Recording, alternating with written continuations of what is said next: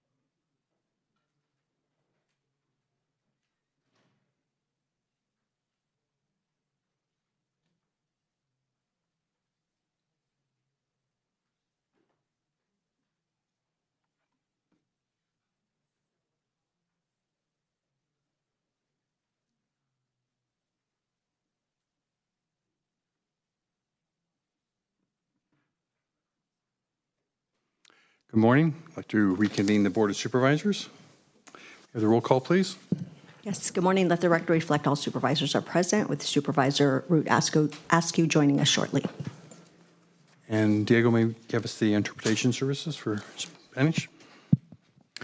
Muy buenos días, mi nombre es Diego Celi, seré su intérprete español-inglés, inglés-español para la reunión de hoy.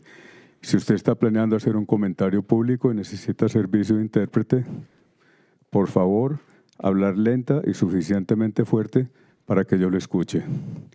Favor hacer una pausa al final de sus oraciones para asegurarse de que tengo la oportunidad de interpretarle. Muchas gracias. Thank you. And for the Pledge of Allegiance, Sonia, would you like to lead us?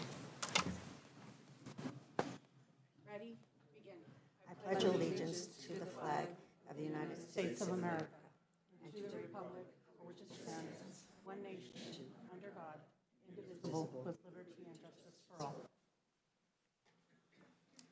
Do we have any additions or corrections? We do. We have one, and that is for the adjournment, and that is to adjourn in memory of Mary K. Crockett, and that was submitted by Supervisor Adams. Thank you. And let's see, we have ceremonial resolutions 2, 3, 4, 5, and 6. And let's see, is there any public comment on any of these? I do not see any. There is? There's one hand Oh, raised. one hand. Yes, please. You have 2 minutes for, this is for the resolutions before us. Phone number ending in 837. 837, this is not public comment, this general public comment, this is for comments just on the resolutions.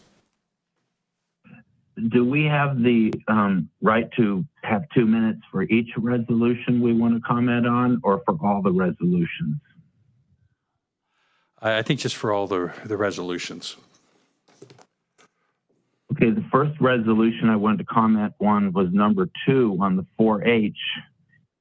And I know 4-H does a lot of good, and I have mixed feelings about 4-H because 4-H also does a lot of animal cruelty and slaughtering of animals in a cruel way, and this is wrong. And I really believe in 4-H. I wish it were available to all the children. I wish all the children could have animals and horses and things. I think it would reduce crime. So I think 4-H does a lot of good value, but there's also the animal cruelty element, which is unacceptable, and breaking the children's hearts when their beloved little pet farm animals are killed. So that I wanted to comment on. And also about the Indigenous Week to celebrate Indigenous peoples. I wish we would stop celebrating and start doing. I would think Martin Luther King would hate being celebrated all the time, and then the government does exactly the opposite of what he would advocate. So here's more lip service and support of Native Americans who deserve real support, but they're getting, I don't know what, some more resolution how great they are, which they are, but we need real action, not deceitful rhetoric that doesn't really accomplish anything. Maybe makes people in positions of power, like politicians, feel good about themselves, but the public doesn't feel the same way about politicians that the politicians feel about themselves, who are so self-congratulatory so much of the time. We'll leave the comment off on that. Just consider that 4-H is a mixed bag, please. Thank you very much. Okay, bye now. No other comment?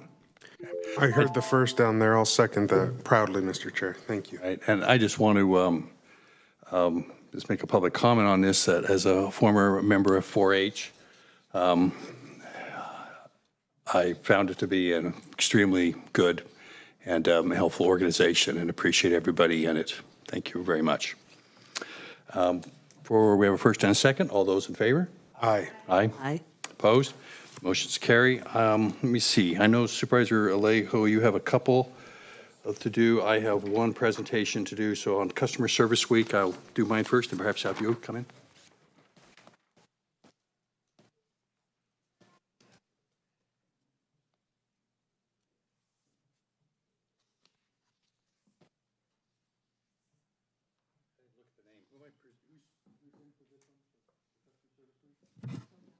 Sonia.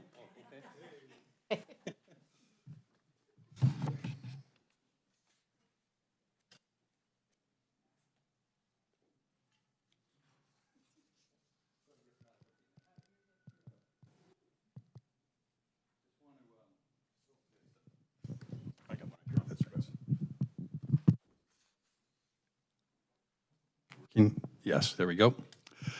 Let me give that to you, Sonia. So this is the county's 5th annual Customer Service Week, which was actually proclaimed in 1992 by the U.S. Congress. Our theme for this year, this week coming up of October 7th to 11th, I guess we're in that week already, is Above and Beyond 2024. And with that, I want to do a little recognition of our county employees who perform above and beyond, providing exemplary service to the people of the County of Monterey. And county employees anticipate and address customers' needs, deliver services while identifying and analyzing challenges such as limited resources, natural disaster, and social, political, and economic issues that are always challenges. Our county employees accomplish these duties above and beyond to satisfy our constituents by being responsive, knowledgeable, compassionate, and courteous. And county leadership, would like to extend sincere gratitude to our employees providing this superior service to both residents and those outside the county. Thank you very much. And you want to say any few words? I'm actually receiving this on behalf of the 5,000 plus employees of the County of Monterey. I just get the joy of standing here with you and receiving this resolution on behalf of all of our employees who at times are also our service providers, but also service recipients. And in times of disasters, they step forward and assist us even while their own family members may be also impacted from the disasters as they're occurring. So truly, it is an honor today to accept this on behalf of our county employees. And again, thank you for the services that you provide to our county and in some instances to our adjacent counties as we work towards regional solutions. Thank you. Thank you.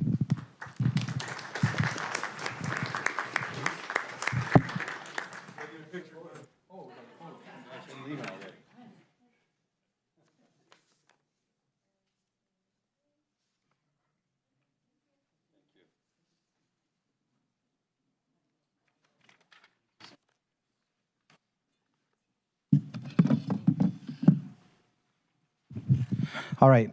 Good morning, everyone. It is my honor to present these next two resolutions. I'm going to start with Indigenous Peoples Day. This is a tradition that we started back when I first became a supervisor in 2017, and we've been doing this every year. And every year, we bring a different local Native American tribe and Native leaders to come and share some words with us. So today, I'm very honored to invite my friend, longtime friend, Patrick Orozco from the Pajaro Valley Ohlone Indian Council to come up to receive this resolution and then share some words with us.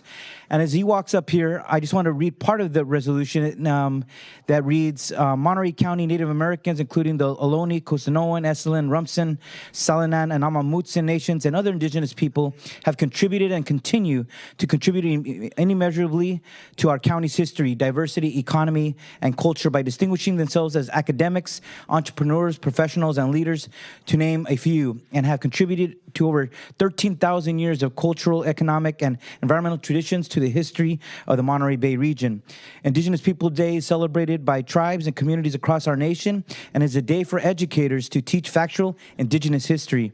The County of Monterey recognizes the indigenous nations that lived upon these lands since time immemorial, and values that the progress of our society has achieved through contributions of indigenous peoples in technology, business, law, medicine, education, the arts, and the United States Armed Forces, to name just a few. The County of Monterey understands that to help heal and close the wounds incurred throughout history, government entities should change policies and practices to reflect the experiences of indigenous peoples and uplift our county's indigenous roots, history, and contributions. Indigenous Peoples Day was first proposed in 1977 by the delegation of Native Nations to the United Nations sponsored International Conference on Discrimination Against Indigenous Populations in the Americas. The Pajaro Valley Ohlone Indian Council was formed to protect sacred sites and work with government officials, tribal persons, archaeologists, and others to find ways to preserve, burial, and prevent desecration. The Pajaro Valley Ohlone Indian Council is committed to preserve traditional Ohlone culture and promote health awareness, and as well as prevention issues facing Native American communities. So therefore, the County Board of Supervisors proclaims every October 12th as Indigenous Peoples Day in Monterey County and encourages all residents to participate in all appropriate observances with activities that celebrate and commemorate Indigenous peoples. So with that, we're going to present this resolution to Mr. Patrick Orozco, a respected elder in our community. Thank you, Patrick, for coming and share some words here today. If we could give him a big round of applause, everyone. I'd like to greet everybody here in my language. Good morning, how are you today? But anyway, my Indian name, I have an Indian name too. They call me Yanahe, one who yawns. It was given to me in 1980. Most of my people were born in Carmel by the Sea, baptized in the mission there. And I'm also an MLD for the Heritage Commission in Sacramento. I signed up in 1976, so I'm number 1 on the list. And through the years, I've managed to preserve and protect many, many sites, even here in Monterey County. And this is really an honor because Indigenous Day means a lot to us because our people were the first people who walked these lands for 10,000 or more years. You know, we're the first Americans of this land, you know, and we're proud of that. And this really, I'll make sure I'll hang this up in my office so everybody can see, you know. But anyway, I was born in Watsonville, you know, by an old shack there by the Pajaro River. I don't know if that means anything, you know, but I wasn't born in a hospital. I was born in an old shack. My great-grandmother, Mary Dixon, brought me into his life, you know. And I have stories about what she told my mother. But if it wasn't for her, my great-grandmother, my grandmother, and my mother, who taught me just about everything I know. My grandmother's the last who taught me much that I know today, or what I do today. Her words to me before she passed on, she said to me, I have taught you all that I know. Now you must go out and learn from others that may know more than what I taught you. And when you learn these things, you must go out and teach our people the language, the songs, and the cultural that our people. A lot of that was it was a struggle to regain all this, even the songs, you know. I'm going to sing a song for you. It's a song that we sang when we went down to the ocean. We thank Creator for giving us the ocean. We thank the ocean for what the ocean provides. We always showed respect for everything, all living things. We had respect. And this song is called Song of the Coast. Tuaya emakaya ema. Tuaya emakaya ema. Emakaya emakaya ema. Emakaya emakaya ema. Emakaya emakaya ema. Tuaya emakaya ema. Tuaya emakaya ema. Tuaya emakaya ema. Emakaya emakaya ema. Emakaya emakaya ema. Emakaya emakaya ema. Tuaya emakaya ema. Oh. In fact, we're having our Indigenous Day on October the 14th over in San City. You're all welcome to come down. Everything's free. We'll have our dancers there and many other dancers from other tribal groups in the area here. Most of our California people. Thank you. And Patrick, on behalf of the Monterey County, resident of Monterey County, thank you for all you've done a lifetime. I remember as a young man in Watsonville seeing the pictures with the American Indian movement, you protecting the sacred sites there in the Pajaro Valley. And ever since then, I've seen your dance groups, seen you speak to different students at the schools, sharing songs, sharing stories, sharing culture. So till this day, I've seen you still do that.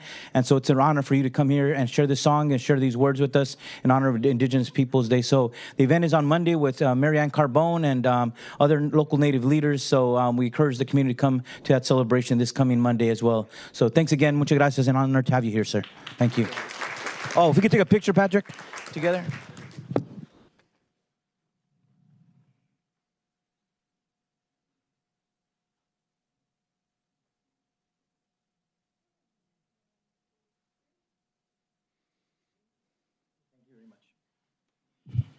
Okay, my next one, and I did want to also say that it's not just we do these celebrations, but to the previous commentator, throughout our political careers, we supported Indigenous people's rights. I was proud to author legislation that protects Native American sites, AB 52.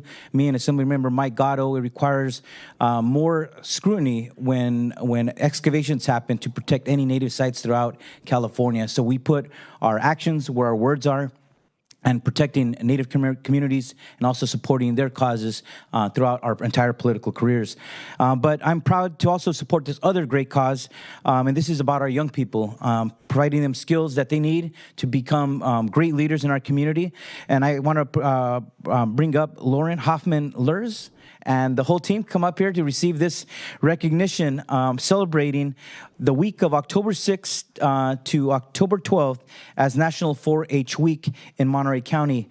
Everyone, we're all familiar with these amazing uniforms when we went to our local schools here.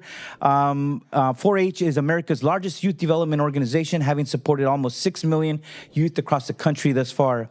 4-H has helped thousands of youth in Monterey County to become confident, independent, resilient and compassionate leaders through 4-H clubs. 4-H is delivered by the Cooperative Extension, a community of more than 100 public universities across the nation that provides experiences where young people learn by doing hands-on projects in areas of health, science, agriculture, and citizenship. California 4-H is delivered by both the University of California Cooperative Extension and hundreds of 4-H adult volunteers who dedicate themselves to leading 4-H experiential learning. National 4-H Week showcases incredible experiences that 4-H offers young people and highlights the remarkable 4-H youth in Monterey County who work each day to make a positive impact on those around them. Compared to their peers, 4-H youth are 4 times more likely to make positive contributions to their community and 2 times more likely to take courses and pursue careers in science, technology, engineering, and math, known as STEM.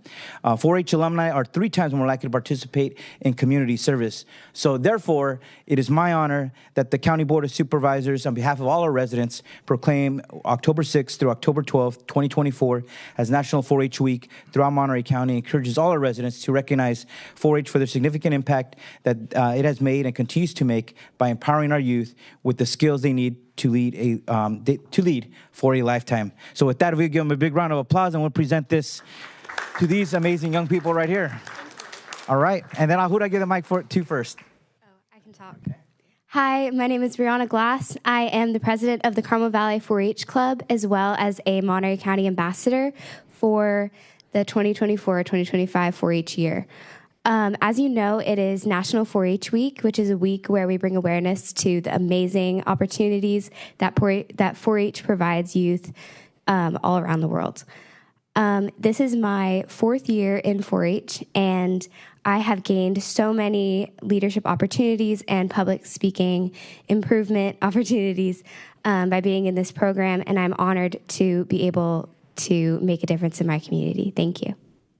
Would you like to say something?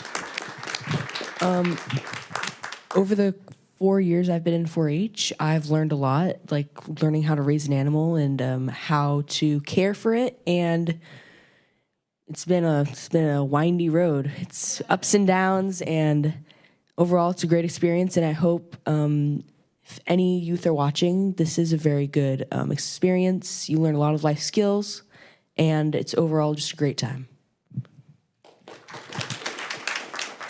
I'd like to thank the Board of Supervisors for helping us to recognize National 4-H Week. So thank you for that, and thank you if you're an alumni or you have had an opportunity to find out a little bit more about 4-H. If you're not familiar with our program, our main office is located here in Salinas, and our initiatives are leadership, civic engagement, healthy living, and STEM. And we are open for children to enroll who are ages 5 through 18. And we are called what's informal education. It means hands-on experiential learning.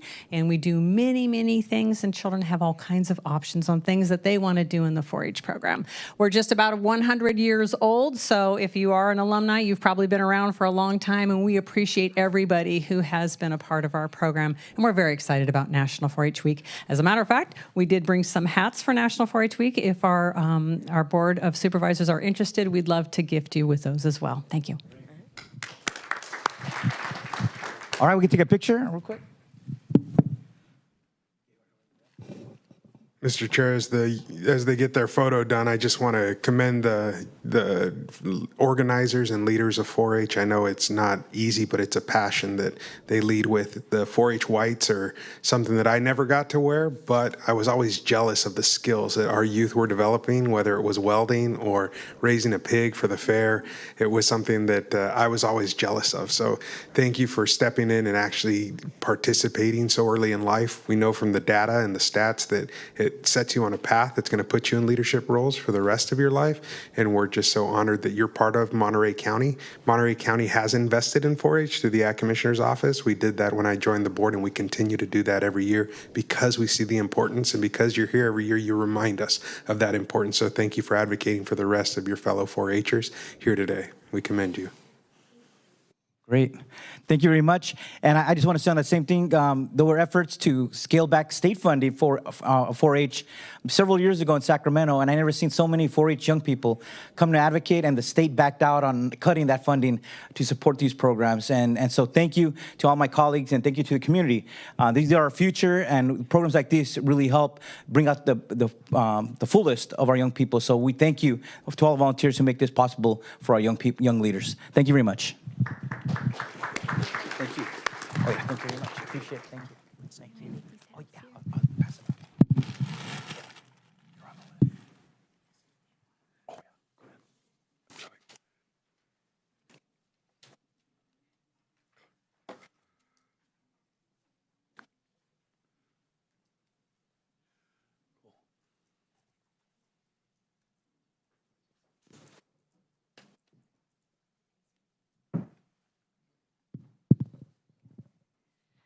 All right.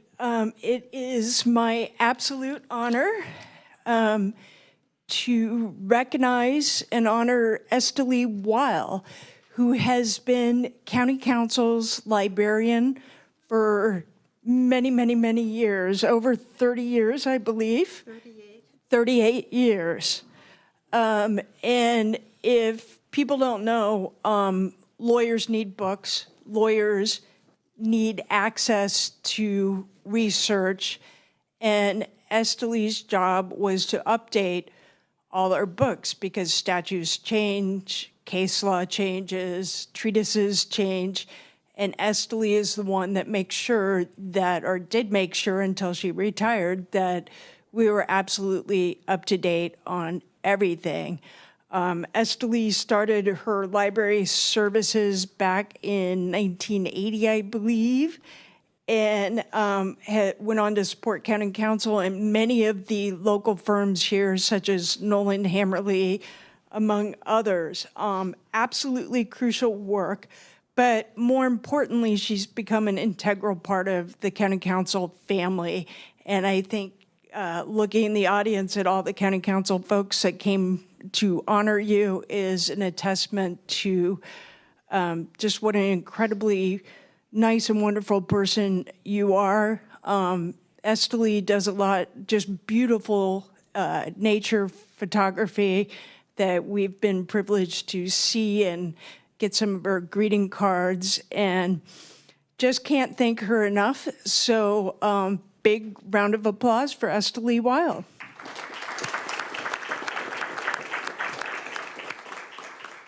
And if you'd like to say a few words. Well, it's been a pleasure for me to work for County Council all this time. I enjoy it. I don't know what else to say. It's been a pleasure. Thank you. And if we want to get a photograph, if the County Council folks want to come up, and we can get a good photograph of all your people.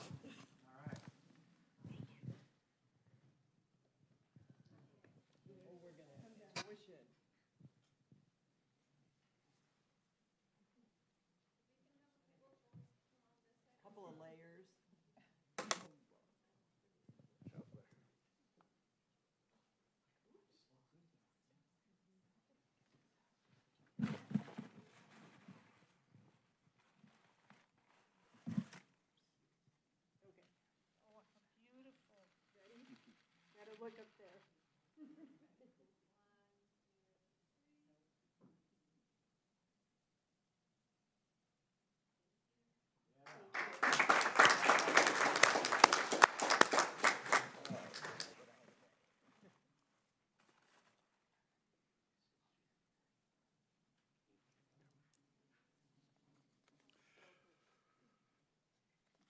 so with that, we'll move on to appointments, and I believe we have two of them.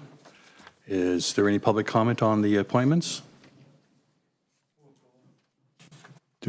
There is one hand raised, but I don't know if it's for appointments. It's phone number ending in 837. 837, this is for appointments. If you, okay, it's not. So we'll close public comment on that. We have a motion to approve. Second, and all those in favor? Aye. Aye. Opposed? Motion carries. And we'll move on to the consent calendar. We have items 16 through 27.1. Go out to the public on this first. If there's anybody has an item they want to comment on. I see nobody on there. I want to pull, is there, oh, sorry, come on up. This is for a consent calendar. Right, I know. So, good morning. I'm Eloise Shim, and I wanted to make the comment on item 18 about the Housing Resource Center. And I noticed that they want a big addition to their budget, I think about $500,000. And I just have to say that I did have some application about over 10 years ago with the Housing Resource Center, which they could have really kept me from being homeless. And because they were neglectful of me, lazy, whatever, I became evicted and I became homeless. And that homelessness lasted for 10 years. So they could have helped me. They said they were going to help me, and they didn't. And I'm sure they help a lot of people, but I'm sure there's a lot of people like me who they say they're going to help and they don't. They're more concerned about their high-priced salaries than they are about the people that they're supposed to be helping. So I'm really not in favor. I think they get enough money, $6 million, and I don't think really that they need more money. Thank you. Thank you. Any other public comments? Consent calendar, I see none. Bring it back to the board. I want to pull item 25. Does anybody else have an item they want to make a comment or pull? Nope, none. Okay, we got a motion for the rest. Second. Second. All those in favor? Aye. Opposed?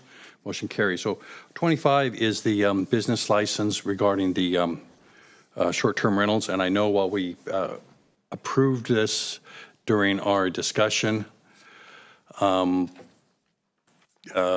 short-term rentals, I can't remember now which meeting it was, but it just wasn't that long ago, a few meetings ago. I really felt this needed to have some discussion on itself, and so that's why I'm bringing it up. I am a little concerned about the fee structure on here is one thing, because hotels are having a lower fee than limited short-term rentals or homestay for short-term rentals, and I understand the reasoning behind that, but it doesn't seem right. But on a larger scale, this county has generally not required business licenses for businesses in an unincorporated area. The one exception has been the cannabis. And cannabis, I understand the need for that because on the federal level, it is still illegal. So it's kind of a separate entity in itself that way. But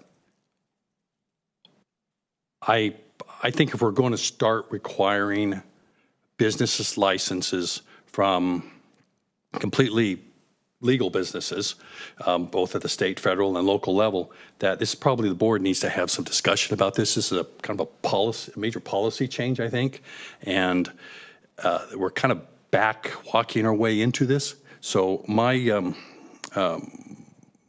what I'm going to do on this is I'm going to ask that this be tabled, and until the board has a discussion on exactly what kind of policy direction it wants to go to this. And I won't make that motion quite yet. I know Mary Zeeb's up here with some comments, so I want to give you that opportunity.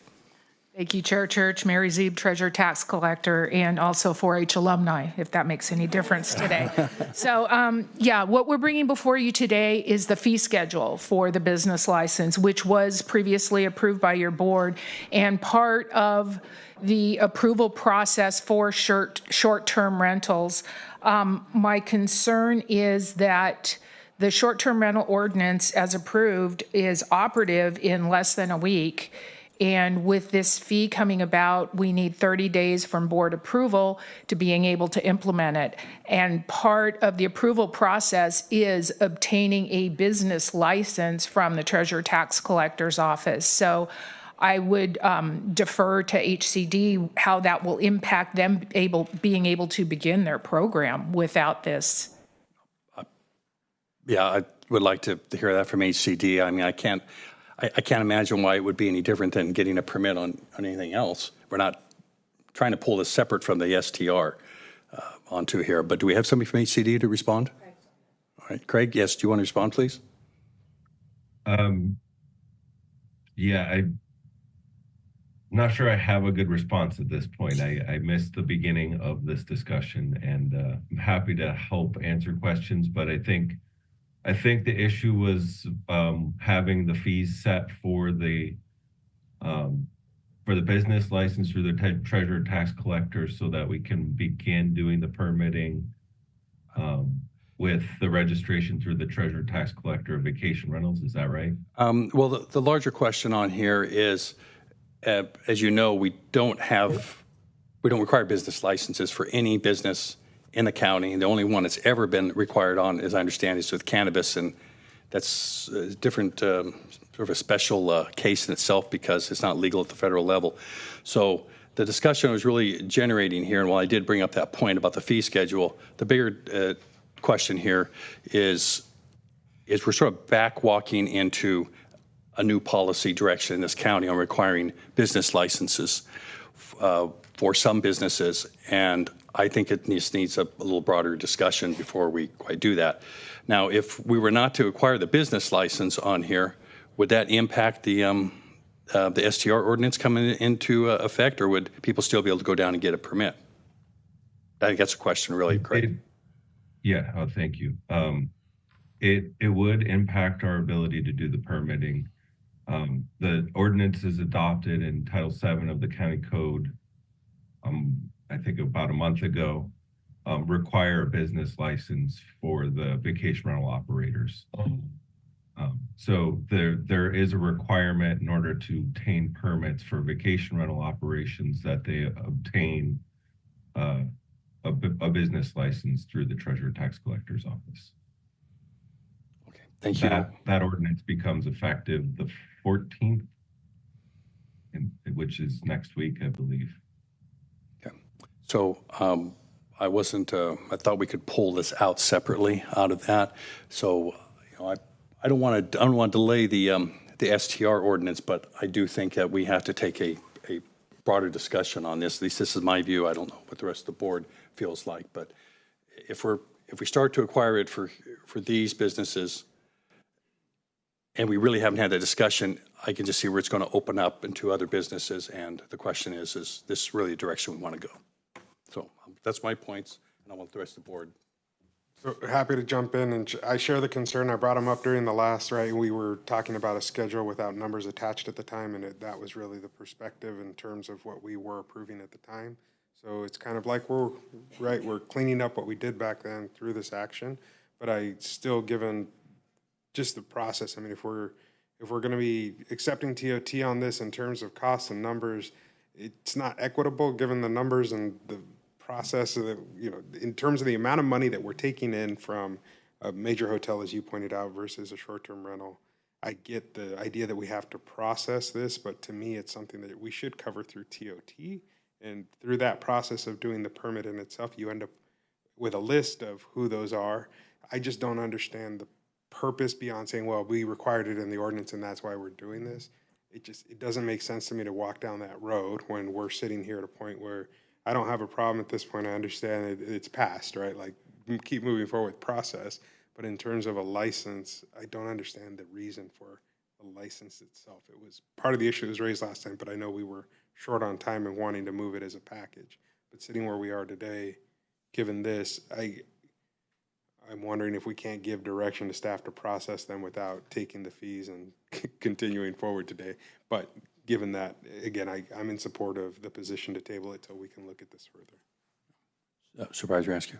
Yeah, thank you. And I appreciate the question, but I also appreciate that we have a really important ordinance that we put a lot of time and effort into getting in place, and I want to make sure we move forward and we don't do anything that's going to jeopardize the path that we're on.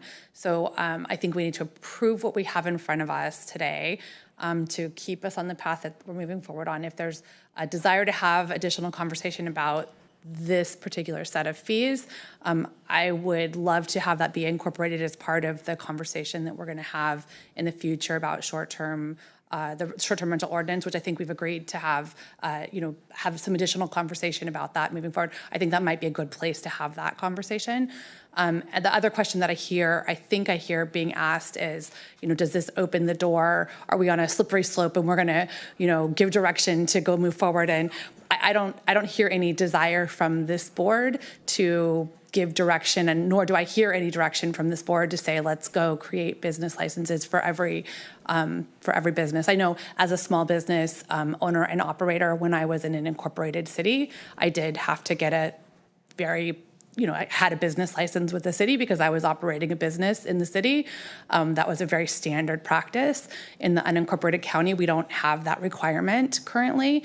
I don't hear anyone asking us to do that. So if that's the concern, I don't see this as being something that necessarily leads to the next, that next step. I think this particular set of fees for the commercial vacation business license fee, which includes hotel business license application fees, is very specifically tied to the short-term rental ordinance that we've given direction and spent many, many, many years to develop. So I feel comfortable approving this as is today and tucking in additional conversation within the context of the short-term rental discussion that we'll have at a future date.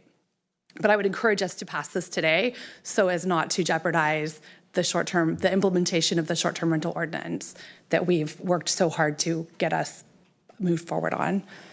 Supervisor Alejo. Yeah, thank you. And I didn't support the short-term rental ordinance because I had concerns with many aspects of it.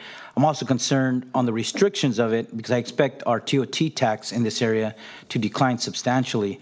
But as we all know, nothing is free. And all the work that our different offices do to process applications, to provide oversight, to regulate and enforce it, all has a cost. So, Ms. Z, maybe you could just explain the nexus between this fee and then the work your offices will do to process these annual business permits. I actually have that information. Great. I was expecting it from you. All right. So what happens, we'll receive a business license application, and the initial application takes a little more time. We figured it takes 2.3 hours for the initial application. Renewals will only take about 1 hour every year of staff time. We have to verify the application, reviewing for completeness and accuracy. We have to verify that all the required local and state permits have been issued. We have to verify what type of business is being applied for, the various different vacation rental buckets. The ownership and the location of the property, we have to set it up in our system and establish an account. We have to process the initial payment, and we review the final application and issue the business license. Renewals are a little bit more streamlined because a lot of that has already been set up, so that's why the renewal amount is much less. But there is a nexus. It's tied to the amount of work we're doing. There is no additional revenue. This is merely cost recovery. Great, and I think it's important to put that on the record for the justification for it. And just like with cannabis, we have a fee for that, but our county costs to monitor and administer the industry is millions of dollars, more than what we collect on a fee. And a business permit fee is nothing new. I mean, counties have these. The city of Salinas has business permit fees as well. So this is not a new concept for local governments to have business fees within their local ordinances. So I still have all my concerns about the way the ordinance was drafted, but on this fee, I'm comfortable with that moving forward today on this narrow question before us. So, thank you. I feel like I'm watching 8 years of work teetering on the brink of destruction, because that's what we've heard. Mary, just add in, I don't think what Supervisor Lopez and I are bringing up are saying not do this. I think we've got that clarification. We're saying, yeah, we'll go ahead with this, but what we're talking about here is this issue of business license perhaps needs a broader look at. And in regard to Supervisor Askew's comments that yes, there may not be a big rush here to implement this. One of the justifications that was used is that we do have business license requirement for cannabis. And so that's where I'm saying is that as we come down here, we look at other industries, we're going to say, well, we're already doing it for this, and we'll do it for this, and we're just going to kind of piecemeal it when it really should be either done in whole or some real special cutouts onto it. And I'm aware that this is pretty common in pretty much most cities, every city, and very common in perhaps a lot of counties, but historically, this county hasn't done that, and I still think we need to have a discussion on a broader level on this. So, I mean, I'm happy to go ahead to approve this, although I do have shared concerns about the cost, what we're doing here with Supervisor Lopez. I also just think that we just need to come back and have a broader discussion about business licenses, totally separate from STRs. I can appreciate that. As long as we're able to move forward so that we do not jeopardize the progress that we've made. I understand what you're saying. My hope is that perhaps in 2025, you might be able to come back and ask staff when there is time to do more of an inventory of where we have business licenses and where we do not, and what the additional steps we should be taking and what types of businesses we should be looking at for business licenses. But I very much appreciate what I just heard you say, which is that we would be able to continue moving forward with this at this time, and that the conversation has been, we should be looking at what we're doing with business licenses throughout the unincorporated area. And I just want to point out, for me, given the extremely small numbers, I think your team should be made whole, but to me, it should come from TOT, given that that is such a large generation of revenue coming from these businesses, right? To me, that is the logical, like, we're making millions, and yet we're going to another $150, $200 on, like, just do the right thing and take it from the money we're generating from this business line. That is the piece to me that just feels weird, to create a license and a process when we should be stepping up and funding the work. My office receives no funding for any of the TOT collection. I get that, and I'm saying you should. That is my point, given okay, the level. That I think that to me, given that trade-off, what we generate, we're asking you to nickel and dime the public when they're creating, these businesses are creating so much revenue. That to me is the hard part about staring down a tiny fee on a business license like this. And again, I think that that's a bigger discussion that should be had with a lot more information coming to the table. In 2025. In 2025. Thanks, Mary. Okay, so. So I do have some uncomfortableness with the hotel being higher than limited, because I think we're already squeezing the limited rentals quite a bit. They got like a $900 fee, and they're going to use this 3 times a year. That is my only other concern with this, is the equity of that. But outside of that, I'm happy to support this with the condition that we'll come back in 2025 with a discussion on the business licenses. And so anyway, with that, I'll just make a motion to approve with that with that stipulation that we come back after Supervisor Adams has retired. Got a motion. Yeah. So are we talking about the entire consent calendar now? No, we already approved It's that. one item. It's just one item, to approve all this right. item and then have business license come back. Yeah. For everything. You know. I think I'm moved. Okay, thanks. All those in favor? Aye. Opposed? Motion carries. With that. Yeah.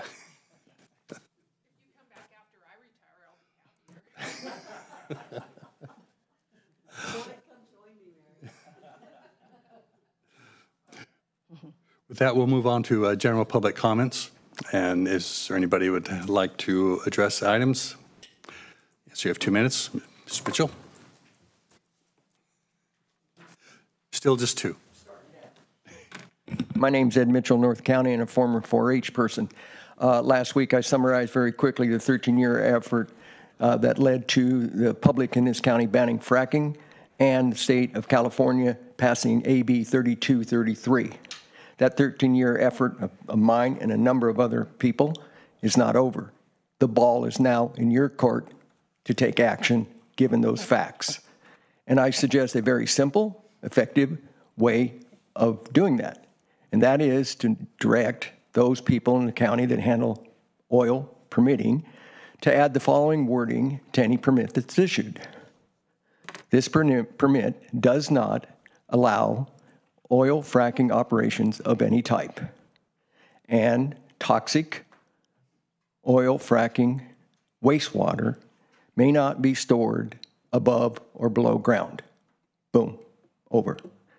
Now, I also recommend that you issue a letter of recommendation here to the president of Protect Monterey County, Dr. Laura Solorio, because this effort by the public and that group not only affected protecting farm workers, their families, farmers, and the ag industry in this county, and the single water source that supplies that economic engine,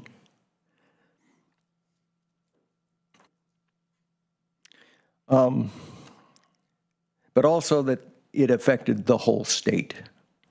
And so that would be a decent thing to have occur. In my final comments are this. When some of you leave very quickly, but most of you will be a long time, you'll walk away, and probably no one will remember what you had to do with fracking.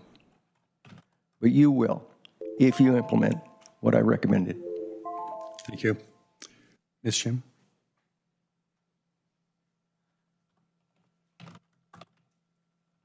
So good morning, Eloise Shim here, and I just wanted to comment that a year ago I was here in the chambers, and unfortunately we had the October 7th, and a month after October 7th, people here, some residents here, including myself, as a Muslim, a proud Muslim person, were protesting the war in Gaza, and there was some pushback on that. Even some of us felt intimidated to voice our First Amendment right for peaceful protest.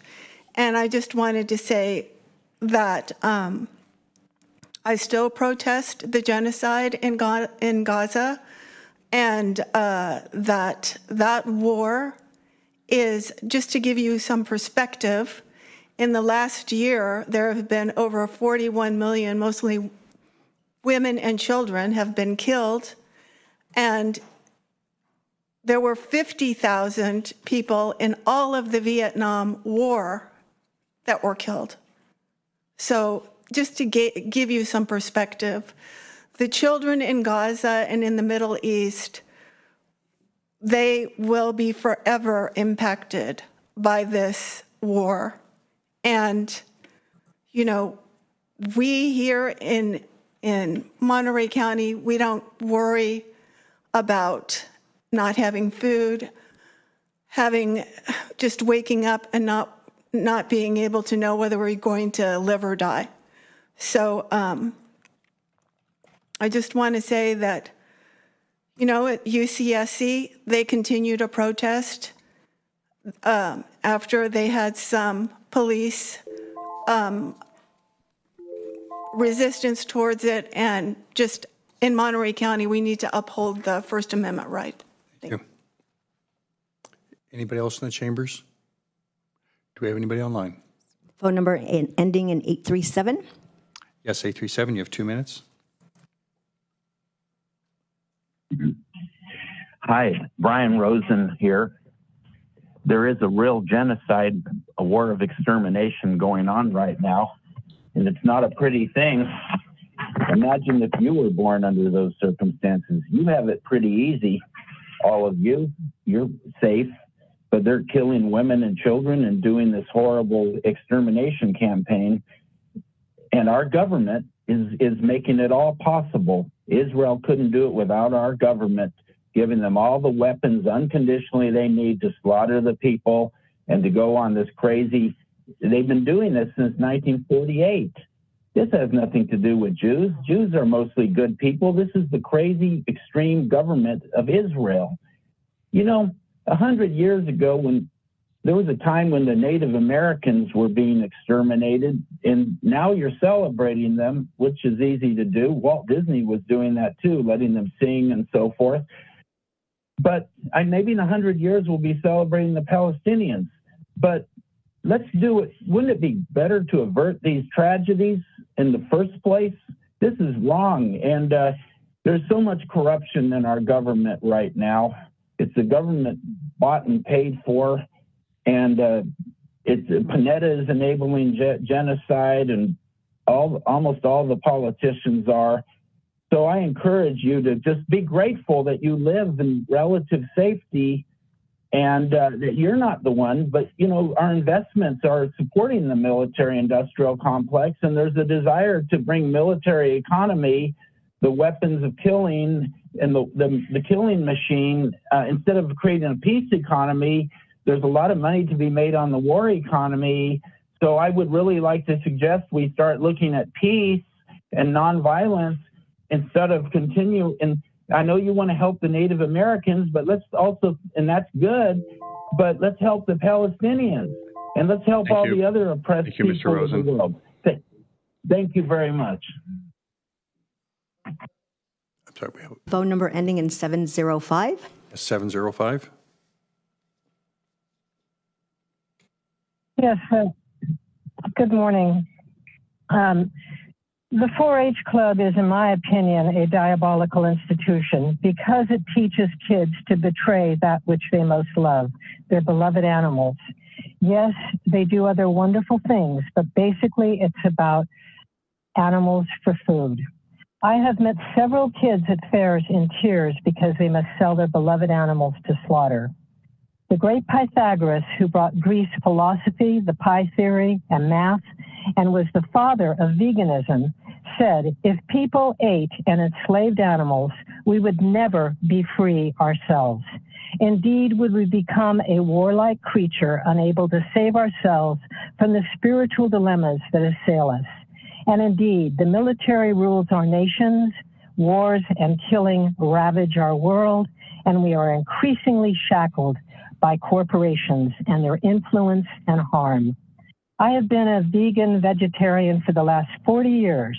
I'm 90% vegan, and my doctor says I'm one of his healthiest patients. At 78, I don't take any medication. I have low blood pressure, and I am proof that we don't need to eat tortured, suffering animals. I'm asking the 4-H Club to eliminate its annual husbandry program for meat consumption. It's cruel and teaches children that it's okay to betray those they love. We don't eat our dogs and cats, and children shouldn't be forced to have to sell their beloved animals to slaughter. And also, as far as fracking goes, shame on you. You are drinking that water, and you need to stop it. Thank you. David Prina. Yes, Mr. Prina, you have 2 minutes. Hi, my name is David Prina. I'm a resident of Prunedale. And I wanted to follow up on an item from one of the August Board of Supervisors meeting. I believe there was a note or an action item adopted to see if there was some way to reprogram today or this year's budget to provide additional support to the sustainability program and the climate adaptation and climate action adaptation plan. I am specifically asking that the board take action if there has been no action on this item, so that when the climate adaptation plan is actually approved, hopefully early next year or later this year, that the staff is in place to actually hit the ground running. According to most reports, most scientific studies, we need to make drastic reductions in the neighborhood of about 50% of our greenhouse gas reductions by 2030. And as far away as 2030 is actually not that far away. And I just wanted to point to the news. I recently just came back from North Carolina, where Hurricane Helene just wreaked massive devastation on the the westernmost part of that state. And I just wanted to note that it was ranked in the top 10 safest climate areas in the U.S., which suggests that there really is no safe place from the climate emergency that's currently unfolding. So I really hope that the county can mobilize its resources to confront this threat, not only to make sure that our county's adapted to the threat to meet that threat, but also to reduce our contribution to the overall problem. So please, if I could get an update on where that budget reprogramming is, I would very much appreciate it. And if no action has been taken, please move swiftly to try to get that budget reprogramming in place. Thank you. Thank you, Mr. Prina. Just contact my office. We can answer those questions that you have. No other public comment. We'll close. And we'll then call to order the Board of Supervisors of Monterey County Water Resources Agency. We have the roll call, please. Yes. Good morning. Let the record reflect all supervisors are present. Any additions or corrections? There are none. Are there any general public comments from the Water Resources Agency? Seeing none, we have one item on the consent calendar. Move approval. Second. All those in favor? Aye. Opposed? Motion carries. We'll adjourn and call to order the East Garrison Community Services District. Call to order, please. Good morning. Let the record reflect all directors are present. And additions or corrections? There are none. And general public comments? We have none. We have one item on the consent calendar, A and B. Move approval. First and second. No public comment. So all those in favor? Aye. Opposed? Motion carries. We'll adjourn and call to order a joint meeting of the Board of Supervisors and Board of Supervisors of the Monterey County Water Resources Agency. We have the roll call, please. Good morning. Let the record reflect all supervisors are present. And we have one scheduled matter on this. Let our counsel, Ms. Donlin, address that. Yes, good morning, Supervisors. Kelly Donlin from the County Counsel's Office. I just have a very brief presentation for you today on this item. I'm here today concerning a water district and groundwater sustainability agency from northern San Luis Obispo County called Shandon San Juan. In February of 2021, Shandon filed 2 water right petitions with the State Water Resources Control Board to appropriate water from both Nacimiento and Santa Margarita reservoirs. Shandon is asking to appropriate 14,000 acre-feet per year from each reservoir. Shandon alleges that amount is in excess of what the Monterey County Water Resources Agency utilizes from Nacimiento per year.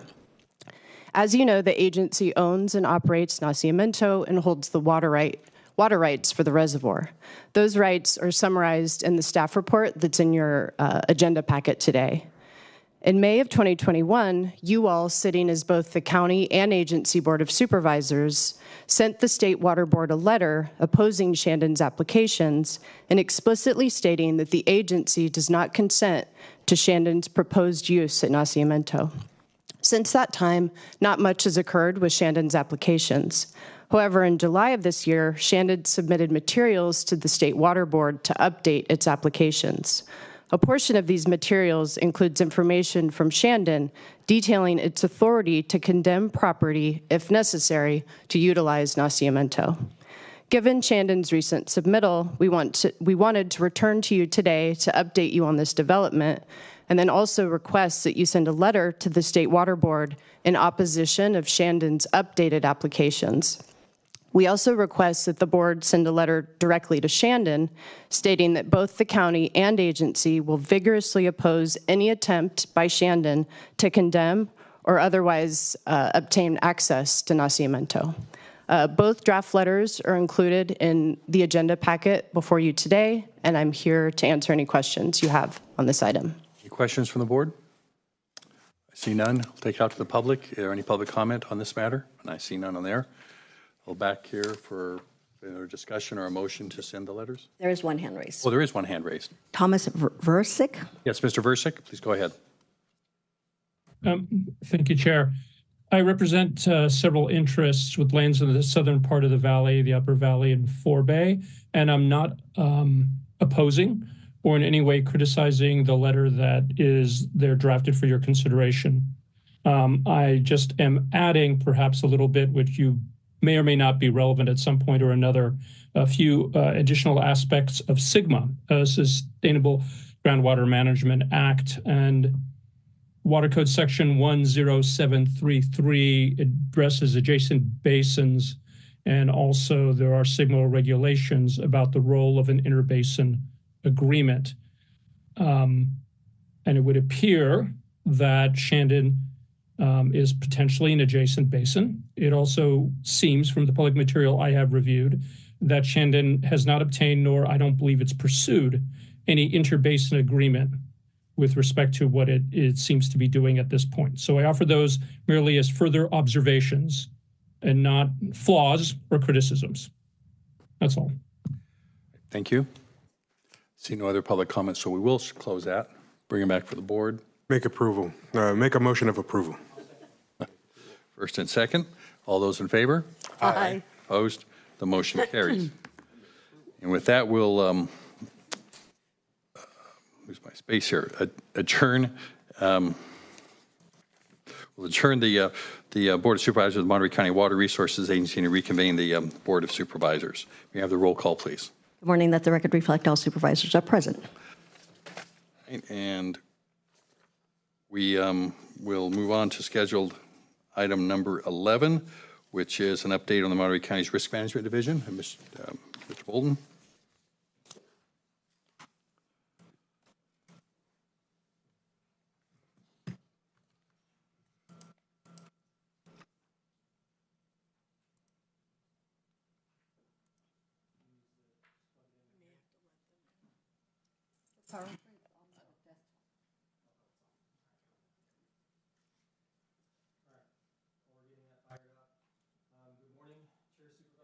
I don't know that your microphone's on. There's typically a red button at the base there.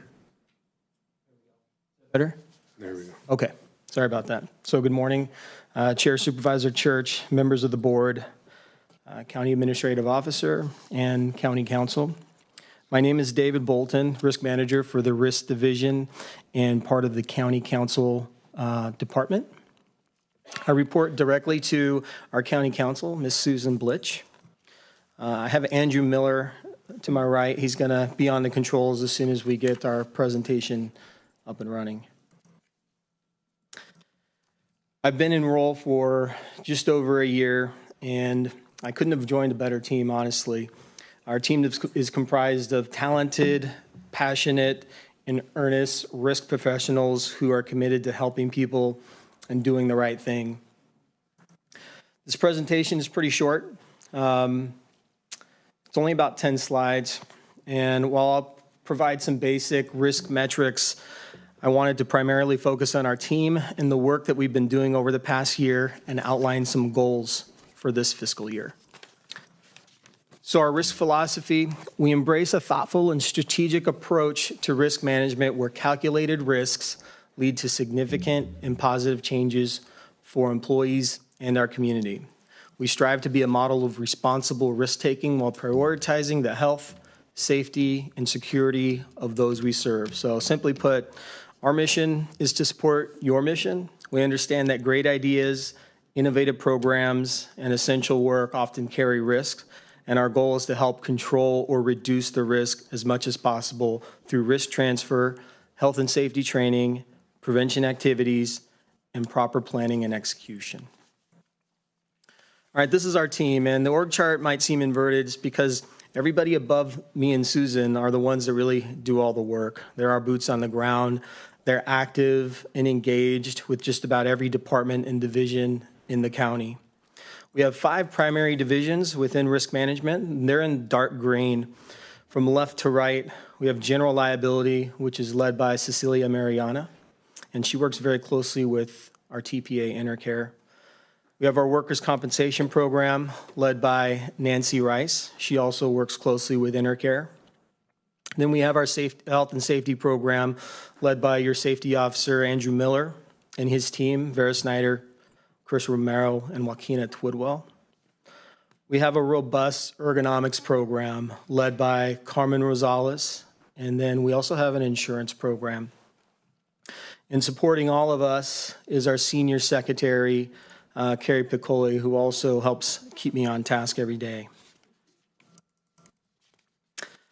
So I'll discuss each program in a little bit greater detail. So general liability is where we manage our claims for damages against the county. We process the receiving, the investigation, and denial accepting of claims. Intercare is our third-party administrator. They're a valued partner. They help us administer our program. When I put the slide together, we had 110 open claims. Now it's under 100. And we had 98, for context, we had 98 claims reported in fiscal year 23-24.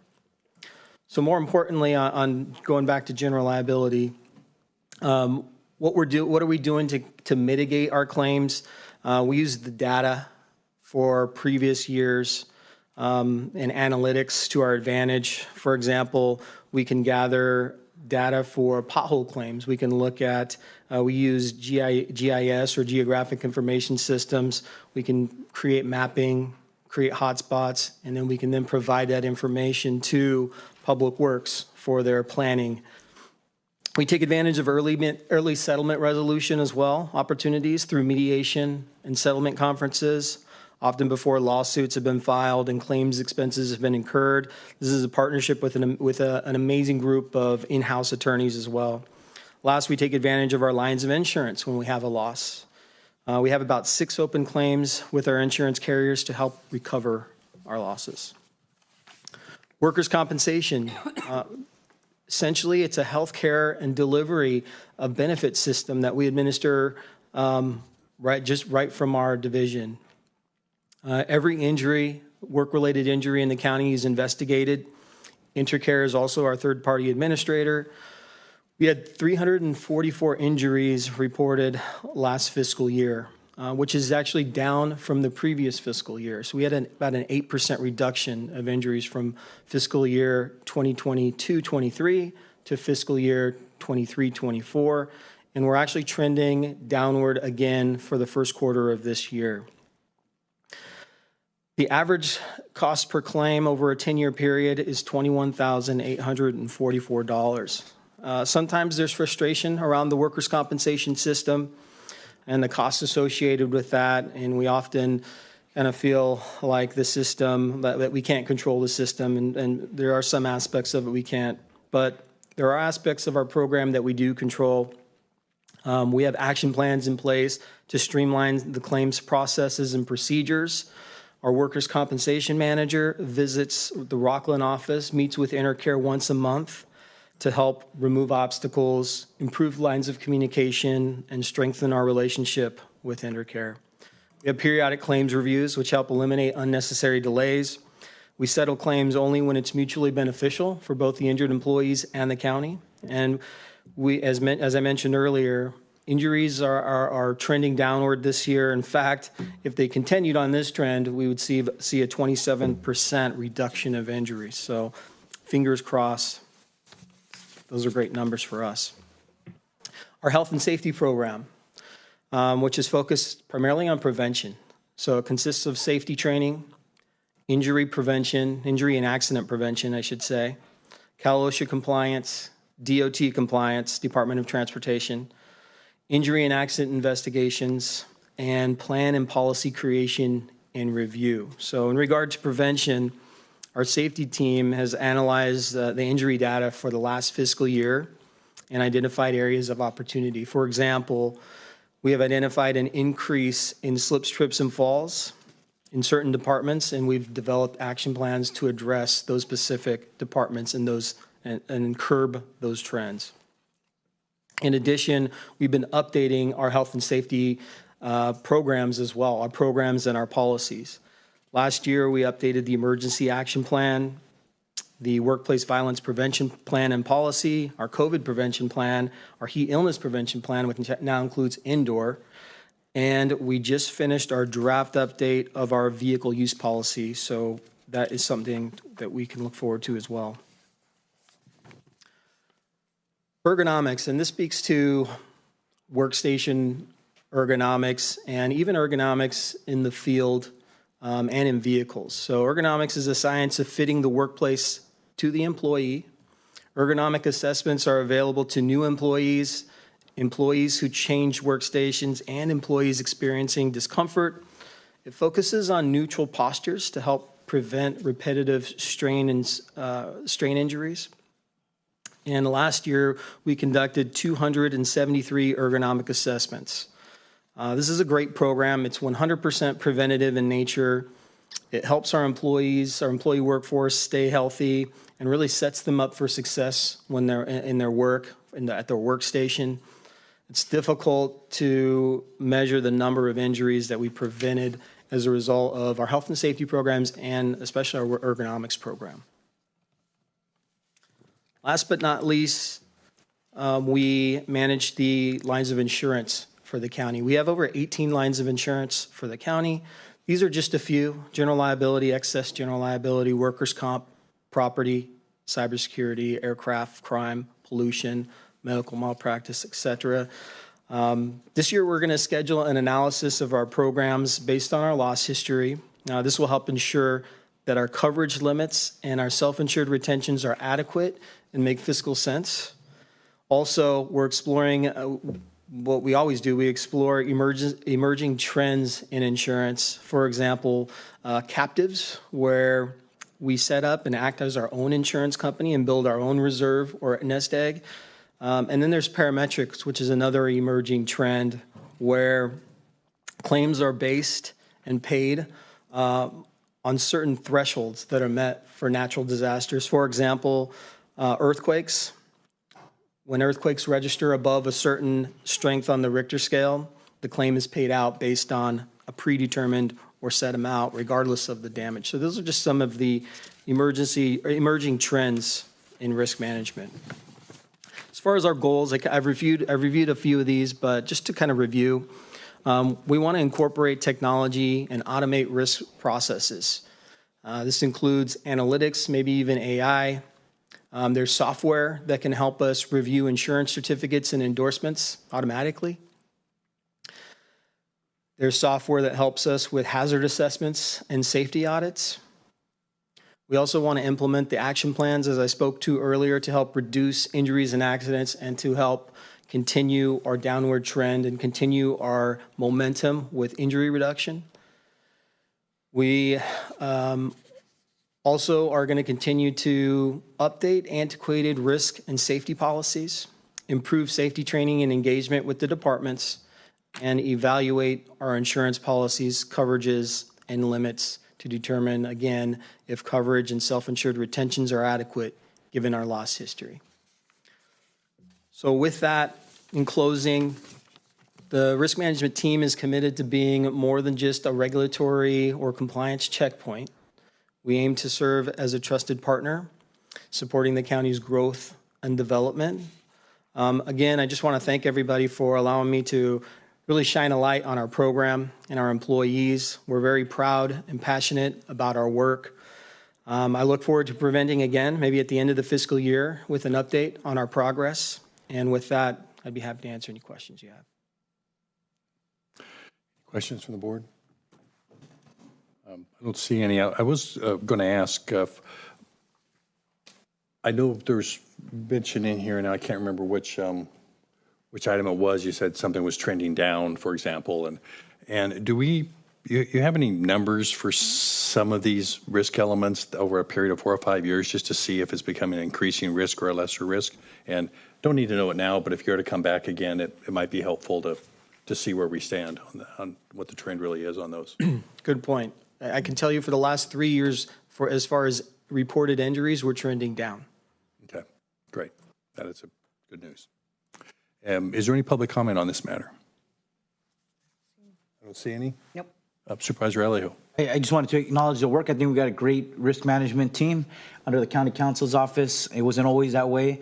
And this is, I think, the first presentation I get and the public gets on what you do. These are important positions, important work that you do, that if we don't have a good team, it could be very costly for a government entity like us with over 5,000 employees. So all the things that you're doing to minimize, focus on prevention of workplace injuries or liabilities, it really goes a long way in protecting our scarce taxpayer dollars. So I appreciate it, I acknowledge it, and just wanted to thank you for your work.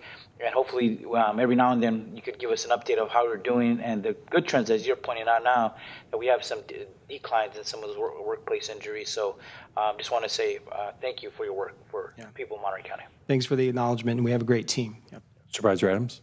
So thank you very much for the presentation. This is actually the first time I think I've really heard you speak. You're usually a face on a screen, but it's nice to see you in person. At any rate, I did want to ask you, do you have any recommendations for us, or is there anything that you're seeing when you do the big scan that we should be conscious of as we move forward? We review I think our insurance programs, number one, which we're going to do this year. We're going to have a comprehensive review of all our lines of insurance, what our self-insured retentions are, or our deductibles, and what we pay in our premiums, and what our limits are. Do we need coverages as high, or do we need higher coverage than we have? So I'm going to come back probably with some recommendations in that regard when we complete the analysis. But otherwise, I think we're trending in the right direction right now with health and safety, with all aspects of risk management, to be honest. Health and safety, our injury rates, if you will, they are below what the local government injury rates are collectively in the state of California. So we're doing well in that regard. We're still continuing to focus on injury reduction programs. But besides the overall status and health of our lines of insurance and risk program, I don't think I have any recommendations today, but I will. And then the statistics that you show with the reduction in injuries, et cetera, that's all departments, including the sheriffs and the jail and all of that? Correct. Thank you very much. All right, well, this is just an update, so I really appreciate it. And I also want to appreciate the great work and bit that I've worked with you over the last few months. I think you've put a real professional touch on a real important part of our the county council's office. So thank you and your team for that. Very good. Thank you. With that, we'll move on to item 12, which is to nominate one member from the Board of Supervisors to serve on the California State Association of Counties Board of Directors. Yes, Mr. Chairman, good morning. Okay. Oh, hello, Nick. Good morning, Chair. This is Nick Chulos. Good morning. Good morning, board members. Yes, we're before you today very briefly to request that you appoint one member of the Board of Supervisors to represent the county at the CSAC Board of the California State Association of Counties Board of Directors, and one member as an alternate. This is a one-year term, and we request that you'd make these appointments in advance of the November annual CSAC conference, which will be happening toward the end of November, where there'll be a Board of Directors meeting. The current, as your staff report says, the current representatives are Supervisor Alejo as the member and Supervisor Askew as the alternate. Also, Supervisor Alejo is also on the CSAC Executive Committee at the current time. So we'd be glad to answer any questions you might have, but we're requesting that you make 2 appointments today, one as a member and one as an alternate. Thank you. Questions, Supervisor Adams? I do have a question because there will be a new person from representing District 5, someone who has state experience, with Senator Laird.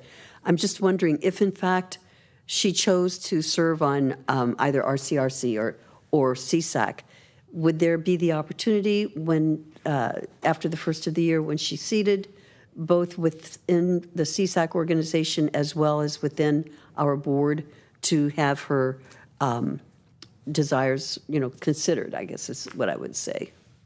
So process-wise, with RCRC, any member of any county can receive an appointment to any of the subcommittees. So if there's a specific subcommittee she wants to serve on before we make that nomination, typically like we are now in the fall, right? So early next year, if she wanted to serve on a committee at RCRC, she could make that request, and then that appointment could be made in that function.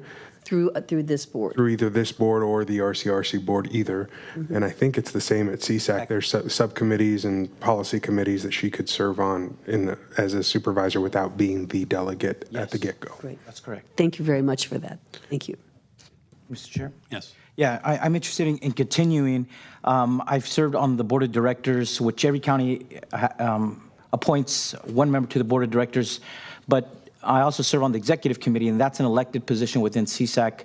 I've been elected from the suburban caucus because CSAC it's a rural, there's the rural counties, suburban counties, and the urban counties. So we're a suburban county within CSAC. So in order to serve on the executive committee, I have to be elected by my colleagues, the 17 representatives from the suburban caucus, to serve on the executive committee, and they've elected me to 2 terms. So this next year will be my 3rd year of my 2nd term. But within CSAC, I've also served 6 years of my 8 years as the co-chair of the California Coastal Counties, which I recently stepped off of, and also for 2 years as a co-chair of the Government Finance and Administration Policy Committee for CSAC. CSAC has also invited me to be active members of the Homelessness Task Force and also the Broadband Task Force, which I continue to serve on. But this year's a little different. This year's more important to me because our annual conference is coming up on the week of November 18th, and CSAC will be choosing its 2nd vice president from the Suburban Caucus. So I've declared my candidacy to run for 2nd vice president of CSAC. Fortunately, so far I have no opponent. I hope to keep it that way, but that election for 2nd vice president will take place on that week of November 18th. So it'd be nice to have, again, I think in the top leadership role from CSAC, I think the only previous person that we had reached to become chair of CSAC was Barbara Shipduck, the first woman county supervisor of Monterey County, but that's the only time. I think that was back in 1988. We haven't had anybody since then. So I hope I can continue to serve because I am a candidacy running for 2nd VP, and it's especially important for me this year to continue this next year. Thank you. Happy to make a motion that we keep Supervisor Alejo as the primary and Supervisor Askew as the alternate. Let's go out to public comment. Is there any public comment on this item? I see none, so we'll come back for a vote. All those. I could comment briefly. Sorry, go right ahead. Thank you. And I would thank you for the motion. I'm finishing up my term as the co-chair of the Women's Leadership Forum of CSAC. It's been a great opportunity, and every county supervisor is welcome to participate in all of the CSAC committees. I do think that having Supervisor Daniels, when she comes on, there'll be great opportunities for her to represent Monterey County. I assume at CSAC, at NACO, at RCRC. And look forward to having her active participation. But I do think having the alignment with the LEDGE committee as well, that does make a lot of sense. So I just want to say it's been a delight and pleasure to be able to represent Monterey County in these spaces, and look forward to continuing to do so with Supervisor Alejo. Yeah. Other comments? We'll bring this to a vote then. All those in favor of the motion? Aye. Aye. Opposed? Motion carries, and we'll recess until 1:30 and go to closed session.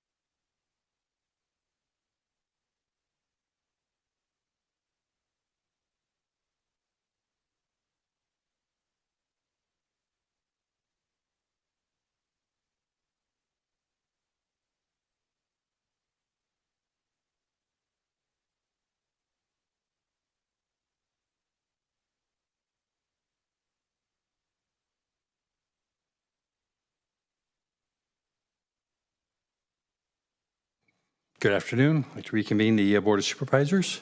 May we have a roll call, please? Yes, good afternoon. Let the record reflect all supervisors are present. And the announcement of Spanish interpretation services.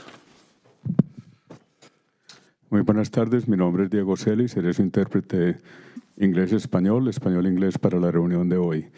Si usted está planeando hacer un comentario público y necesita servicio de intérprete, por favor hablar lenta y suficientemente fuerte para que yo lo escuche. Favor hacer una pausa al final de sus oraciones para asegurarse de que tengo la oportunidad de interpretarle. Muchas gracias. Thank you.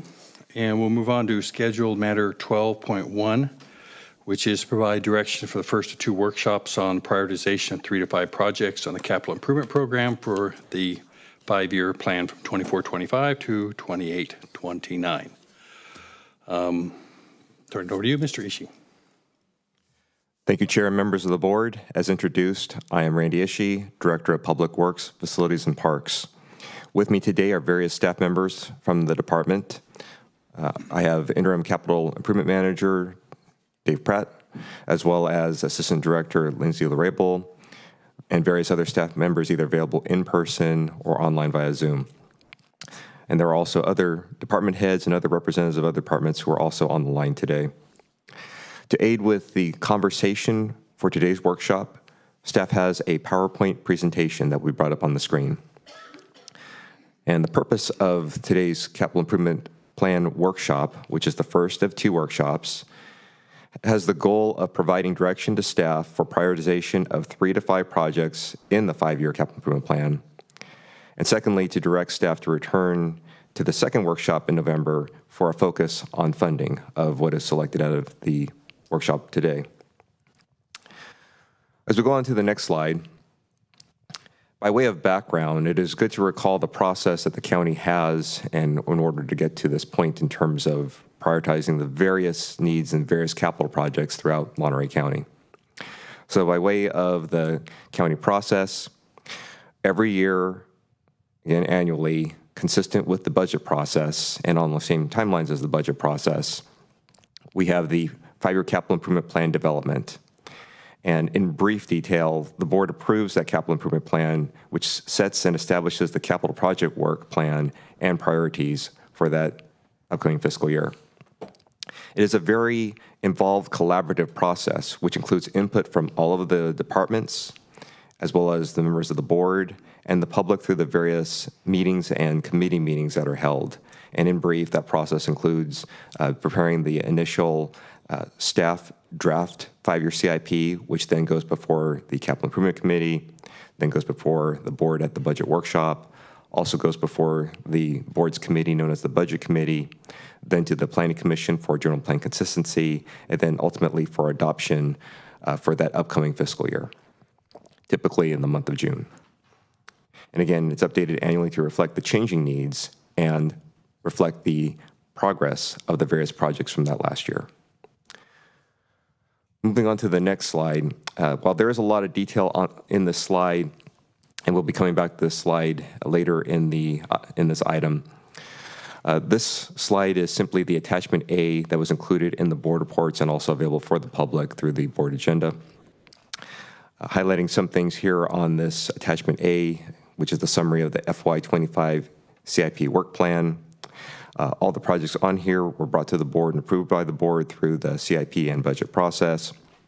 And before you is those projects that are listed chronologically or in descending order based on their combined scoring through the capital improvement process. And we mentioned that the capital improvement process is an involved collaborative process. One of the things that is done in that process in terms of prioritization is using a lens of the existing capital project ranking methodology, which includes the Government Alliance for Race and Equity, i.e. GARE or Golf Alpha Romeo Echo scoring, which is then looked at that other lens, then are combined together for that combined score, which results in the CIP combined score ranking.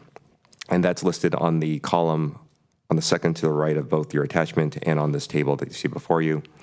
This table also includes the supervisorial district where the project is located. There's also a column representing the approved FY25 budget, and there's also a column representing the future unfunded needs. What is important to note of all these projects is that they're all in some phase of project either development or in some phase of the project planning, design, or going to be going to construction or in some phase of construction, so they're already in progress projects. And many of these projects rely heavily upon general fund funding or some other funding source. There is a small amount that do have third-party funding or some outside funding source that allow them to continue on and are not reliant on general fund, but the vast majority of the projects listed do rely heavily on general fund. There's one exception at the very bottom of the table, and that is the Carmel River Floodplain Restoration and Environmental Enhancement Project, also known as CR-FREE. That one is funded through various grants from either federal agencies or state agencies, and that's going to be going to its construction phase in the future. So we'll move on to the next slide. And as time progresses, as we develop projects, as we perform projects, there's oftentimes changes that do occur on that horizon that need to be reflected in that upcoming CIP. Ones that are listed today are also noted in the board report.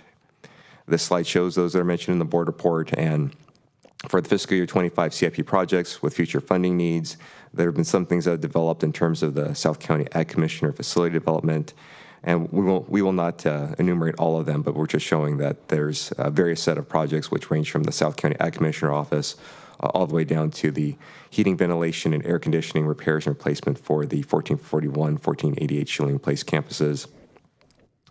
Also of note is that there's other FY25 CIP projects whose budgets have been updated since the approval of the CIP, and it's now been identified they have future funding needs, aka a funding gap. One of those is the Puerto Vallejo Mansion, aka the Pajaro Mansion campus in Pajaro, with its post-storm restoration. There's also the King City Courthouse at 250 Franciscan Way, and there's also the Recuperative Care Project here in Salinas. And what is proposed and was also shown on that previous slide, as well as your attachment A, is that there was a new re-envisioned project that has been brought forward known as the Behavioral Health / Constitution Boulevard Parcel Project, also known as the Mental Health Rehabilitation Center Project, that was brought forward and presented to the Capital Improvement Committee at their September Capital Improvement Committee meeting. And its ranking was shown on that attachment A, as well as that previous slide, which we'll be coming back to. So moving on.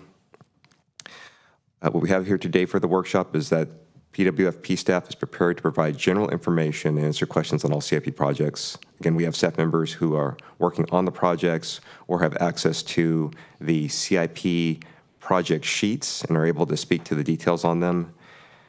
And that leads to our second bullet point, that there's various department representatives from different departments who also wish to express their support for their CIP submittals, as well as answer any questions about them or speak a little bit further to detailed components of the particular project. So again, the action asked of the board today that staff is recommending is to provide direction for prioritization of the 3 to 5 top capital projects in this 5-year CIP, and then to return to the Board of Supervisors for that second of the 2 workshops to talk about funding for those projects that come out of today. And as we move on to our final slide and conclude our presentation, raising it for questions and comments from the board and from the public, staff also notes that there were some comments received from members of the public. One of those was with regards to the county's road infrastructure. And while the department welcomes any additional funding to the road fund to work on road projects, the item for the board today is here again for the vertical infrastructure, aka the county facilities projects. And through other comments that have come through, it has been shown that there is support from certain electeds from Peninsula cities regarding the Seaside Broadway Family Connection Center project. And so as we hand it back over to the board and for questions and comments. Again, we do have staff members on the line who have access to and are able to speak to the various details of the projects. And as we go to that, our final slide that we'll keep on for the benefit of the board as well as the public is that same attachment A from the board report or summary of the FY25 work plan projects that was previously shown in the presentation, so that you have it available for you as we continue through the workshop and the conversation today. And thank you very much. Thank you. I got a couple of questions here. We talk about prioritizing 3 to 5 projects. Now, when I look through this, I can, finding 3 or 5 projects that can run from the bottom end of 5 million all the way up to hundreds of millions. So I think for us to have a better scope of what we're looking at here, we probably should look at something in terms of the total monies that could be involved. That would be acceptable, and I don't see that really addressed in here. So that's I guess that's my first question.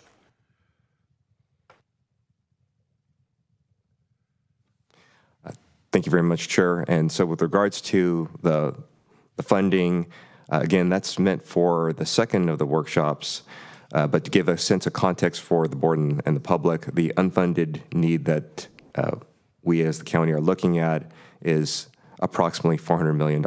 And so when you look at the top priority projects and their unfunded needs, there is a significant funding gap on those in order to get them to that next level, particularly construction. Yeah, I guess what I'm looking at is to help us determine, when looking at 3 to 5 projects, I can look at some projects here like San Lucas Library, $317,000, or homeless services feasibility study at $240,000, and I look up here to the Seaside Community Benefits office replacement is $112 million. So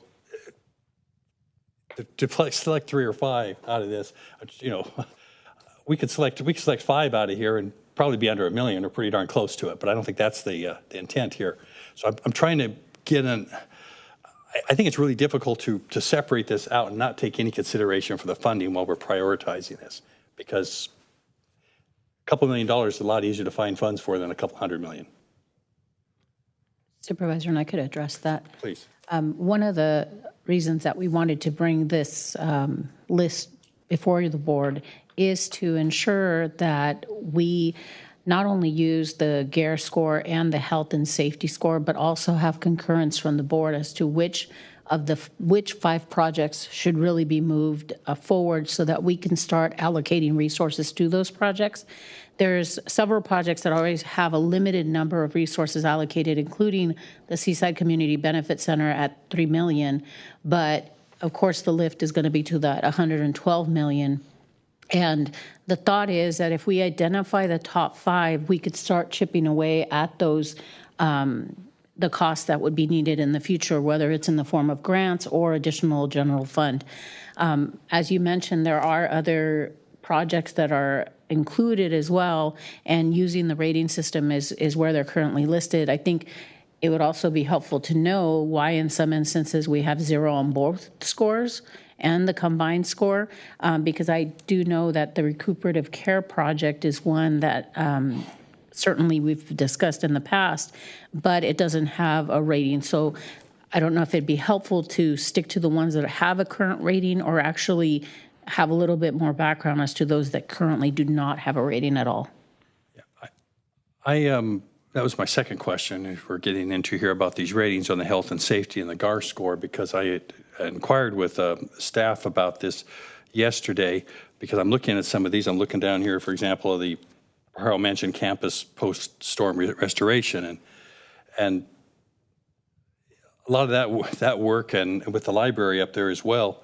And I can't remember if the library is, it does have a score, but the rest of it is for the rest of this mansion house, which there's talk of making it some offices available for county services as well, and community meeting rooms. And I have to believe there's a health and safety and GAR score into there, but there isn't. And my understanding that was expressed to me is that it actually had a 117 score, combined score at one time, but it was taken out and put to 0 because if something's fully funded, it doesn't need a score.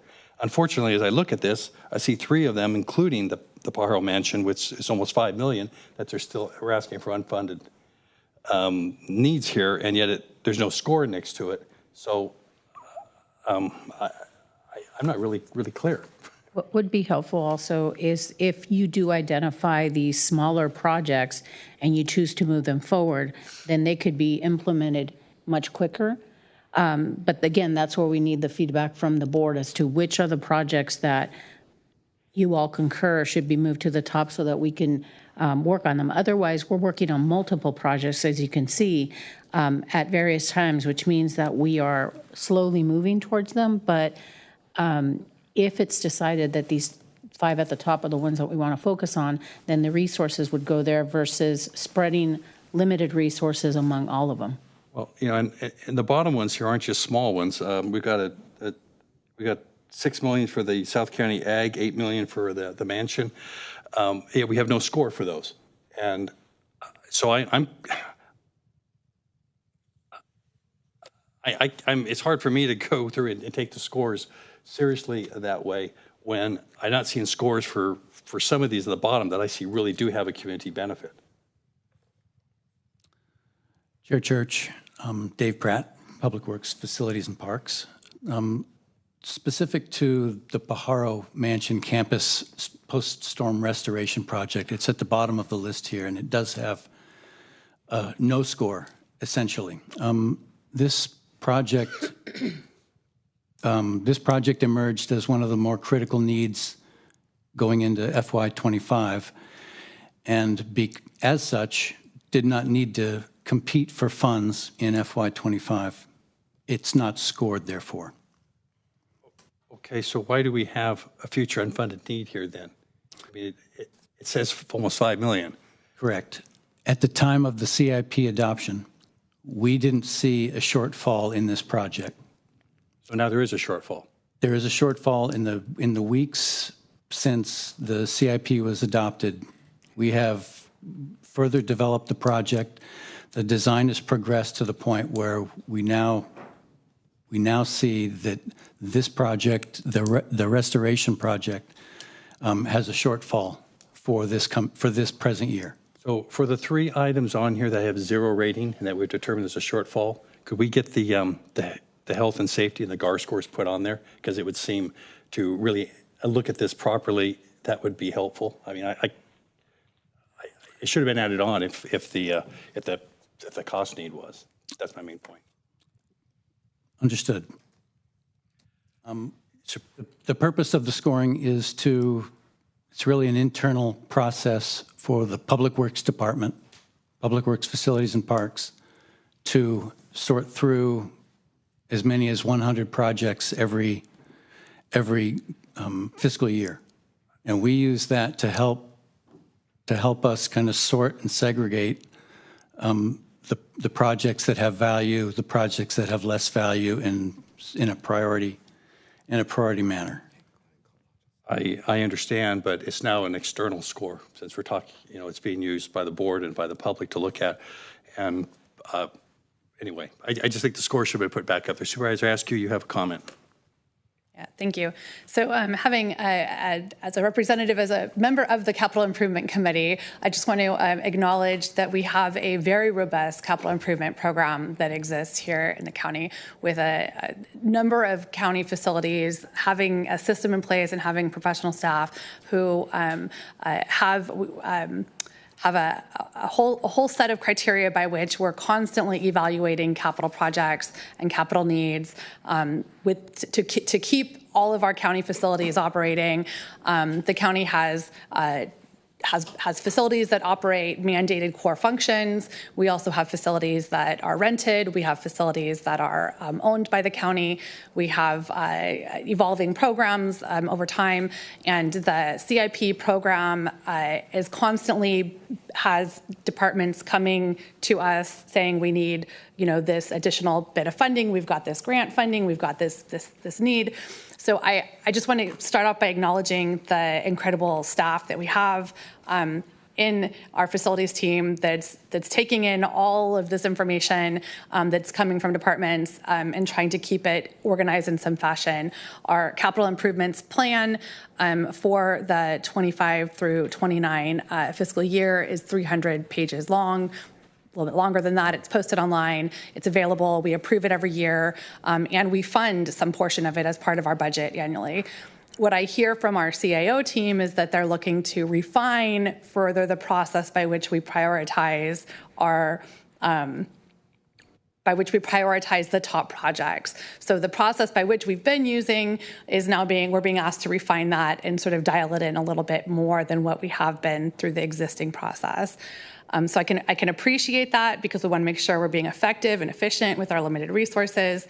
I'm also just going to go on record and say that this workshop was added to the agenda over the weekend, which made it really challenging for me to let my community know. We have a couple of projects that we've been working really closely with multiple department staff and county facilities team and many community groups to try to work through the existing process to move forward, to make sure they're scored correctly, to make sure that all the pieces of the puzzle are in place to move forward. And so making sure the community has the opportunity to continue to play a part of the process. It was difficult to do that with very little notice. So to the community, I apologize for that short notice. And to my county team, let's make sure we get some adequate notice out for the November meetings. A couple other pieces of this that I think are relevant to the discussion before we get into the specifics.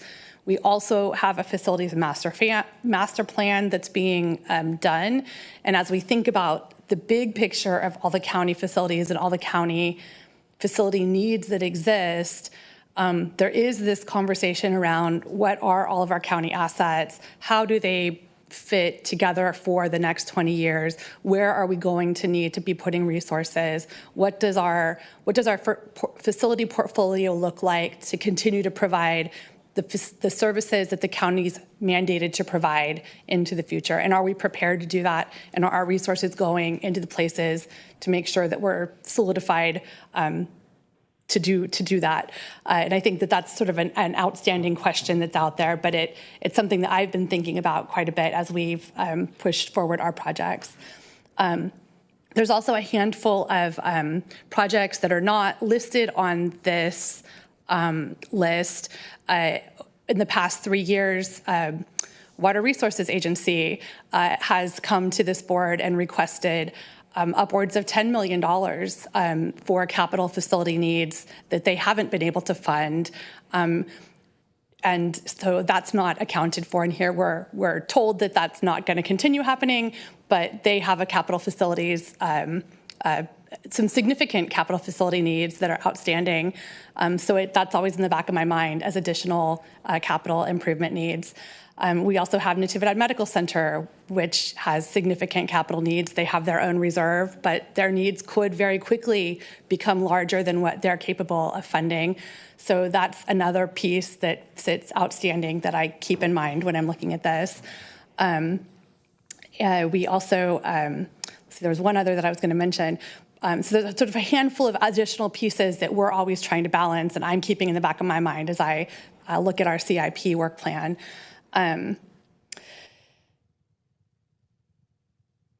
But having said all of that, I think the workshop, that the idea that we're going to be intentional about how we spend money, we've put it's closer to $5 million in the Seaside Social Services project to move it forward. It's a facility that is currently our most highly rated, one of our most highly rated health and safety projects.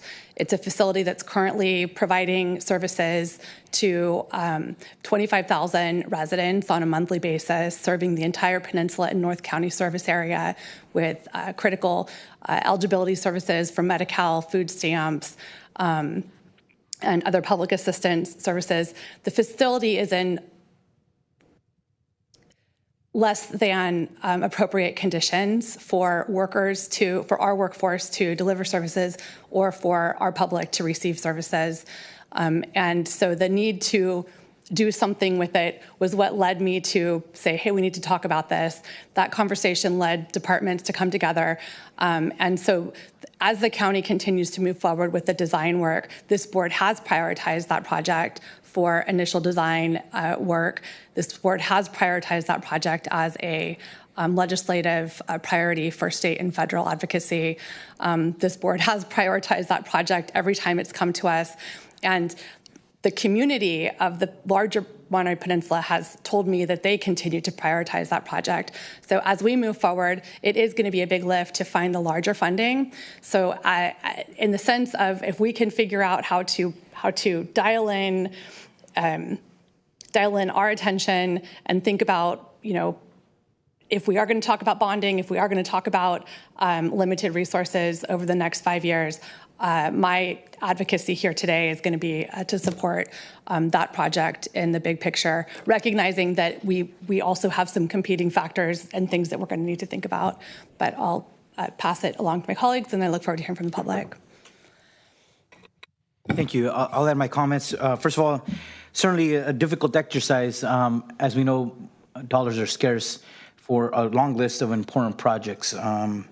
Whether they're ranked high or not, a lot of these are needed. Some are fundamental. Some of these HVAC systems that go out, there isn't much choice when you need to keep basic operations going on some of our facilities. But I think it's a different conversation today than when in the past few years where we had some federal infrastructure dollars.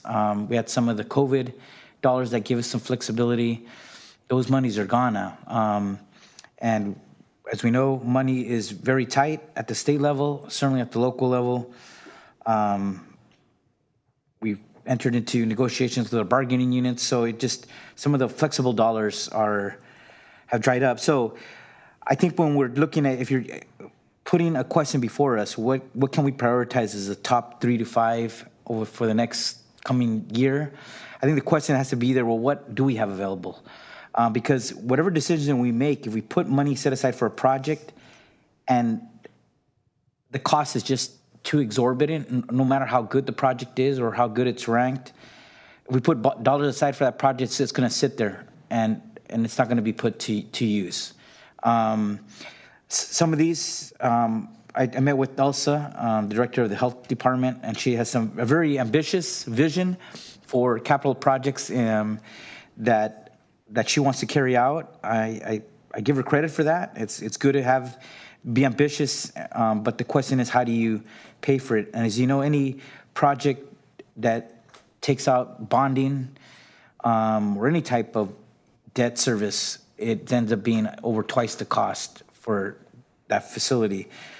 And so anyway, so that's what has me concerned. Some of these are, I think, good projects, as my colleague Supervisor Askey just mentioned. The Seaside project, it is good. Who doesn't want to have a community benefits replacement center? But if we put any of our scarce dollars this year, look how much is needed for that. At the top of that, it's $107 million. And how long is that going to take the county to get all that money together? The constitutional parcel project, which I believe is in my district. That's a very ambitious project. There's various components to that. We got a $20 million grant, apparently. I don't see it listed there. But overall, the future funding need is $200 million in cost. Very significant. Even it dwarfs even the $20 million we got from the state. How are we going to fund the other $180 million?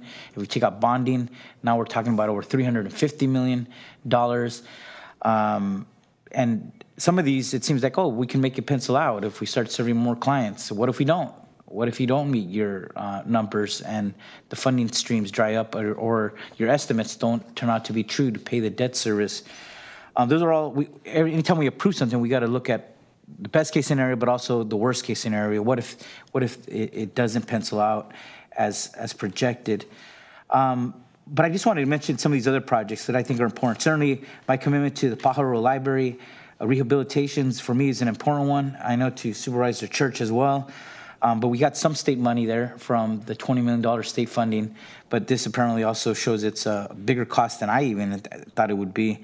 But certainly one that that the library should open and maximize its space there to bring hopefully more community resources there. On the second floor, it's totally unused space there.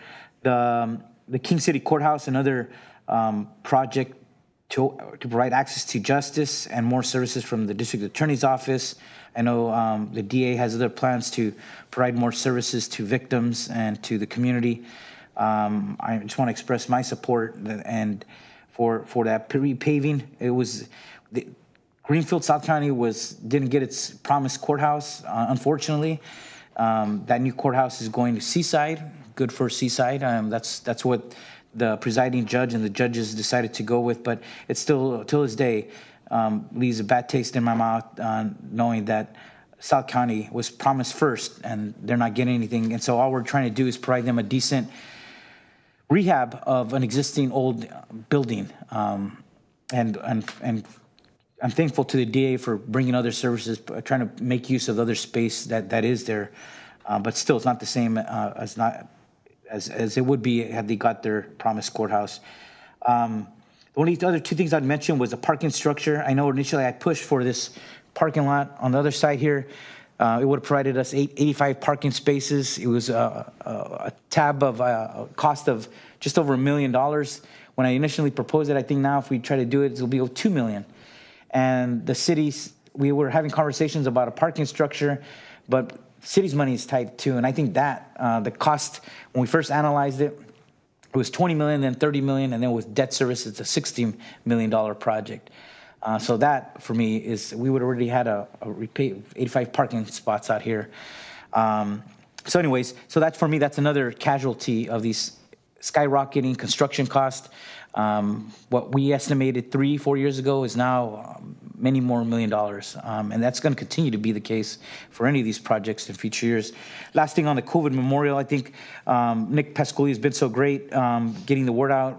We're raising private dollars and some of the money allocated to some of the supervisor's office. We hope to cover most of that. So that'll be one of those projects that we hope will be very minimal cost to the county itself, with money that I allocated for my office and the private dollars fundraised so far.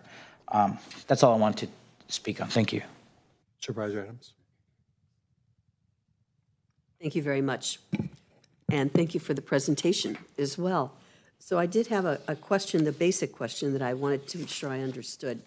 Most of the projects on here are focused on health and human services. And then I've got my little District 5 things at the bottom, the Carmel River floodplain restoration project. Did I hear you say that these are actually not included within the above? Or should I be, waving the flag to ensure that we don't miss on the seriousness and the importance of those particular projects? That's one question. And then kind of tangential to that as well is that I know for that project, particularly Carmel River Free, we have almost all of the money in, if I'm not mistaken. Perhaps it was just simply almost all the money in for the planning and not all the money in for the construction. But I was wondering if you could help me just understand that, and then I'll have a few other questions as well. Supervisor Adams, the CR Free, the Carmel River Floodplain Restoration Project, is going to be largely reliant on federal earmarks, and while we stand a good chance to get all of those federal earmarks sometime in the next year, at this point they're not with us yet. We haven't been awarded, and we haven't accepted them. And you are correct that for the most part, those monies will go toward the construction, which is the largest line item, of course, for the CR Free project. So then, whether we put it in as one of the top 3 or 5 things that we choose to do, priorities or not, it's still going to go forward. It's going forward. Yes. Okay, thank you for that. I needed to make sure of that. And then the same with the Scenic Road Protection Structure Project, I would expect, although I know the funding on that one is a bit more difficult. That is correct, Supervisor Adams. The Scenic Road Protected Structure probably should be looked at with the same lens as the other high-ranked projects you see on the list at the top of the matrix. What we would caution, though, is that that's one that is going to be progressing along. It's going to take a lot of time in terms of the permitting phase and others as that moves along. So while we are looking for grants for that project, it's not one that staff at this point would recommend considering as part of this broader discussion of the prioritize 3 to 5 projects based on their combined scoring up at the top of the screen. Okay, thank you very much for that.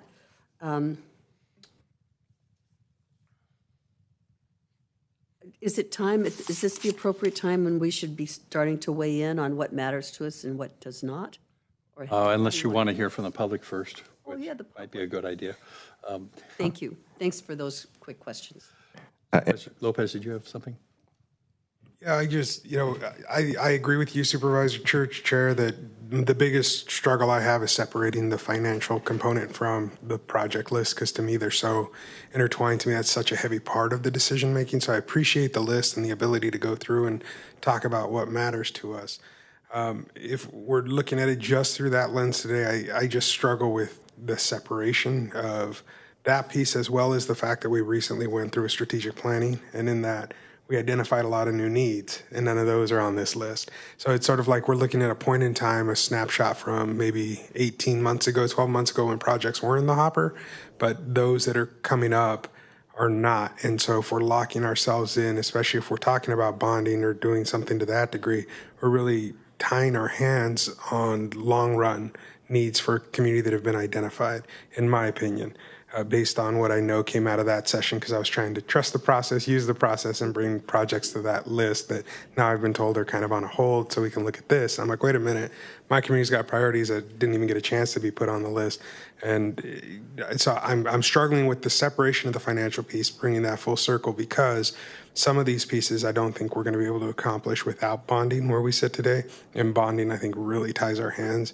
And so to me, I can't start one without talking about the other. And to me, I guess for table setting, whether it's the parking structure that's on this list or either of those two really high level projects at the top, I just want to say I cannot support bonding, because I don't think that where we're sitting today, given what we're asking voters to do in a few weeks, the financial picture that we're staring down the list at over the next couple of years puts us in a position to do that. That's my position. I support the projects. I would even like to support keeping them on if we can get our partners in the federal and state to fund them, right? And so to me, it's kind of this question of, do we have a list of 7, 8, but then financially have a list of 4, 3 of realistic, so I just want to be clear about what I'm hoping we come out with today, given that knowing that we're doing a 2-part session on this, it's kind of a struggle for me.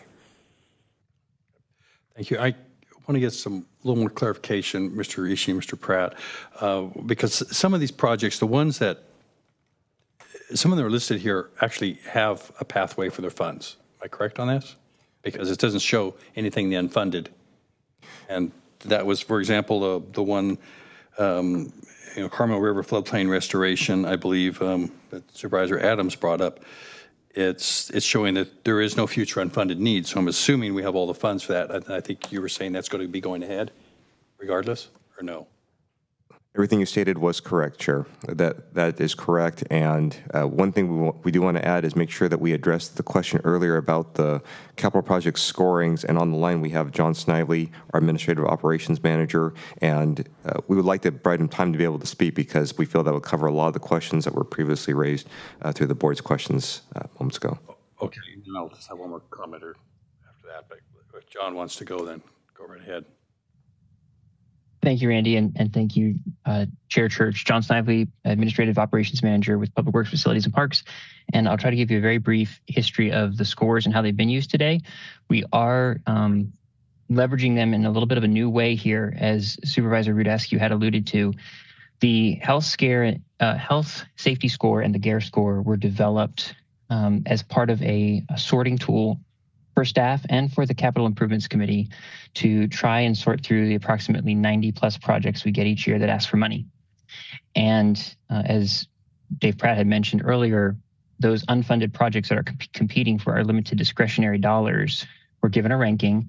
And then once ranked, the CIC, the Budget Committee, the board would look at those projects and make the ultimate determination as to their priorities.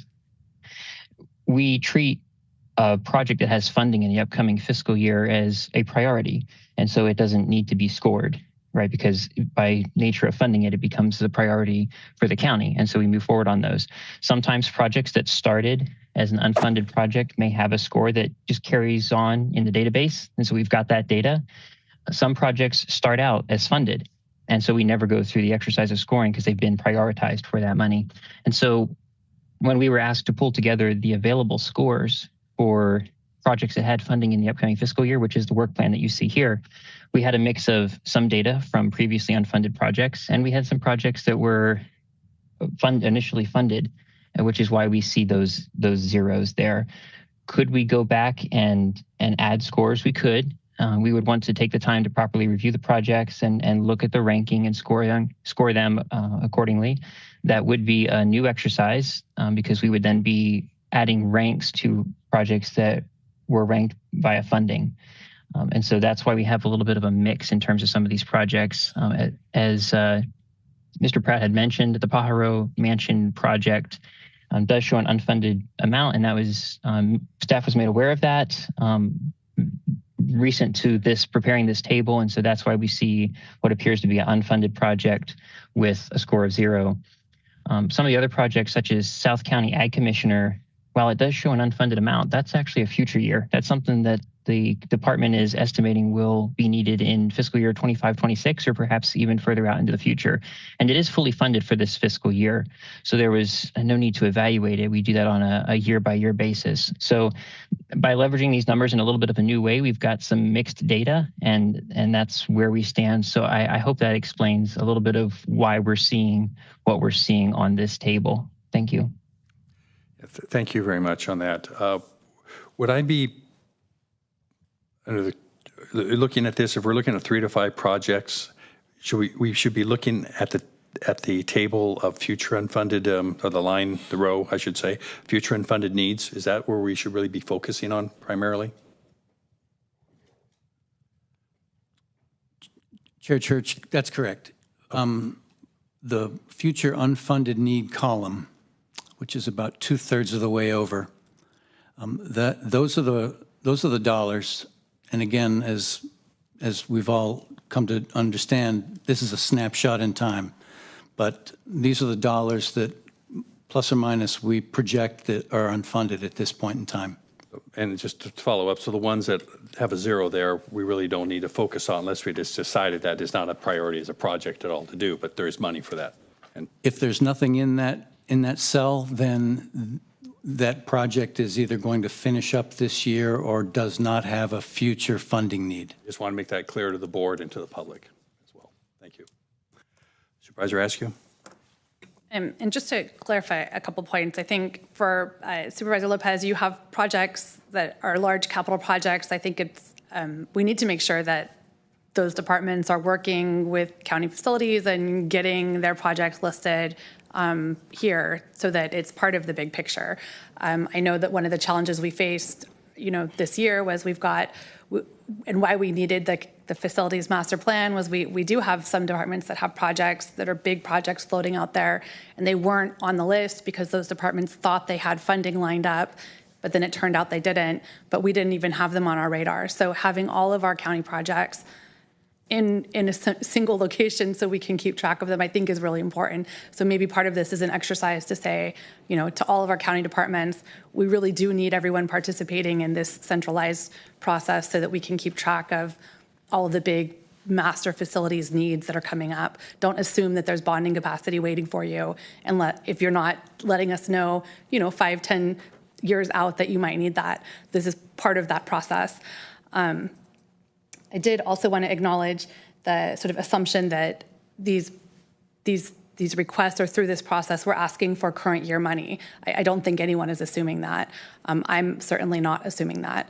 But what I think that the intention is that by identifying the projects that we want to be really clear that we're focused on, so that when we have our Fund 404, which is how we've been funding these projects, these aren't, we're not using, annual budgeting general fund dollars for this. We're using Fund 404 dollars, which are dedicated for our master facilities plan projects to put into these, but we're kind of spreading it out really broadly instead of being more focused. And then when we get a one-time money that shows up that we're not expecting. Maybe it is federal money from ARPA, or maybe it is, I don't know what to expect may show up. that is could be used one-time money for these kinds of projects, we're really clear and intentional about how we want to spend it to help us meet those future needs rather than reacting to those dollars as they arrive. I think that that's the goal that that's why I'm appreciating this process is trying to plan so that we're more intentional about how we spend dollars, one-time dollars as they come. So just wanted to comment on those two things. I think we've got public who are here, and I'd love to hear from public, but I just wanted to respond to that financial question and the larger issue of how do we make sure that we've got all of our capital projects in a single place so that our county team knows what all we're working with. With that, then, let's go out to the public. If there's anyone in the chambers, I'm sure there's a few. Please come forward. I have no issue going first. Hillary Sayer, Library Director for Monterey County Free Libraries. And I just want to briefly speak about the 3 projects on this list that say the word library, but are so much more than libraries. The Broadway Family Connections Project is designed to house multiple services within a significant county facility. This will allow much more efficient sharing of needs among departments, such as meeting rooms, lobbies, cleaning, back of house spaces, all those things that cost money, but we can't put the public in. Community members can come to one place to meet many needs, moving back and forth as frequently or as rarely as needed. It will offer the Seaside Library amenities we don't have today and cannot do in our current space. It will provide the new social services building to replace the one that has served its useful life and probably a few years more than that. And it will bring the services of Family Justice Center to this centralized location. More than that, think of this as a significant foothold for the county in a place of need for many, many uses. The Bradley Library in South County is a well-planned, resilient, small facility adjacent to a school, right off a major transportation corridor. It will have the ability as designed to operate on a generator, space for storage, space for vehicles, a standalone meeting room that can be open when the library is not, even though it's going to be a very tightly designed small facility. In the past few months alone, your library staff have opened the San Lucas and the San Ardo libraries as cooling centers, as meeting points for local workshops and information sharing that had to happen in those communities. We could not have them in King City or Greenfield, where we have larger facilities. In addition to these communities having wonderful public libraries, we were open on the 4th of July and last Sunday in San Lucas for the critical service of being a cooling center. And the reason we were open in San Lucas was the facility was there and it was designed to do that. So the Porter Vallejo Mansion in Pajaro, is a significant community building, and there is a shortfall on the storm restoration, roofing, siding, and windows. Thank you so much. Do we have anybody else?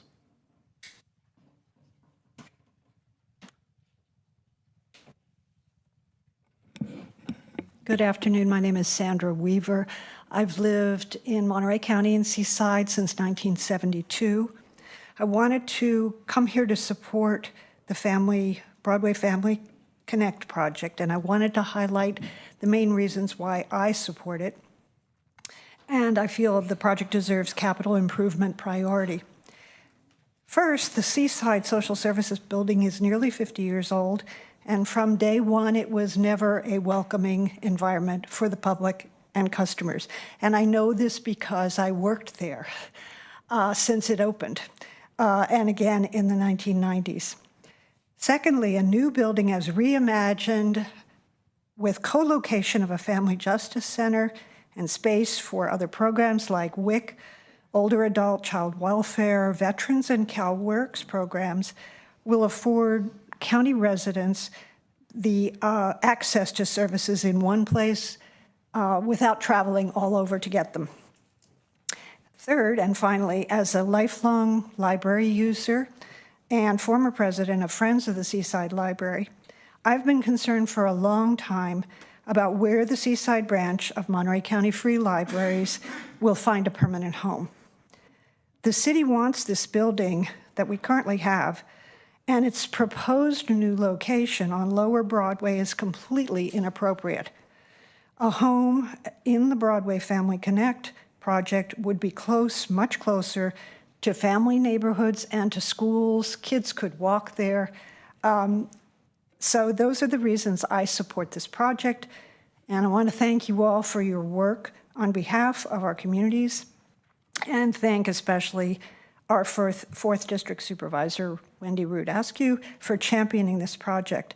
I ask you for full board support for the Broadway Family Connections project. Thank you.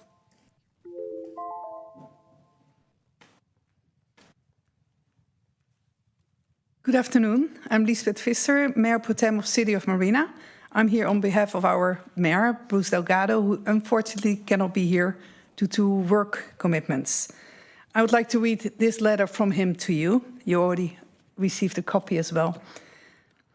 I understand your board has many more priority projects across the county than funding needed for them all, and that you want to focus on 3 to 5 top priority projects. What a luxury. In our City of Marina, we try to focus on 140 priority projects. But seriously, as Mayor of Marina, I urge you to include Seaside's Social Services Building, also known as the Broadway Family Connections Project, in your highest echelon of priorities. Marina, too desperately, needs its county health center to expand for better primary and dental care to thousands of CCHA members. I trust you are already working closely with the health department to ensure that this project is progressing on a parallel path. But today, I support your push that your seaside social services facilities deserve to better serve all of Monterey Peninsula and North County. These facilities, 25,000 patients monthly and $194 million worth of benefits going to residents each year from this location, tell us the priority of needs here. That this building will include space for WIC services, CalWorks employment services, military and veterans affairs services, aging and older adult programming, and child welfare programming, demonstrates further its high diversity of care to so many of our community members in need. Thank you for progressing in top priority fashion with this Family Connections project. Sincerely, Bruce Delgado. And thank you for your service.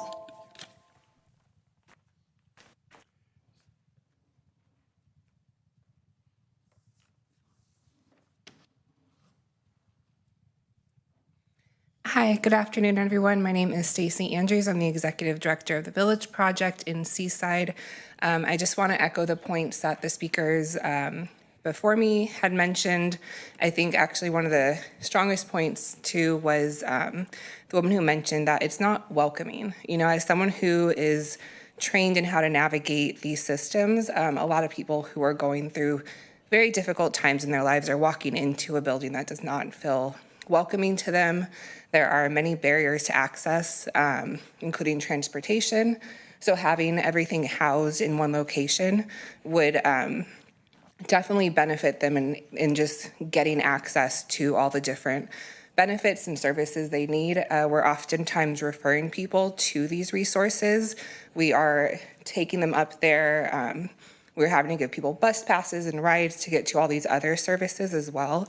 So expanding housing these things would greatly benefit the community, greatly benefit the individuals who so desperately need many of these services and are often fallen on hard times. So again, expanding it, refurbishing it, making it more welcoming, just the humanity, I guess, when wanting to have people treated, with humanity, wanting the workers there to feel that they are coming to a space that is going to benefit the community as well, I think would also create a more welcoming environment. So please make this a priority, and thank you, Supervisor Askew, again for championing this. Thanks. Thank you.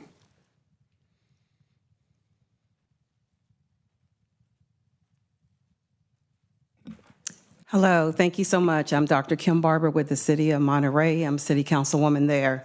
I'm here on behalf of the Broadway Family Connection.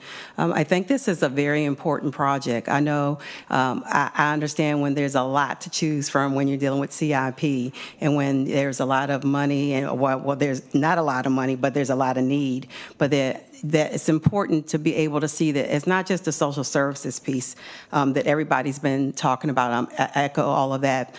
It's very important that the social service equals health and equals quality of life, because a lot of the different services that could be put in this building will actually help a lot of people, such as what they talked about earlier, which is the WIC program, CalWorks, employment, veterans and military services, and aging and adult. So it ends up being very important to be able to have these services to be localized, because as was said before, it's not only servicing just one community, it's servicing the whole greater peninsula area as well as northern county. But also the building is over about 50 years old, and so it has a lot of needs that need to be addressed so that it doesn't have any safety issues that come up later on, including ADA. And so I think it's important that we be able, hopefully, that you are able to look at this and have this be part of your top priorities as you go forward, because you don't want to keep kicking the can down the road, because the expenses will get higher. So please support this project. Thank you.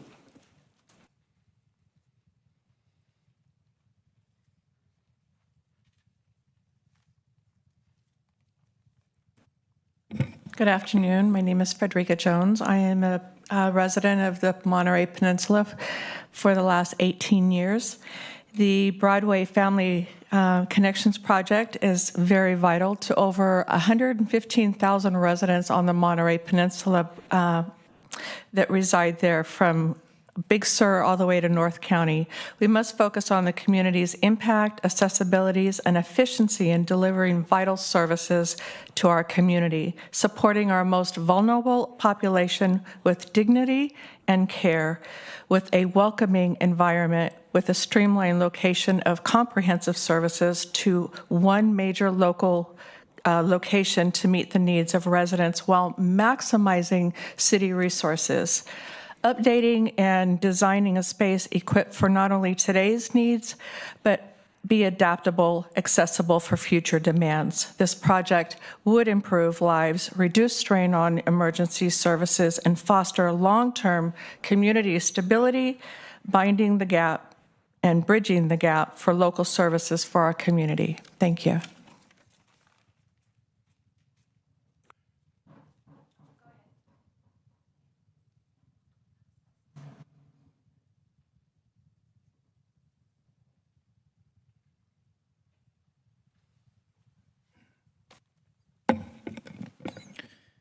Good afternoon, Monterey County Board of Supervisors and county staff. My name is Robert Daniels, and I'm a community organizer with Building Healthy Communities. I humbly approach the dais to offer my perspective on the capital improvement projects being brought forth today. I fully stand behind and support the Seaside Social Services Building, also known as the Broadway Family Connection Project, and I do so for many reasons. Over 25,000 people are currently served each month at its current location. Noting Seaside's population is roughly 35,000 and half of all Monterey County residents receiving services. It can be intellectually assumed that it provides essential services for neighboring municipalities and supervisory districts.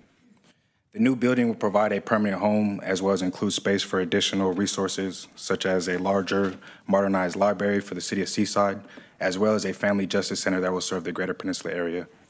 Additionally, space will be provided for WIC services, CalWorks, employment services, military and veteran affairs, aging and older adult programming, and child welfare programs. All this in totality, supplemented with a GAR score of 6, emphasizes the large amount of public benefit that can result from this project. With that all being said, I respectfully ask the Board of Supervisors to prioritize the Seaside Social Services Building and the Family Connection Project. Thank you. Thank you.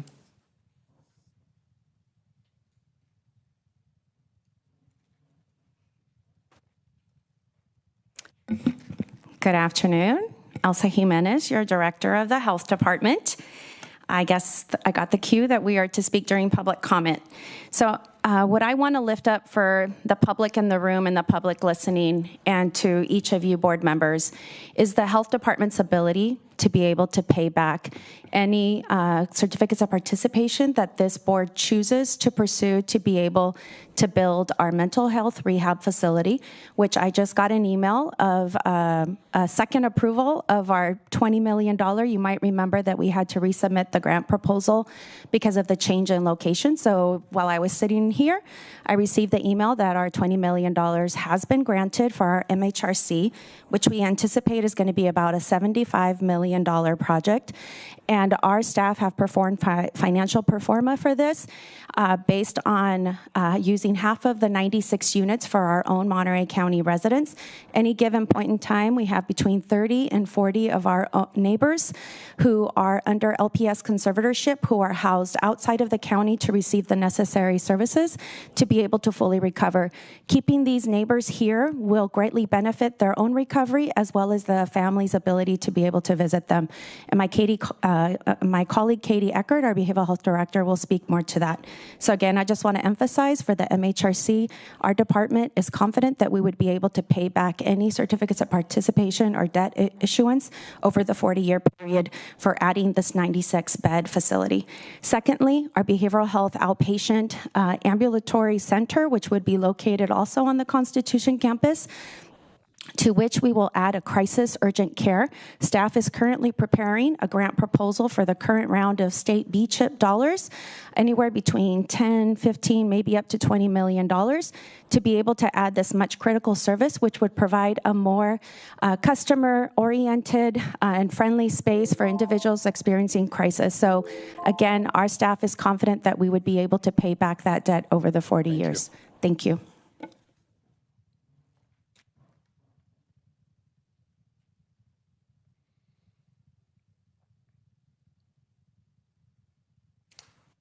Good afternoon, Alex Miller, City of Seaside resident. Thank you for prioritizing or giving us the list of priorities for the county. I just wanted to touch on a little bit of a different aspect, and that is this area of Seaside. This area in Seaside is in design phase for a road diet. So we're looking at changing it from a 2-lane to a 1-lane and adding roundabouts, which makes this area walkable. And one of the prior speakers spoke about the walkability to libraries and services in our county. When somebody can walk somewhere, they're more likely to get services. So we're doing what we can at the city level to make this the best Broadway that we envision by our Ascend project, which is over 100 units, and some are affordable. Across the street, we're including affordable housing units for residents of Seaside. And these residents are looking for a place to go. And this social services building is a top priority, I believe, and it'll make the county and the city look really nice on Broadway. So the city, we're doing our part to improve this area of Seaside to make it look nice. And you know, we focus on libraries, we focus on literacy for children, for youth, and for adults. We can increase literacy in our city, and we do that by having newer facilities of libraries and services where people can go use the internet, research on books, and so forth. So I hope that the Board of Supervisors will consider this as a top priority. Thank you very much.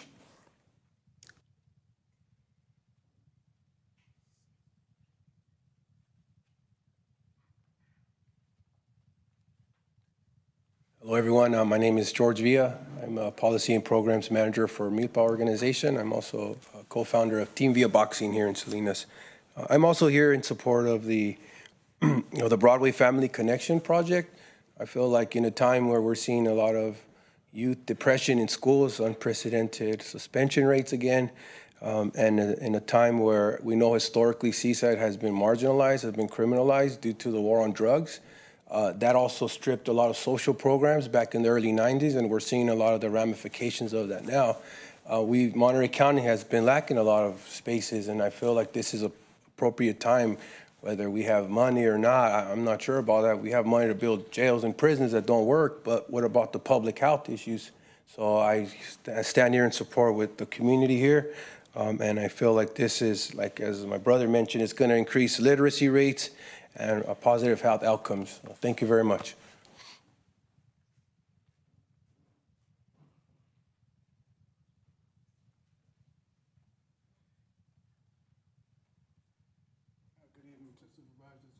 You should have a microphone to your right there. Good day to everyone here. My name is Jerry Robinson. I'm the case manager for the NU Body program for the Village Project. I'm a lifetime Seaside resident, born in Fort Ord in '53. I've also worked at that same building for the past year doing behavioral health surveys, so I see the danger in that building. It isn't very comfortable for people to come in there and do their business. And outside the building, they have large potholes in the parking lot. So my thing to come here is to support that and hope you approve that plan.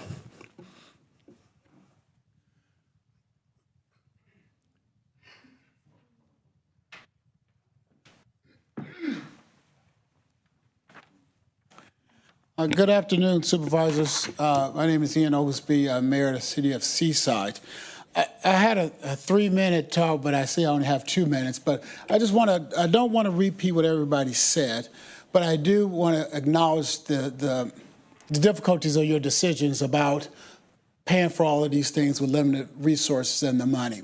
And so I want to clean up a couple of things that may have been on the record. A couple people said that the Seaside building, this is not Seaside's building. It's in the city of Seaside, but that building is your building. It belongs to the residents of Monterey County. And those people that go there, 25,000 guest visitors every month. I don't know how many are repeats, but after a while, those are new customers. And those are your customers that just happen to live on the peninsula and maybe even come from Salinas and the Valley area to receive resources over there. That's why the building is needed. We need that for those particular reasons. I know it's hard to bond, and I think you talked about earlier about it may be only about $112,000, and then you doubled that. So the need is there, and I know you have competing needs. But my point again, it's not the need of the city of Seaside. It's the need of your residents that are on the peninsula. And I know you care about them. I know that goes without saying.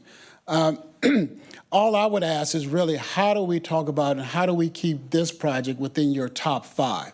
If you can't fund it this year, you don't see yourself really funding it over the next few years, how do you keep it in that top priority? Because the need of the residents that live on the peninsula and the surrounding community, because we're talking about putting a family and justice center over there, and they'll be coming from the wider Salinas area. How do you keep the building going? How do you fund that building? Because if we're talking about limited funds coming up pretty soon over the next handful of years, those same residents and many more will need that type of resources. And so that would be the ask, is how do you keep it in your top 5? Thank you so much. Thank you. Do we have anybody else in the chambers?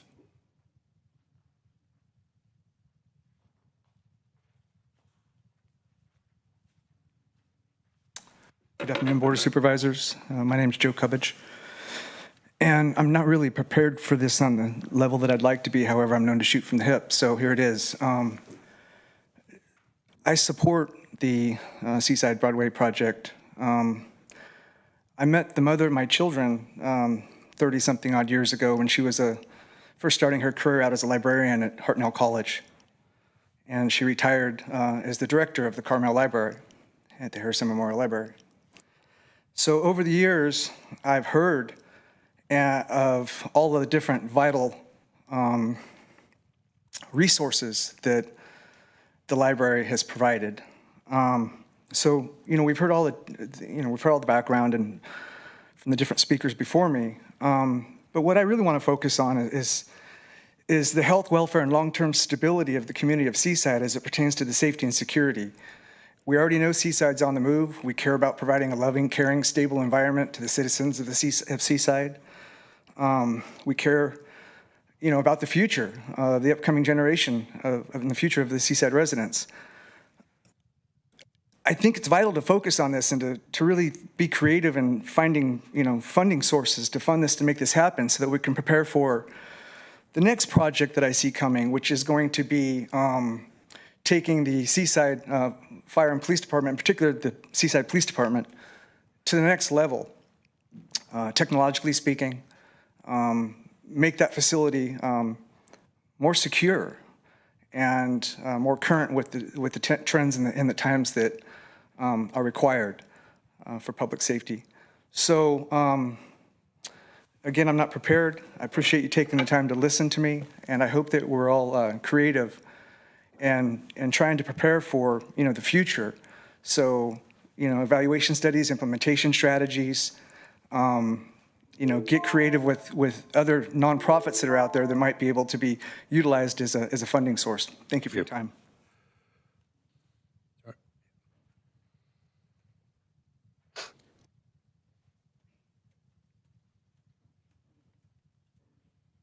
Hi, buenas tardes. My name is Karina Moreno, and I also work with Milpa Collective. And I'm also here with the community asking that you prioritize the Seaside Social Services Building, especially one that is so critical to the community, one that provides access by employing so many different services, one that the whole family can go and access in one day.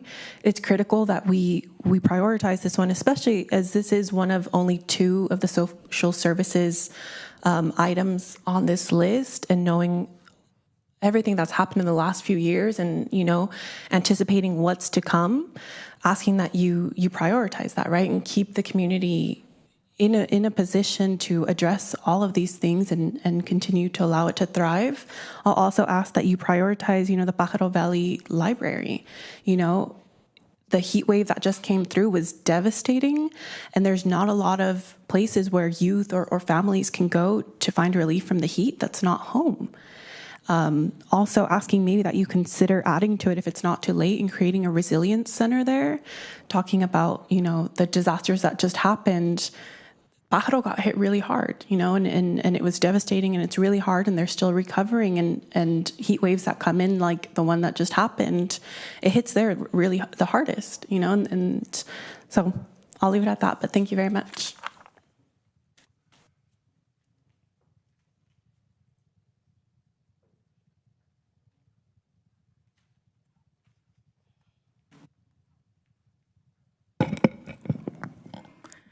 Buenas tardes, my name is Kaylin Figueroa. I also work with Milpa, and I'm also here not only to amplify and advocate for everything that my colleagues and community members have already mentioned, but uplifting the Seaside Social Services. I think when talking to some of the community members there, right, and when going around even the farmer market, I was like, oh, I'm pasado para allá, have you gone over there, right? And they're like, ese edificio tan feo, that really ugly building, right? And I think it's one of those, it's like, all right, cool, how do we want our community to actually look at where we're living, right? Not only for them to actually be proud of it and be able to go and take their families there, but also uplifting the Pájaro Library, right? Being able to have it, because I think even just as mentioned, it's a really cool place, right? For even youth to be able to go, not only get books, sometimes it's like, I just want a cool place to hang out, right? To stay cool or whatever it may be. But at the same time, they'll probably see something cool, right? To be able to uplift something else. But yeah, I'll leave it there for now. Thank you. Anyone else in the chambers like to speak? I don't see anybody, so let's go to Zoom. Carla Lobo. Yes, you have 2 minutes. Thank you. Carla Lobo, a candidate for Seaside Mayor. I just want to start with the questioning that began the process, and the determination on how these scores came down was a process that was created by this very council. And so when we start talking about whether we are within that reach or not, and whether we have funding or not, let's just remind this dais that the reason why this ticket price is so high for the Broadway project is because we have neglected the Broadway project for years. It's over 50 years old. It has never been welcoming. But a side note, we're not just talking about welcoming, it's safety, ADA. You're looking at a large litigation if you do not start taking it seriously to the point where you're investing in the infrastructure, whether now or in the next couple of years. We also want to talk about when we bring other projects into the mix. Yes, this is projects that have been left without any attention. So when we talk about other cities or other districts that are on this list, it's probably because they're coming up the pipeline and we will be addressing them. But let's not talk about the courthouse. That's not a social health issue. That's not something that has to do with this conversation. It doesn't even benefit this conversation. So it only leads me to believe that you're only bringing this up to make it seem, or the perception, that Seaside is the one that's asking for this. No, take that up with the state. The state is the one that decided to make that decision, not Seaside. To go even further, This is not only benefiting the peninsula, it's benefiting the greater peninsula. What this will house and what this will provide the community is well above what we see in other cities currently. So I asked this dais to prioritize this, not based on funding, because funding will always be an issue for any project. The reason why there's no scores in other projects that we so graciously talked about in detail was because they don't have funding issues. Seaside's building has a funding issue because we don't have. Thank you for your time. Scott Donaldson. Yes, Mr. Donaldson. Yeah, good afternoon, everyone. My name is Scott Donaldson. I'm the mayor of Delray Oaks. And first of all, I would like to thank Supervisor Askew for her vision and her passion in regards to the Seaside Social Services Building. And I know that the board has some tough decisions to make, particularly when you look at the funding considerations and all the projects that benefit the communities that you represent. But as you prioritize those projects, I just want to emphasize to the board that it's called the Seaside Social Services Building, but it's also a tremendous asset to the city of Delray Oaks. And Mayor Oglesby kind of touched on it a little bit, but as a small city, we just simply don't have the services internally that it would provide. And it would particularly help our older residents, our families, and our military and veterans. And I don't want to take up too much time, but Delray Oaks is a small city, and sometimes we get overlooked. And as you go through your analysis, I just ask you to please keep us in mind and make the Seaside Social Services Building a priority. Thank you. Thank you. Annette Gallegos. Yes, please go ahead, Annette. You have 2 minutes. Good afternoon, Board of Supervisors. My name is Annette, and I am currently a covering manager for the King City District Office at the Department of Social Services and the Working Out of Class Assistant Deputy Director. As a lifelong resident of the county, specifically of South County, and an employee who has worked at different sites in my plus 25 years, I would like to share that the Broadway Family Connection Project is not just a Department of Social Services building replacement project. It really is a multi-department operation, which many have mentioned today, and really to integrate services so that the county residents can go to one place and not have to go to multiple locations. The current building that we have was built in 1974. Portions of the HVAC system was replaced in 1988. Minor remodel of interview rooms were done in 1997. So it is obvious that there is a need for significant renovations.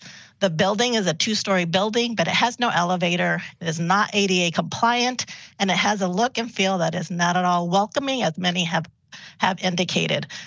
For clients and for our staff, the lobby and interview room spaces are too small. We do not have any room for our staff for any future growth, which is truly needed. Accessibility, again, I said no elevator and no space. The roof will need to be replaced soon as it has several areas with ponding water. The existing building insulation and windows are over 50 years old and highly inefficient. The entire system is beyond its standard expected useful service life. In addition to that, a remodel of that building just with social services would be over $17 million.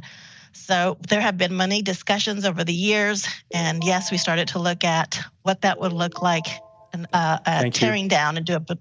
Yeah, thank you for your comments. Lucy Ahrens. You have 2 minutes, Lucy. Hello. I would like to voice my strong support for the Broadway Family Connection Project, including a more permanent location and expansion of the Seaside Public Library. As a senior citizen, relocation of these programs and resources would provide a huge benefit to myself and others like me, not only for Seaside residents, but for residents all over Monterey County. Please support the project. Thank you very much. PK Diffenbaugh. You have 2 minutes. Good afternoon, board. Thanks for the opportunity to speak today. My name is PK Diffenbaugh, Superintendent of Monterey Peninsula Unified School District, and I'm here to advocate for the Broadway Family Connections project. When I first heard about this project, it was the most exciting project that I had seen in my 11 years here as superintendent. It will integrate services as a one-stop shop. It'll expand the library, and it is within walking distance of Martin Luther King Elementary, the Dual Language Academy of Monterey Peninsula, International School of Monterey, as well as Ord Terrace Elementary. I can see this building serving as a catalyst for our services for the entire community and to support partnerships between the county and the school district to better serve the needs of our students. I'm so excited for this project and want all of you to know that if we can be of any help at the school district, whether it's advocating to the state or other means, please let me know, as this is a priority for us as well. So thank you so much, and I look forward to working together in the future. Catherine Crockett. Go ahead, Catherine. You have 2 minutes.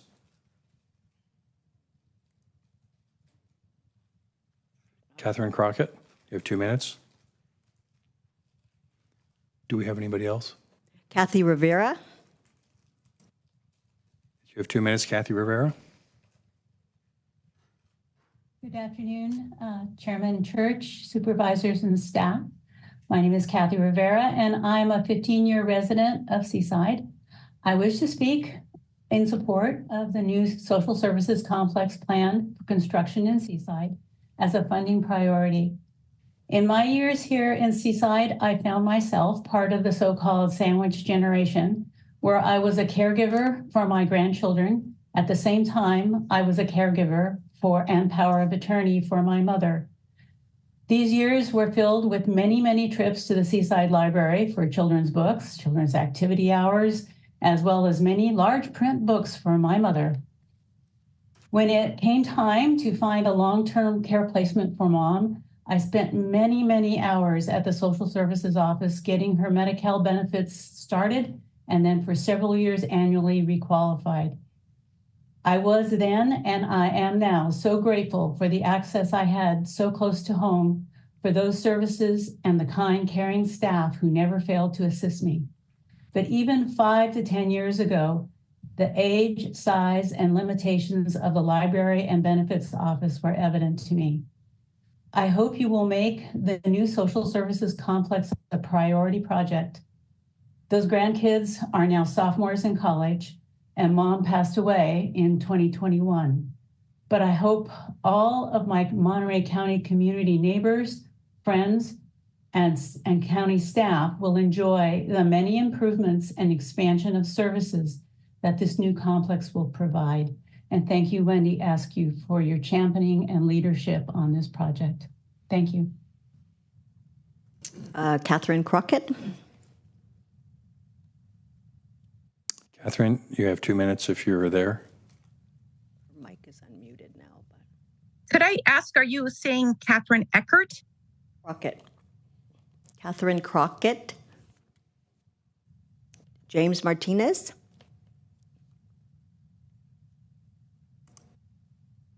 James Martinez, please go ahead. You have 2 minutes. Good afternoon, Board of Supervisors. My name is James Martinez. I'm a Policy and Programs Assistant with MILPA. I would like to take this opportunity to implore the Board of Supervisors to uplift the importance of the Broadway Family Connection Project. This is an opportunity for us to budget our values and really bring about the necessary resources that are needed in our community to really bridge the divide and knock down barriers and build bridges as a means for our community to access important resources and really understanding that the Broadway Family Connection Project will really bring community access, not only for Seaside, but as others had mentioned, for the localing cities that are in location, but also understanding that here in Monterey County, we tend to utilize the services that are in the county. And to think about a building that would be created as a means to bring resources is very important. And I understand the board had mentioned about the physical impact, and I think it's important for us to really emphasize the importance of us to budget our values. I think ultimately at the end of the day, if it means something to us, we could come up with the means and the ingenuity to move missing pieces and to bring it about. And I think this is that opportunity. So I highly encourage each and every one of you to prioritize this project. Thank you very much for your time of day. Thank you. Emily C. Go ahead, Emily. Hello, my name is Emily Cota. I'm with the Milpa Collective. I'm an artist and a youth organizer who's been doing the work throughout all of Monterey County. And so I also want to uplift the Broadway Family Connections project. And I wanted to highlight that, 1 in 2 residents here in the Monterey County rely and they receive support from the Department of Social Services. So we see there's a huge need, and the fact that we're still recovering from, punitive policies that have stripped resources from our communities. We see that need, And as a youth organizer, I can say that I've seen an unprecedented amount of, youth being houseless, of youth having highest depression rates we've ever seen in schools right now. And so we need to see that reinvestment in the community now more than ever. So I want to ask the board to support the Broadway Family Connections and, invest in the Seaside Social Services building. There's so much services that the community is going to benefit from if we push that. And to have it all localized in one space is also super important. So I just want to highlight that this is most definitely a worthy investment, and thank you for your time. Kay Klein. Please go ahead. You have 2 minutes. Thank you. Thank you, Board of Supervisors, and especially Wendy Eskew for pushing forward this idea of the Broadway Family Connection Facility. It's the first time I've heard of social services and a library teaming up. And it seems like such a good way to bring together services. I appreciate that location is very walkable, as the superintendent of schools pointed out, for many school children. It's also a bus hub because Tamsi, is it Tamsi? Anyway, the bus company has Jazz A and Jazz B running east-west and north-south. So it's very, very accessible. And I think people have brought up so many very good points. I find it really interesting also that we have 3 mayors supporting this project. I think the need is very great. I think the time is right. I hope that you will prioritize this building project. Monica Lau. Go ahead, Monica. Good afternoon, supervisors. Thank you for recognizing the importance and impact of the Broadway Family Connections project, the Seaside Social Services Building, and its long-standing importance in the region. I'm with the Monterey Peninsula Chamber of Commerce, and we recognize you have significant funding decisions to make. But the building as it stands requires significant infrastructure improvements, deferred maintenance, not unlike other areas. But listening to the other people, we echo the support for the community, the importance for the region, the importance for the community at large, and we ask you to consider this vital project as a funding priority. Thank you for your time. Alexis Arizola. Go ahead, Alexis. You have 2 minutes. Good afternoon, everybody. Thank you for offering this space, but also thank you to Supervisor Wendy Askew for bringing the item of the social services building to the forefront. Our community is, Seaside Council member, by the way, sorry about that. Our community is directly impacted by the vital services provided by the Monterey County Department of Social Services. 1 in 2 Monterey County residents rely on these services, including 25,000 people in the city of Seaside alone, and receive $194 million in benefits annually. as someone who personally benefited from these services growing up, I know how crucial it is that we ensure access to a respectful ADA compliant space where our residents in Seaside can get the help that they need. The current social services building in Seaside was built in 1975, and it's just not sufficient enough, as you can tell. And a new facility is not only going to provide a modern space for services like WIC, CalWorks, employment, military and veterans affairs, and child welfare, but it also will house a family justice center to support the entire Monterey Peninsula. And we know how vital these programs are. And there are a lot of constituents that still don't know about these programs and how to access them. And I think it's imperative that we do remodel this space to allow for more accessibility from our constituents. And delaying this project is not only going to lead to higher costs in the long run as the building continues to deteriorate, but applying for state and federal grants aimed at social services and ADA compliance is going to be imperative here. So by addressing these challenges now, we can save our community from more expensive fixes later on. And this project is an investment for future generations, ensuring that everyone in Seaside and the Monterey Peninsula and beyond can continue to receive the support that they deserve in a dignified environment for all. So just want to say thank you. And that's the end of my comment. Thank you. Thank you. Jake Osborne. Go ahead, Jake. You have 2 minutes. Jake Osborne. Anybody else? KG Lenzer's iPhone. You just go ahead. Hi there. I'm Kent Glenzer, and I'm going to speak about the Seaside project, which I love, by the way. I'm also the president of the board of Gathering for Women. And I just wanted to remind everybody that on the property that we're all talking about, there is an amazing property that was given over to CHS and GFW for homeless women and families. And no one's brought it up right now.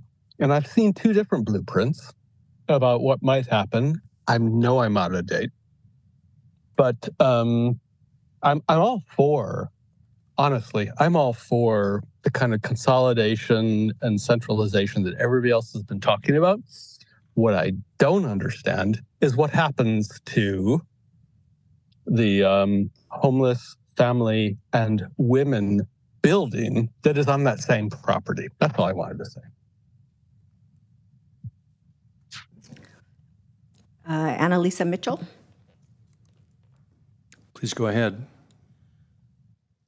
Good afternoon. I'm Annalisa Mitchell, Seaside Advocate, member of the Monterey County Black Caucus. As I echo what has already been said for the Broadway Family Connections Project, I'd like to thank our supervisor, Wendy Root Askew, for bringing this to the forefront. And I would also like to congratulate each one of you supervisors as you consider this much needed request.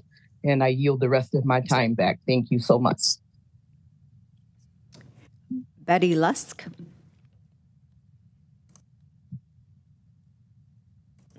You have 2 minutes. Please go ahead. Anybody else? Rosaline Green. You have 2 minutes, Rosaline.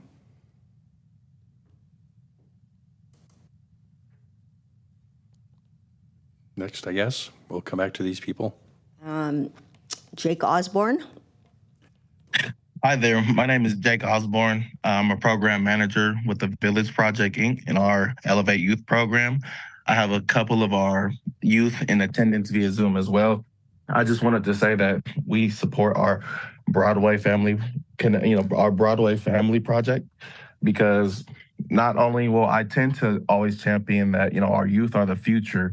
So by directly investing into this project, you are showing our youth that, they are a priority and that their families are a priority. So by doing so, it's also showing that the youth that, hey, there's light at the end of the tunnel. So once again, thank you for this time, and we support our Broadway, our Broadway family connections. Thank you. Catherine Crockett. Thank you.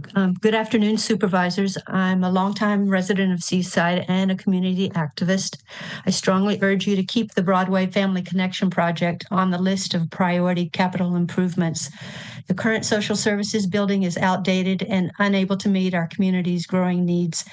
A new facility would provide a modern, accessible space for crucial services like WIC, CalWorks, and Veterans Affairs, offering expanded support to residents, including a public library, and the project would create a safe, permanent learning center for all ages, enhancing youth literacy and supporting families not only in Seaside, but across the peninsula. The project's top score on the Government Alliance on Racial Equity rubric demonstrates its broad and equitable community impact. Investing in this project will strengthen Monterey County's communities, improving the health and well-being of our families. Please retain it as a high priority capital project. Thank you. Thank you. Betty Lusk. Good afternoon. I am Betty Lusk, a member of the Monterey Peninsula Unified School District, California School Boards Association, and I am here to echo the comments of all of the previous speakers and to especially applaud the work of our supervisors. I am fully supporting as a 50-year resident of Seaside, the new library, family support center, social services building. And I want to stress the new component, Family Justice Center. Over 100 Family Justice Centers, multi-agency models are in place across the United States, and very few in the state of California.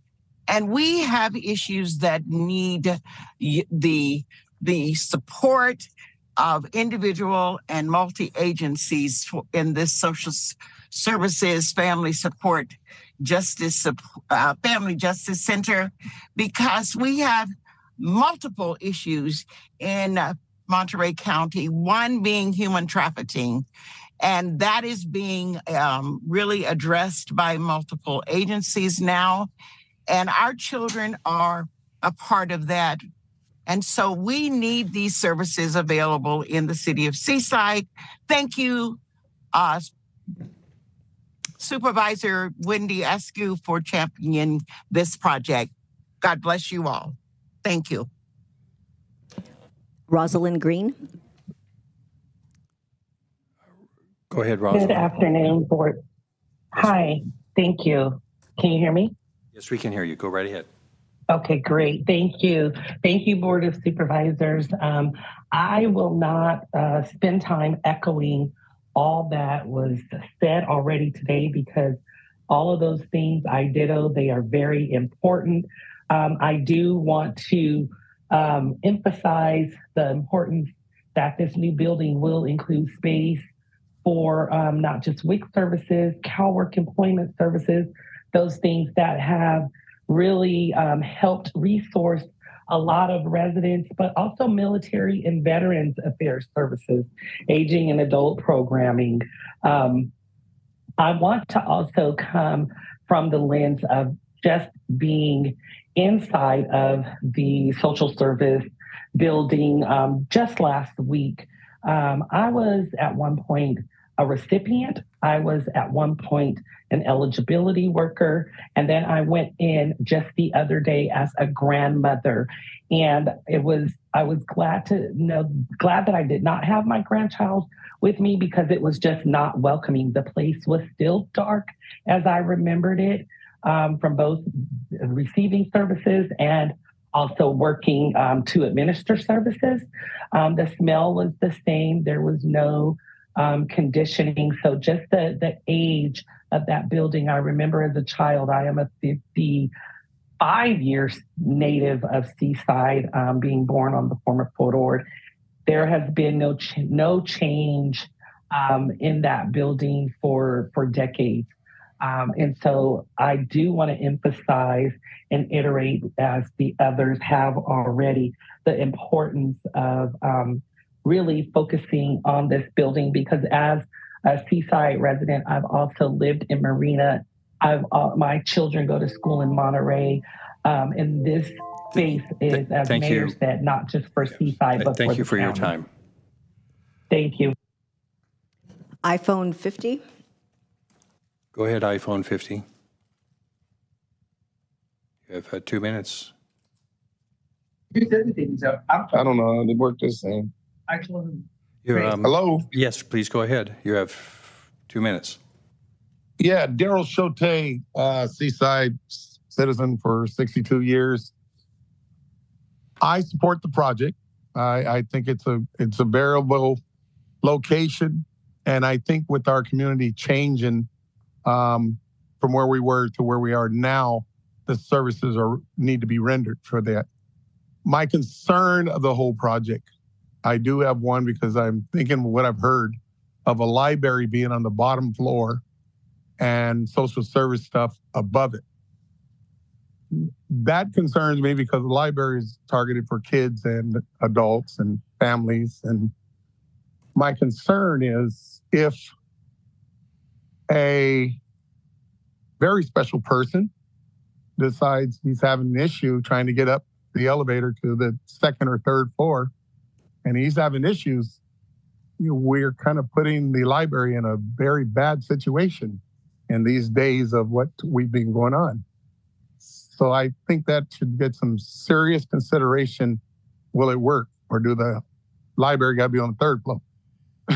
But I don't think it should be a transit area for going by a library. The other part is, it is about time that, we got to stop making this CIP a pretty much who has the most politics. We've been doing this for my 16 years I was in office, and I've been living here 62 years. It's about the needs. And if you look at your number of the needs, right now Seaside isn't the one that needs a project like this. It shouldn't be a fanfare. It should be the needs. The numbers are sustaining, and the numbers are growing there as a social service building. Changing it and making the building more ADA and all that stuff, it's important. You don't have an elevator in that thing. You're going to have to do it. It's time to put it, but go where the needs is what I'm saying. Thank you for your time. And then you'll find out Seaside Thank you. Important. Janine Paciccioni. Yes, Janine, please go ahead in a couple minutes. Good afternoon, Janine Paccioni, Monterey County District Attorney. I had to speak up when it comes to my Family Justice Project. I do believe that the Family Justice Centers are vital throughout the entire county.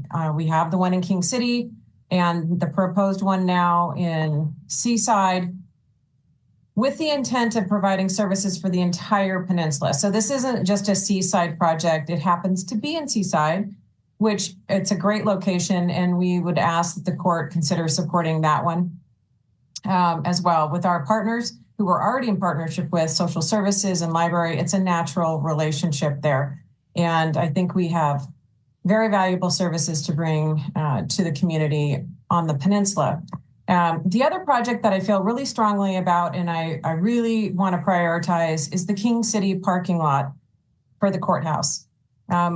It is true that it is the only courthouse in South County, and it needs to be a place where people feel that they can go. And right now, that parking lot is so devastated. There's potholes so big that if you drive over them, you will injure your axle in your vehicle.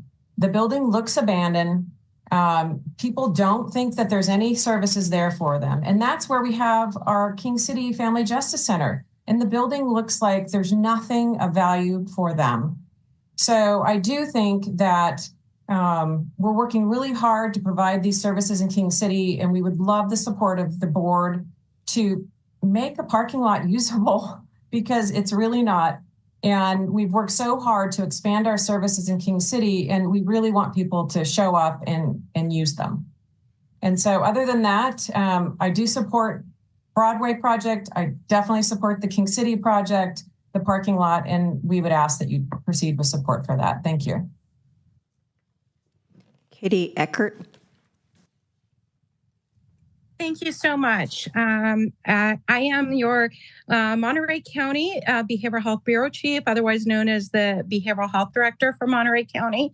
And one of the things I really want to bring to light is the fact that every one of us throughout the whole Monterey County, the whole community, whichever region you're from, all of us have had our life touched by someone who has a mental health or a substance use condition.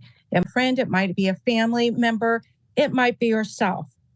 And that being said, we have been working to put together a plan to bring a mental health rehabilitation center to our community. Right now, we have a $20 million grant. It is going to cost more than that to construct. However, by bringing it to our community and by modifying the design so that it is eligible for federal funding, we are able to bring in federal funding that does not exist right now to serve our community. I think that one of the other things I really want to point out, right now, when people need this type of care, they are farmed out all over the state. There might be people up in Redding. There might be people placed in LA. The real impacts are historically marginalized communities. It breaks their relationship with their family member, with their loved one, and it impairs the ability of that loved one to be able to recover and be reunited with their own community, with their own support systems, and it hinders their ability to live a healthy, full life. I also want to highlight the fact that we have regional partners, San Luis Obispo, Santa Cruz, Santa Barbara, San Benito. Thank you, Katie. All want to partner with us. Thank you. Robin McCray.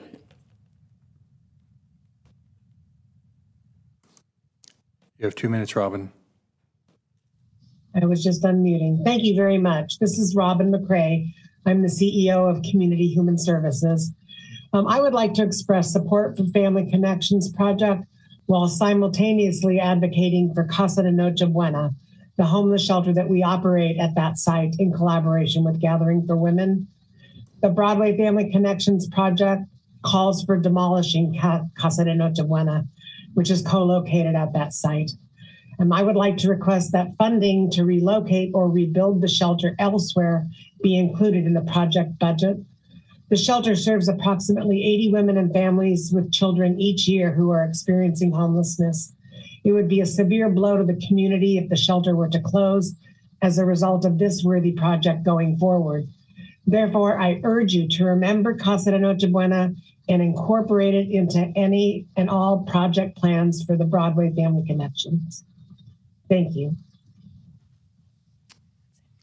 Okay, well, that's it for public comment. We will close public comment and bring it back here to the board. And right before I go to Supervisor Askew, I just want to point out one thing is that there's support proposed for the Pajaro Library rehabilitation. It is fully funded, but just to put into context that the Pajaro Mansion campus restoration is the same building. I just want to make that clear and understood that the library is the bottom floor, the rest of the building is the second or third floor, so it has to be kind of taken a look as one project in a way here too. Go, yeah, Supervisor Askew. Yeah, thank you. All right. Thank you for indulging in all the comment, and thank you for everyone who chose to spend your afternoon with us, even with such short notice about the workshop today. As is clear from the comments that we've heard, we have been working in partnership with community very collaboratively with our county departments and very closely with members of the community organizations, our cities throughout the larger Monterey Peninsula, including District 5 and partners in North County on this particular Broadway Family Connections project. So I just want to, I hope that came through. I think that did come through.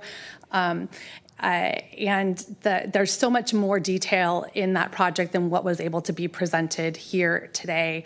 I want to encourage each of my colleagues to prioritize some time to get over to both the Seaside Library building that is not secure for the future and to tour the social services building on the corner of Broadway and Noche Buena, meet with the staff who are working in that facility so that you can firsthand see the wood blocks that are holding the toilets up and see the failing infrastructure that exists there. I'd also like to encourage you to meet with the departments, all 5 of them, that are coordinating work to develop the idea and the vision for the new facility. We've been working very closely with facilities and all 5 departments, as well as the CAO's office and the city, to really integrate all of the needs of the community and making sure that the county's mandated services can continue to be provided into the future at this site. I want to really clearly acknowledge the comments from public comments from Robin and Kent from Gatherings for Women. Casa de Noche Buena is a phenomenal local shelter that the city of Seaside and the larger community has absolutely embraced, providing exceptional shelter services to women, families in the community with a waiting list. We are absolutely committed to ensuring the continuity of at least the same number of beds of service. So that is a baseline expectation that we've communicated very clearly to the county team. You have my full commitment personally that we won't move forward without having a solution to that. And I will finally say that there is some further design work that needs to be done. We have some preliminary designs that have been done. There's still some questions around parking. The community has provided us some input. But in order to continue refining exactly how we move forward, this project does need to continue to receive funding so that we can get those questions answered. So I would request as we move forward that whether it's that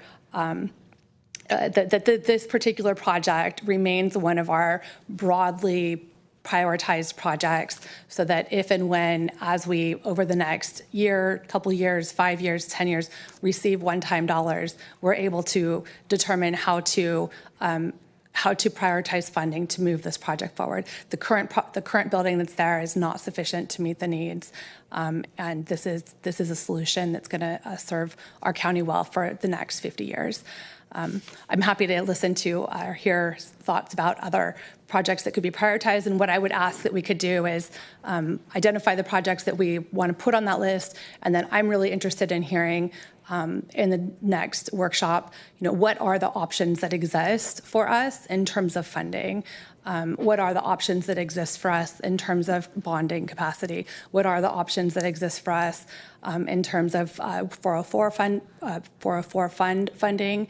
And what could be sort of options that exist for us in terms of other one-time funding sources that could be coming down the pipe that we may be thinking about, or in the realities that we could be facing where we don't have additional dollars. How would we take these big projects and think about them, holding on to the idea of them, knowing that if and when we did get one-time monies, that these would be the places where we put money. So I'm really interested in the next part of this conversation, but my request is that this particular project, that we don't hit pause on it completely, but that we keep it on our list of projects that we're committed to continuing to invest in when resources are available. Thank you. Anybody else? I'll go to Supervisor Lopez and come back to Supervisor Alejo. Yeah, I want to respond to some of the public comments. I really took to heart a lot of what was said, especially around budgeting our values. I heard that repeatedly, and this desire to focus on equity. And I want to share, I'm struggling though, because it kind of gave me a different lens on some of the projects than maybe folks anticipated, in that I have communities that have never had resources, right? They have never had access to these resources that we're talking about that do exist, but are in buildings that need some investment. And so it's hard for me to say, let's go spend $100 million in one place when you have communities like Bradley, whose library is on the list, But I've also got communities like Greenfield who lost the courthouse, and I appreciate the person getting emotional and telling me not to go scream at the state. I did that. I drove to San Francisco. I sat in that room and sat for 6 hours and got my opportunity to scream at the state and ask them not to walk away from me. And one of the reasons that I used in that room on behalf of my community was, when you leave, others leave with you. And I think we're seeing the gravity of that investment pull more investments to Seaside, which is great. That is a great thing. But our communities get left. I look out from my office in Greenfield. Some of you have sat with me in my conference room, and we looked out on an empty lot. That empty lot has no gravity. My community has no gravity because those investments aren't made. And we're told that certain projects will cash flow, and there's enough investment from the state to make these happen. But my communities, they don't cash flow, and I'm told, go find partners, come back to us. And we build the partnerships, and we're told, you still don't cash flow. Try again. It's tough. It is. They're really difficult conversations to have when we're supposed to be looking through a lens of equity. As a community that has not gotten the investment, and then in tough times in 08, 9, 10, we saw the drawback from my community that never returned. And that's why we have the Ag Commissioners project on the list. One more that I've been fighting for, because we left 10 years ago, and 14 years ago, and we never came back. Right? These communities are calling saying we need resources too. And yet here we are. And those are some of the projects I put on the list during the last go around when we did the large planning that aren't in front of us today, right? Nearly 6 months ago. So I get in these modes for a reason, right? It's not, I want to continue to support the Seaside project. I see the need, I see the value. And as I shared earlier, I'm still in that position. But I just want to frame some of those community comments and say I heard them. And I felt them at my core, given my experience on behalf of communities who have felt that withdrawal, that retreat. And as we head into another economic downturn, I know what's going to happen. We're going to be told, oh, we're going to reduce hours. We're going to draw back. We need to pull back, right? And I've gotten to the point where my community, much like Supervisor Churches, has reduced their asks to please fill my potholes, right? Like, all right, we get it. You're not coming back. Fill my potholes, please, at minimum. And I get that those are different lists. But when these dollars, these figures, these numbers roll out, the community's not going to understand that.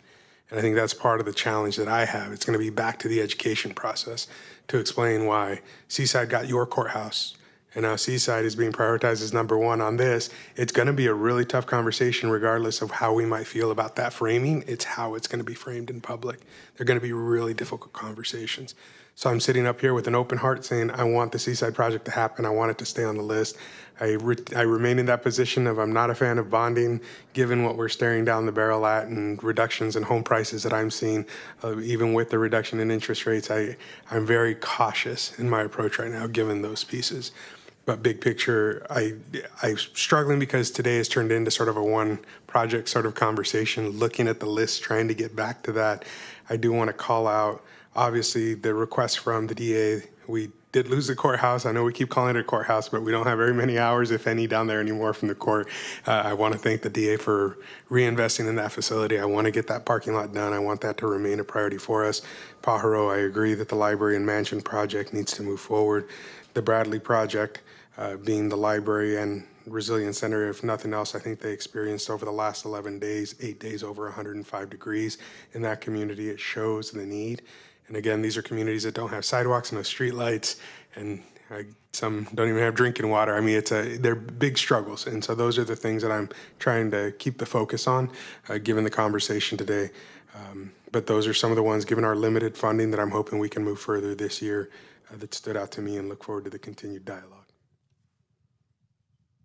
Thank you. First of all, I appreciate everybody's comments on this, but I want to respond to some of the comments because I think people take things too literally. Just because we say Seaside building doesn't mean we're saying it's the city of Seaside building. Just no different than I say the King City Courthouse.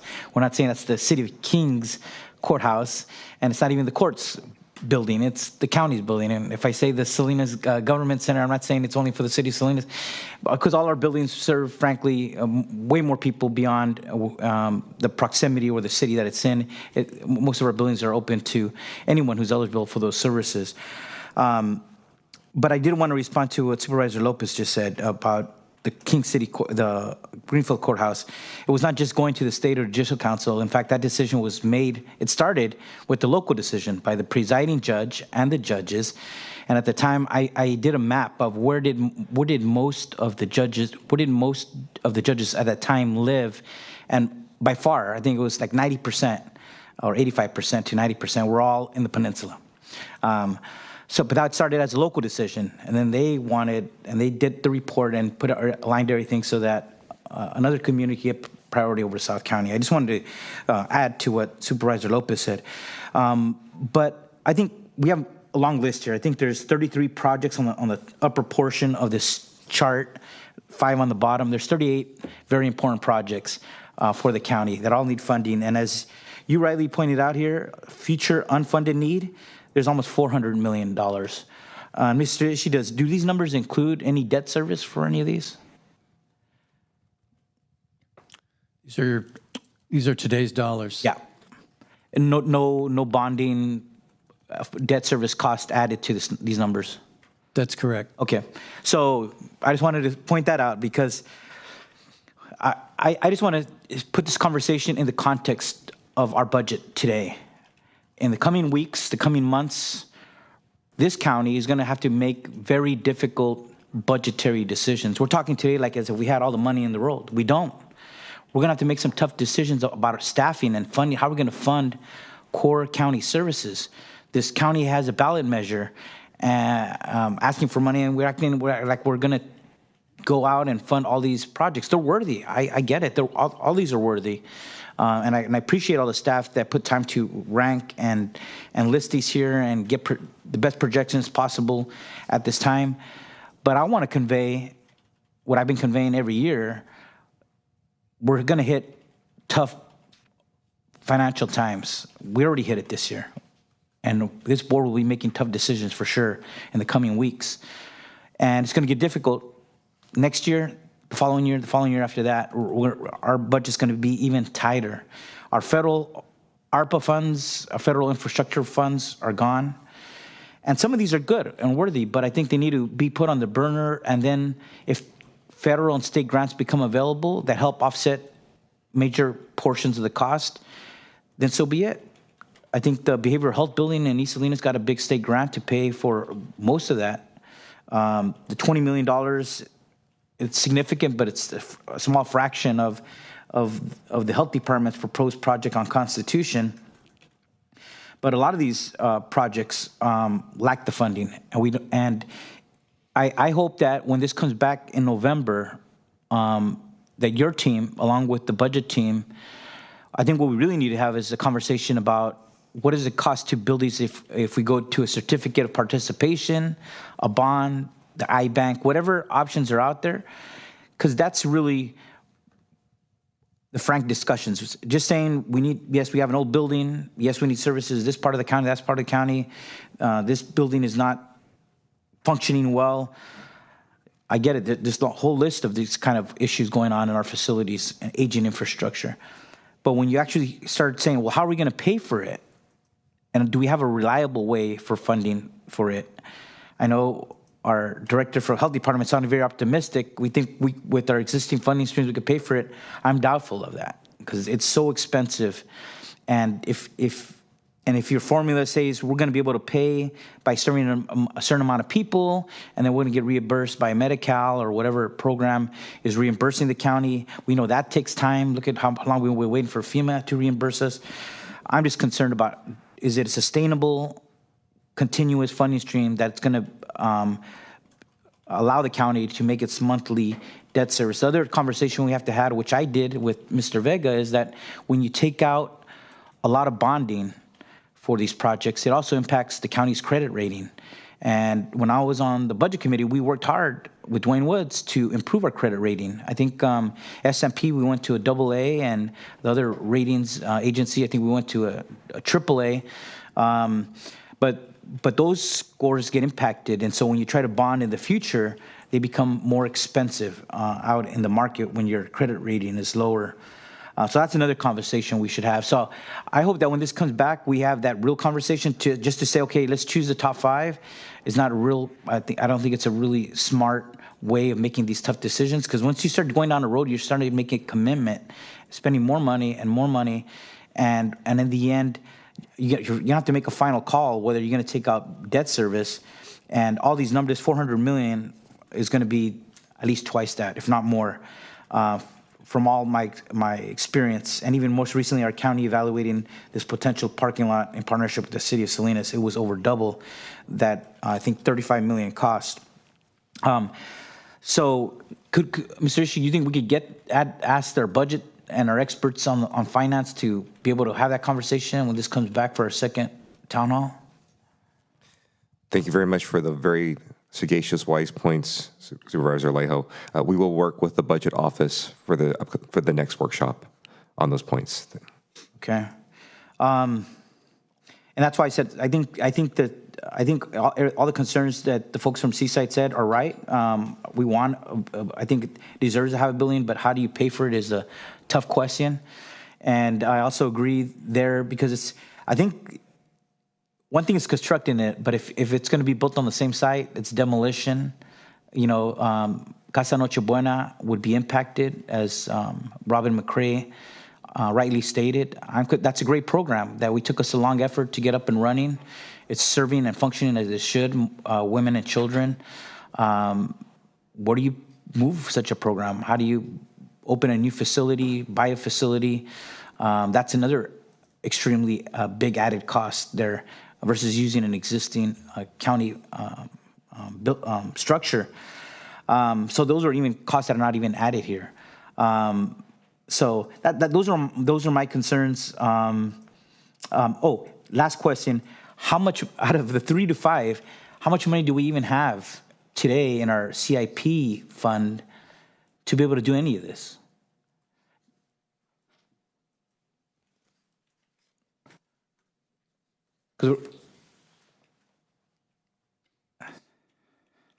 Supervisor Alejo, the projects that your board approved for fiscal year 2025, those funds are locked in and are available, and for all of these projects that look like approximately 30-some projects, for 2025, we are going to progress all of these projects, based on the dollars that were provided.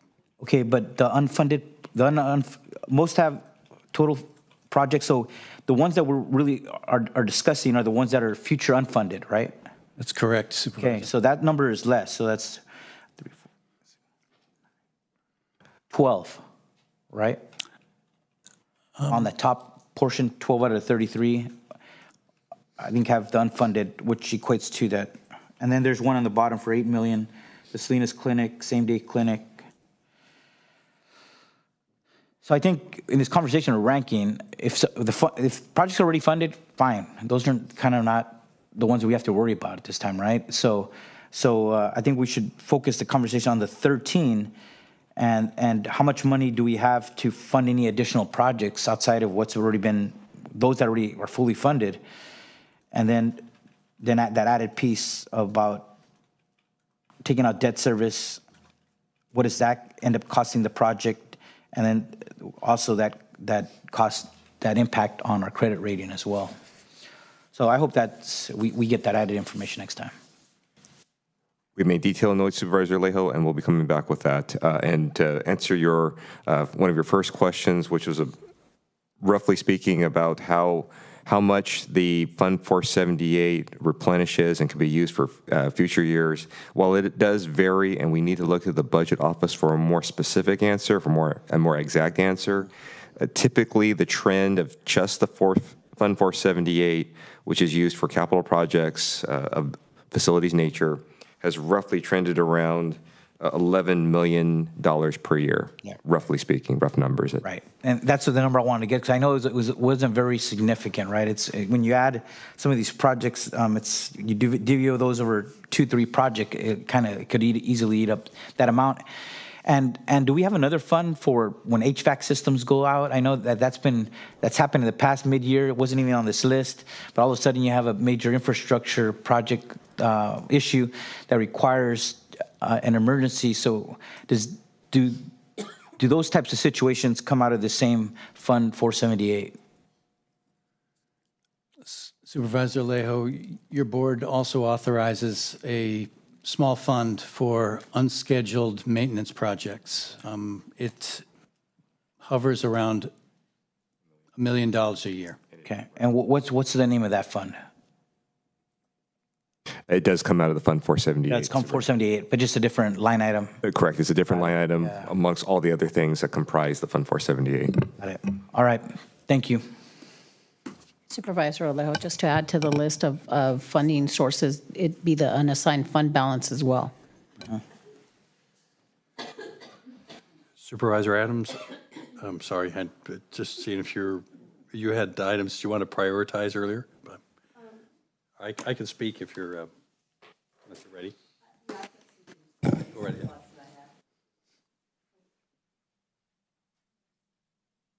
Thank you. I need my buddy over here to keep me straight. At any rate, as I went through, I've got more than 5, but I thought I would ask a couple of quick questions and then let you know what my thought is. And one is I wanted to ask Elsa a question about the recuperative care clinic. We had an opportunity to chat about this, and I don't know if that is on this list or not. Yes, Supervisor Adams, it's way at the bottom. Great. Okay, good. Okay. The way you and I were chatting about it, I liked that one a lot because it was the most cost effective. And I'll just add to that again. Actually, that was the one that was the most recuperative, was the one that was most needed. I'm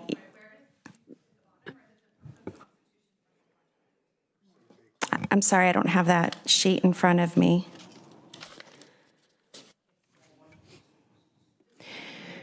No. So the second item, the Constitution parcel, it does look very scary because it's noted as 200 million, but that is multiple projects consolidated into one. The recuperative care is listed at the bottom. That would be at a minimum a 10-unit modular facility, for single individuals who are being discharged from local hospitals, specifically Natividad in this initial pilot, to give them the time that they would need to recover.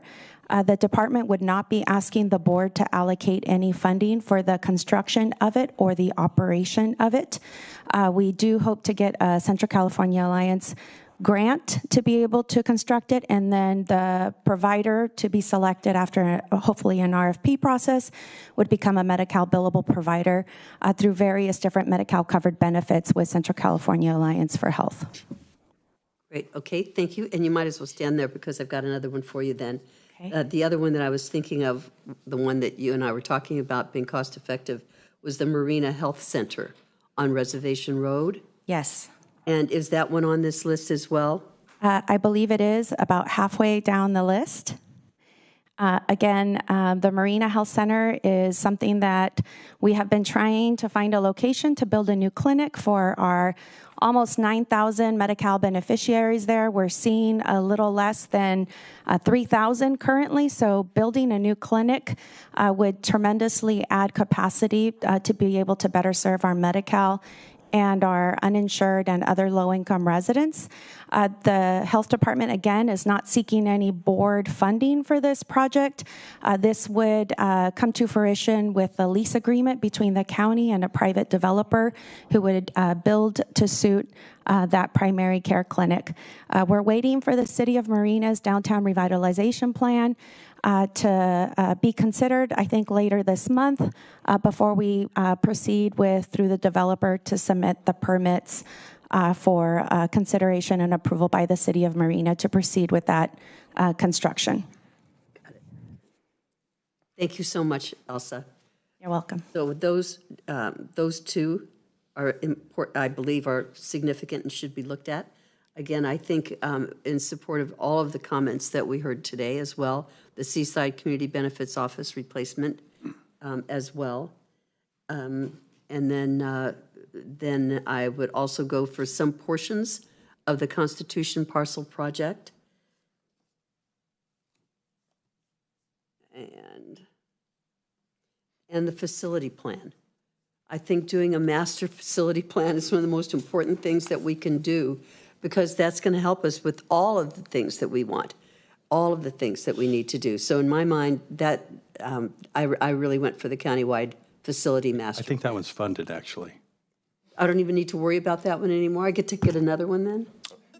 The facilities master plan is funded by the board for 2025 and should be completed by the end of this fiscal year. Yes, and one additional note about that master plan is that it does focus on a certain set of county buildings. It doesn't focus on all the county buildings. So it is good to hear that there's support for that for the next phase that we bring in. Maybe staff would propose just flagging that one for right now, and we can go to another one. Okay. And then the last one that I would go for is the King City Courthouse parking lot repaving.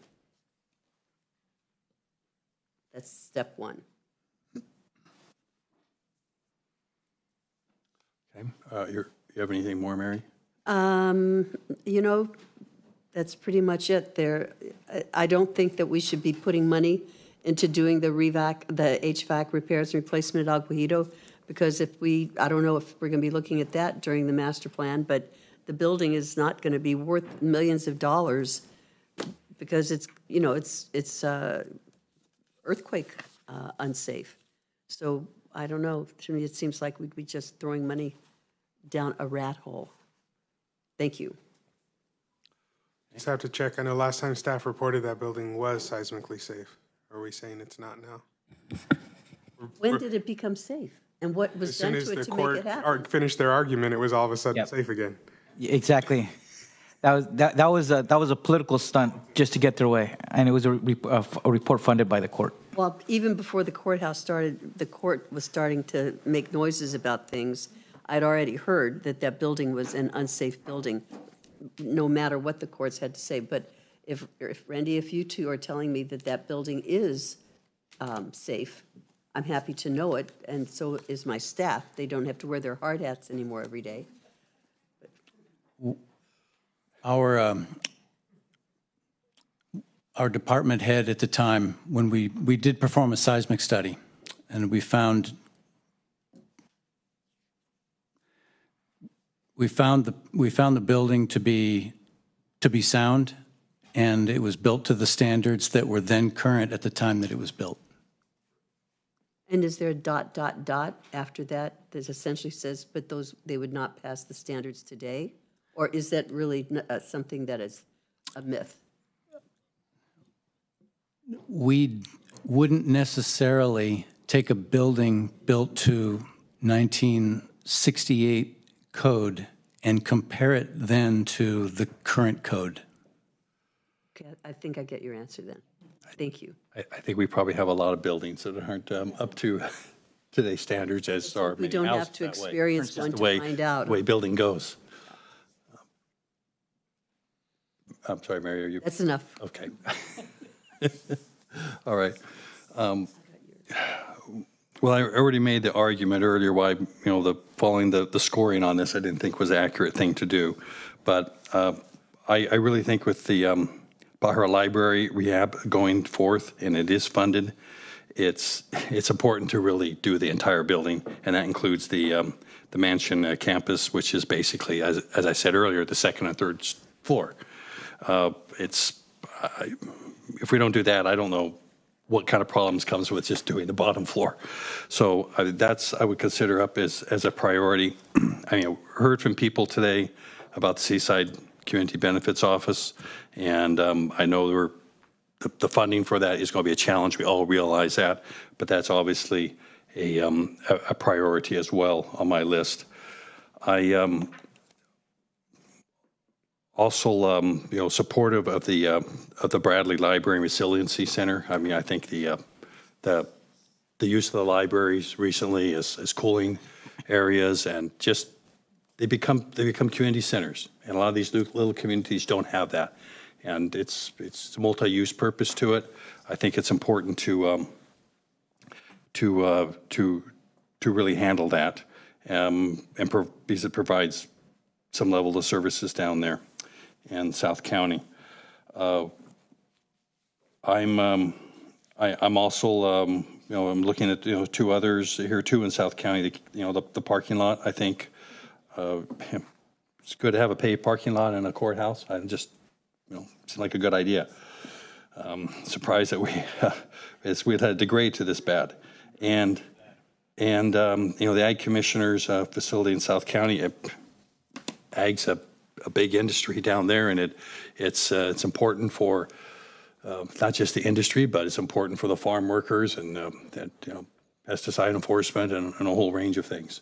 So those would be my 5 that I would take a look at and support. So I don't know where we're at and the count on this. And go ahead, Supervisor Askew. Yeah, no, thank you. Just from a process standpoint, I think it is important that we have some sort of ranking system that is objective, that we use, where we identify these are the factors, these are the criteria, these are the issues that match our, whether it's our strategic plan, as Supervisor Lopez had referenced, whether it ties back to core mandated county functions, health and safety. I'm going to point back to the current capital improvements plan and process that's used. I think we've put a lot of time and energy into a process that has served us fairly well, if not perfectly, fairly imperfectly, but decently for many, for a period of time. And I think it's important that we have some sort of objective measures by which we can navigate these future projects. So I see that on here some of these aren't ranked. Maybe let's figure out, how to make sure our scores that are of current projects that are listed here are accurate. And if there's a need to, moving forward, adjust the ranking system that we're using, I would encourage us to have that conversation. But I do think there's a concern of, just which, who has the biggest votes on the board to get the thing that they want done. Like that's a concerning path for us to go into. I'm not comfortable moving in that direction. I think that I would encourage us to continue down a path where we have a process, where we have a committee, where we vet projects, where staff is empowered to say, here's the criteria by which we're building out. And it helps, I think it helps our staff and our departments say, okay, if I need to get a project done, here's the criteria by which I'm going to be ranked. Here's the criteria by which I know if this is a good project or not. Here's the criteria by which I can see if this is something that's worthy of our county's investment, or, oh wow, it doesn't fit. And it's black and white in front of us. I know things aren't black and white, but I'd like us to the degree that we can invest in the process and making sure we have a good process. So as I ask for, if I give my direction on which projects I'd like to see us prioritize, I'm going to be looking to our point system. Currently, I'm also open to changing how that system works if we think it's not accurate. So, Chair, could I ask a question of Wendy? Go right ahead. I have a comment regarding there too, and I think Supervisor Alejo does as well. Good. I really appreciate what you're saying, and I agree with it. One thing that was not mentioned, though, that I'm conscious of is that it also needs to reflect, the scoring needs to reflect who we are. I think that was said earlier, and it's very important. One of the things that we've been saying for the last 5 years is that everything we do should be focused somehow on ensuring that we increase our housing stock.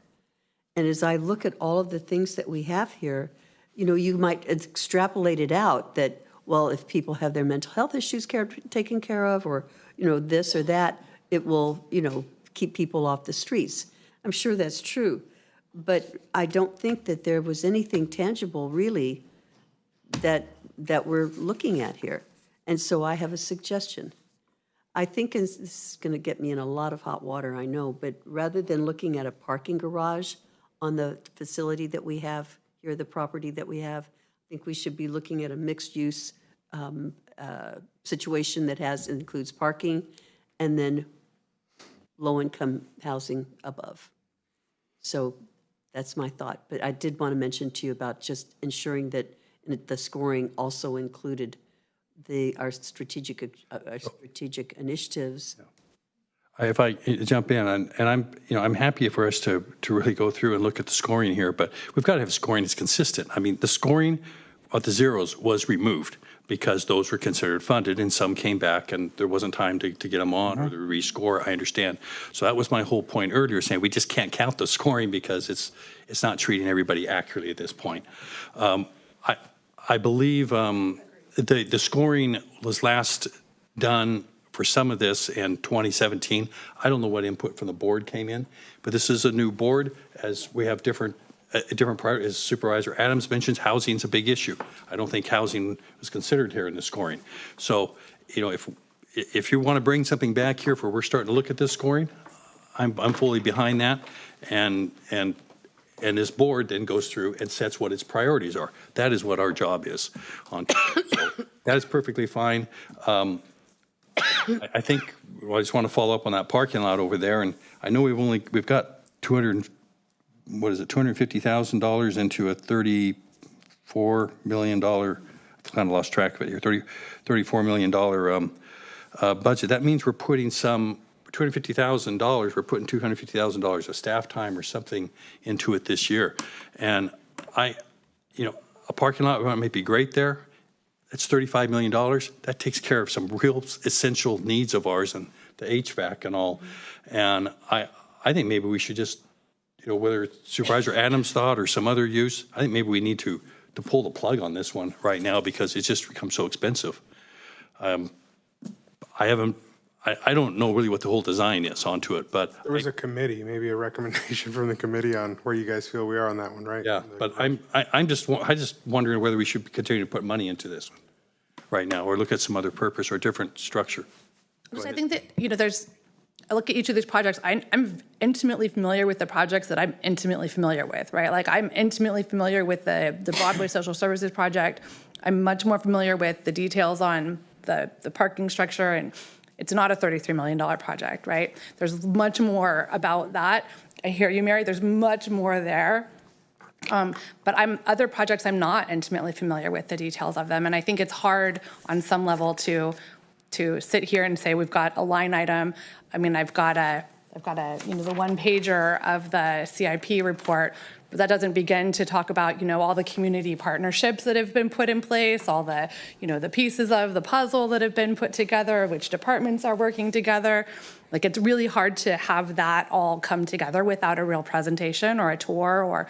So I think what I'm going to walk away from this is if we're going to focus on this and talk about it, I mean, I need to get out and take a tour of a couple of these. I need to get down to the King City parking lot, like see it and walk around and be like, okay, this is what we're talking about. This is where the need is. Okay, how does this compare to that other site that I'm looking at? Because I think some of it is you've got to feel and see it. So I'm going to commit to doing that before our next workshop. And I think, to your point, Glenn, on the, that one, maybe we do need a report back from the ad hoc committee, and I'm looking at Lindsay. We've had many conversations, and we have an MOU with the city of Salinas to work on that together. So before we, right here, pull a plug on something, like there's some conversations that need to happen, and we've got to, I think, reconvene some, some spaces. And the reality is that these are complicated projects. They're complex for many reasons.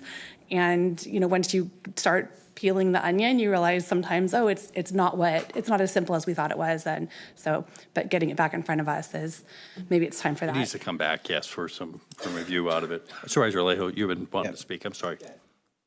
And I stated the projects I supported earlier. I just wanted to reiterate the Potter Library and the Porter Building and certainly the King City Courthouse.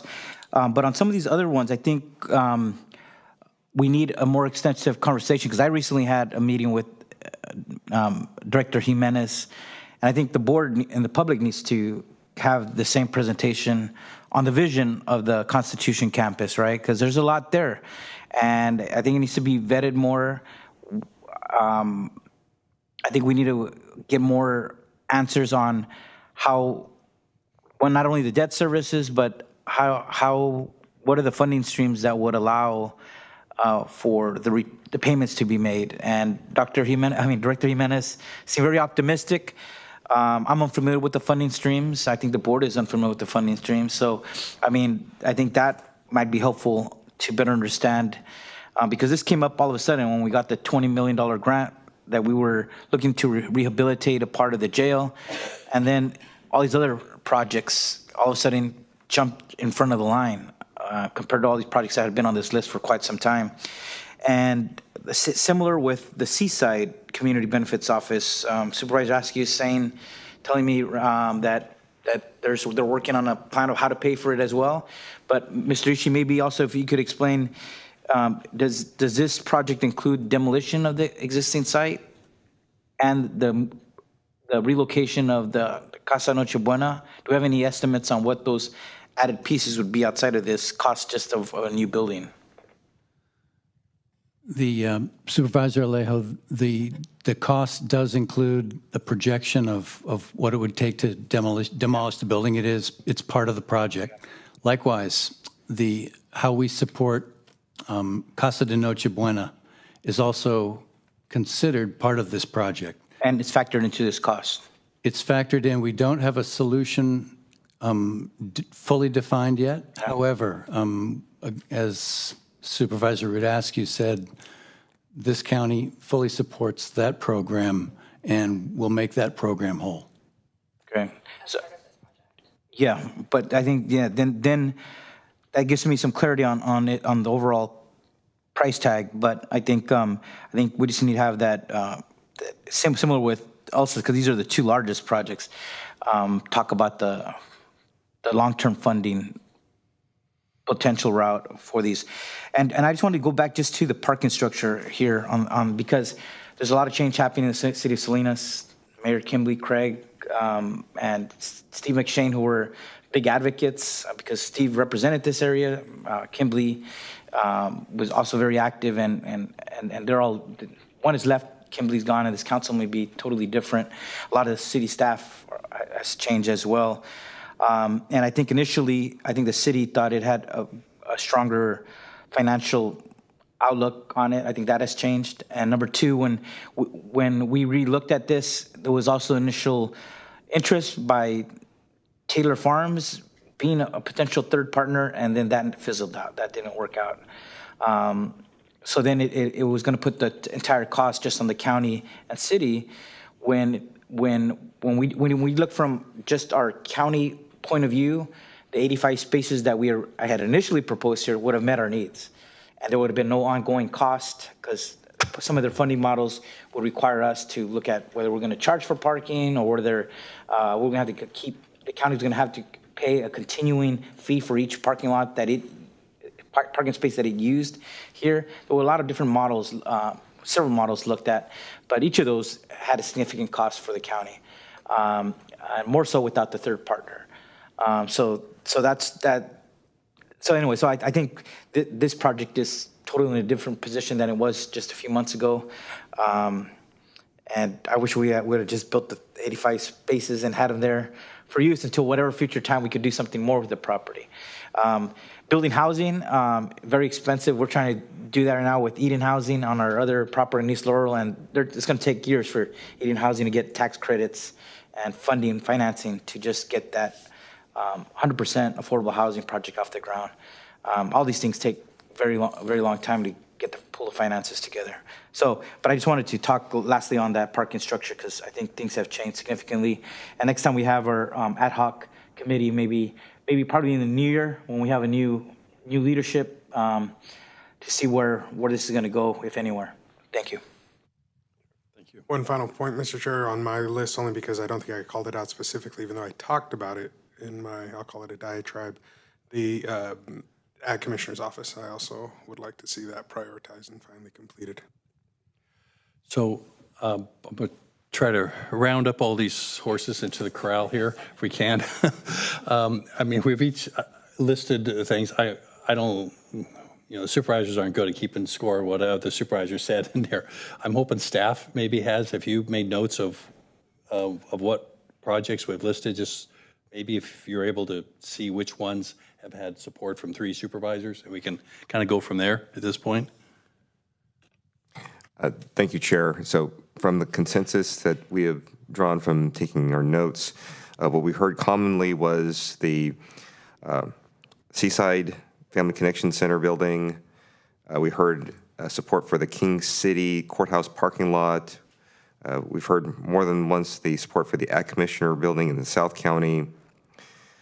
We also heard support for the Port of Vallejo Mansion. And there was also talk about the Mental Health Rehabilitation Center pending further different information being brought forward. And the Bradley Library was also mentioned, I believe, twice. Thank you. And so that's what staff notes are at this juncture, but we may need to look back at the record for better info. And I guess I'm just referencing the scoring, and I guess the scoring we don't have scoring for the Pajaro Mansion campus, but I'm gonna maintain, like, let's maintain an objective scoring ranking. So I'll take our top whatever 5. I think that's just, the scoring was put on here. It was taken off on all these other 3 at the bottom. I really think you're taking a So I'm looking for objective scoring. Not objective. I'm looking to maintain objective scoring.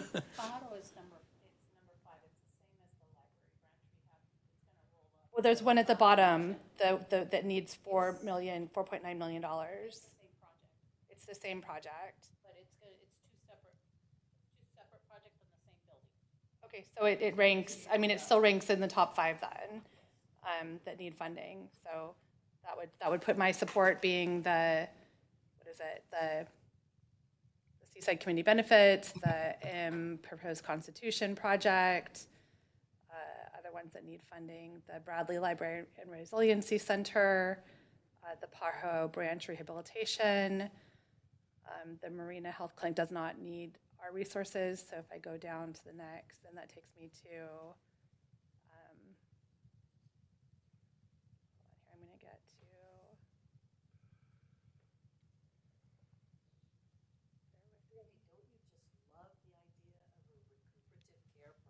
I do. It's on there. That was our proposed Constitution parcel project. That doesn't include recuperative care? That's what I had written here. Sorry. That's not clear to me then. Through the chair. So the Constitution is multiple service lines. It's a mental health rehab facility. It's a behavioral health outpatient and crisis urgent care center. And it's a primary care outpatient that would provide full scope primary care, dental, optometry, and chiropractic services, plus necessary parking for all those expanded services. All that equates to $200 million. About 3/4 of the way down is the recuperative care. That is intended to be constructed across the street from the Share Center that is co-managed by the county and the city of Salinas, behind the Constitution soccer parks. But it doesn't have any future unfunded need listed? We are currently in the process of engaging an architect to come up with the full budget, but whatever those future needs are will be covered with grant funding, Medi-Cal revenue, and department dollars. Okay. So. Also, but it Sounds like we need to clean up this list is what needs to happen. We need to do some cleanup on this list, and then mine would be whatever our top 5 based on the cleanup of the list. Also, a quick question on the recuperative care. Would it still require taking out the certificates of participation debt service? No, we don't anticipate that to be a multi-million-dollar project. Maybe around $3 to $5 million, which we would be able to secure with grant dollars and department revenue. Alliance, okay, thank you. So Randy, with Supervisor Askew's suggestions into there, which projects do you have 3? Have you been able to break it down that well? Maybe I'm asking you too much. We didn't ask you to keep score when you started. I'm afraid we did not get a full consensus of all the numbers that were in terms of the flagged support, but we can go with the ones that we did not feel we had the most support on. But the Bradley has gotten an additional vote thanks to Supervisor Alejo, so now it sounds like we might have at least 3 votes on each of these, if not more. So I can go down this list and see what we do. Or, County Council, did you also keep track of something here? I tried, but I don't have the chart you have. I got 3 votes on the Seaside Yeah, family connection. Is that correct? We could take them one by one. Well, some of these didn't get anything at all. I know that, but The ones I had were Seaside, King City, Ag Commissioner, Pajaro, Porter Mansion, Bradley Library, and the Recuperative Center. that's 6 of them, right? And we were looking for 3 to 5. That's 6.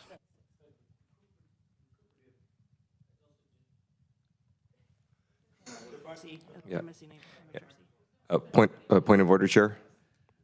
Point of order. In terms of the last project you mentioned, which was the recuperative care, actually staff's notes reflect the Mental Health Rehabilitation Center on Constitution Boulevard, not the Recuperative Center project, because the Recuperative Center was the one that does not sound like it's going to need some type of long-term indebtedness. So the Mental Health Rehabilitation Center, though, it doesn't have identified, we don't know what the future unfunded need is, though, do we?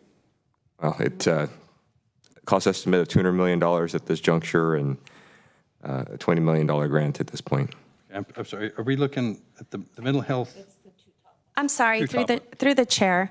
I think to help clarify my vision, as Supervisor Alejo says, which is really the vision of the community and what our community needs to be created at Constitution, I think it would behoove us to take that $200 million and in future presentations, break it out by the 3 major service lines. The MHRC right now is estimated to be $75 million. We've received a $20 million state grant. And so the difference, we can confidently say that we could pay back the debt over a 40-year service, as these are going to be new Medi-Cal covered services that we'd be delivering to our own residents, as well as to residents of other counties that the MHRC providers would contract with, be able to cover that debt service, plus the operational expenses, as well as the depreciation on that building or those multiple buildings.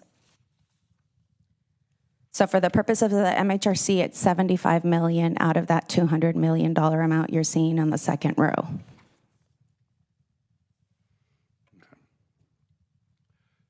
$75 million, but debt service could, we need to see that analysis. Correct, which I'm hoping is what we've shared the analysis with the budget office and assistant CAO, Debbie Paolinelli, and we are happy to bring that at the November 12th, I believe, board meeting to be able to share with you. And if prior to that, if you would like to have a one-on-one session, we're happy to meet with you as well to go over our financial analysis for why I am so optimistic and confident that we would be able to pay back that debt for the Constitution, MHRC, and behavioral health outpatient.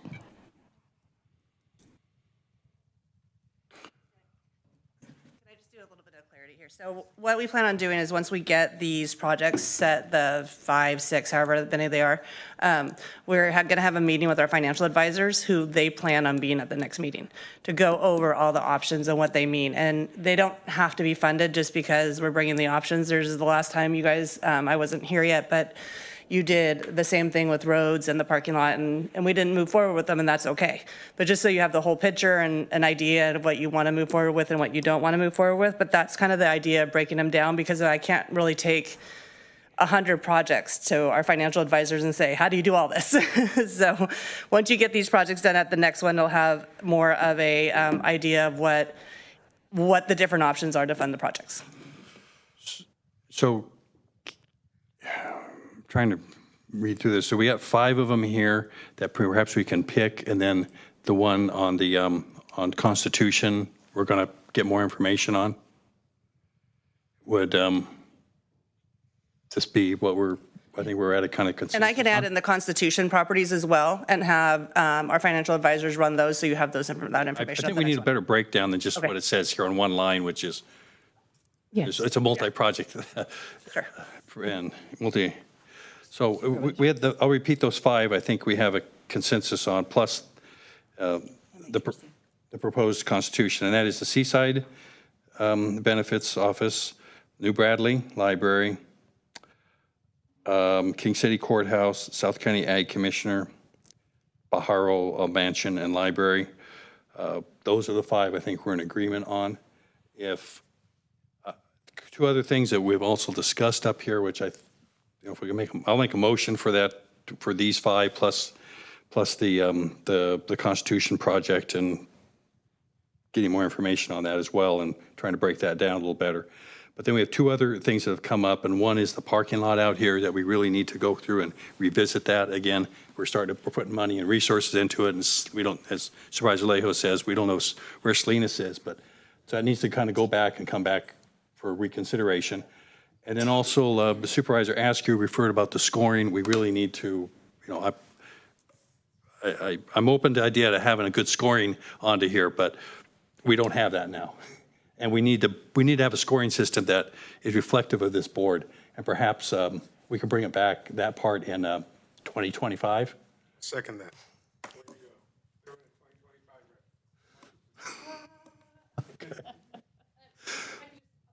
Piece, maybe we have that go to CIP for like a initial conversation to review the scoring, talk about it, throw some ideas together, so that we have a conversation ready to bring back to the board. Yeah, and that's fine, just as long as it gets back to the board for consideration. Okay, good. You got a second down there. All right. No other comments? Just in the parking lot, when we originally approved it, we even allocated, I think, over $1 million, like 1.2 million. And then our staff used some of that because we were exploring architectural plans.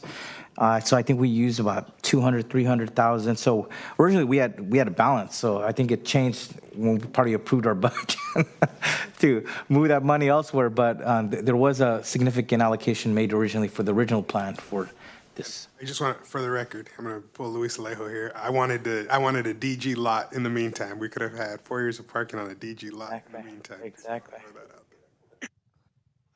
All right, we're ready for a vote. I don't see any other comments. Sam? Okay, sure. Yeah, Seaside, Bradley, King City, South County Ag, Pajaro Mansion. Those are the 5, plus the Constitution parcel project. Coming back onto that one. Those are in there. Isn't that in that? The recuperative care project is a separate project. Did that have? It's fully funded. Okay. All right.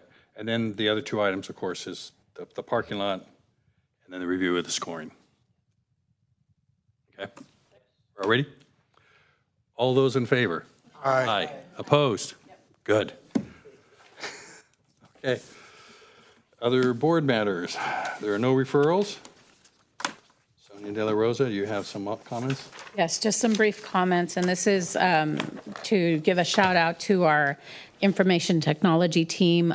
Much of the work that was done in our board chambers, the audio, visual, and broadcasting upgrades were done by that team in partnership with Vatsula, who's running our meeting in the background and usually comes out from the background to help us with our different microphones or other audio visual issues. All of that was a partnership between Vatsula and the IT team. The broadband project, which we recently reported on in was completed in San Ardo, San Lucas, North County regions, bringing a high-speed internet access to 1,838 residents that did not have internet services previously. They also had successful remediation and restoration of county services after the global CrowdStrike outage that affected approximately 4,900 county devices, Zoom conference rooms, and servers. And just some data for you, over the course of 1 year, there were 94,800 Zoom meetings, totaling 74,320 hours.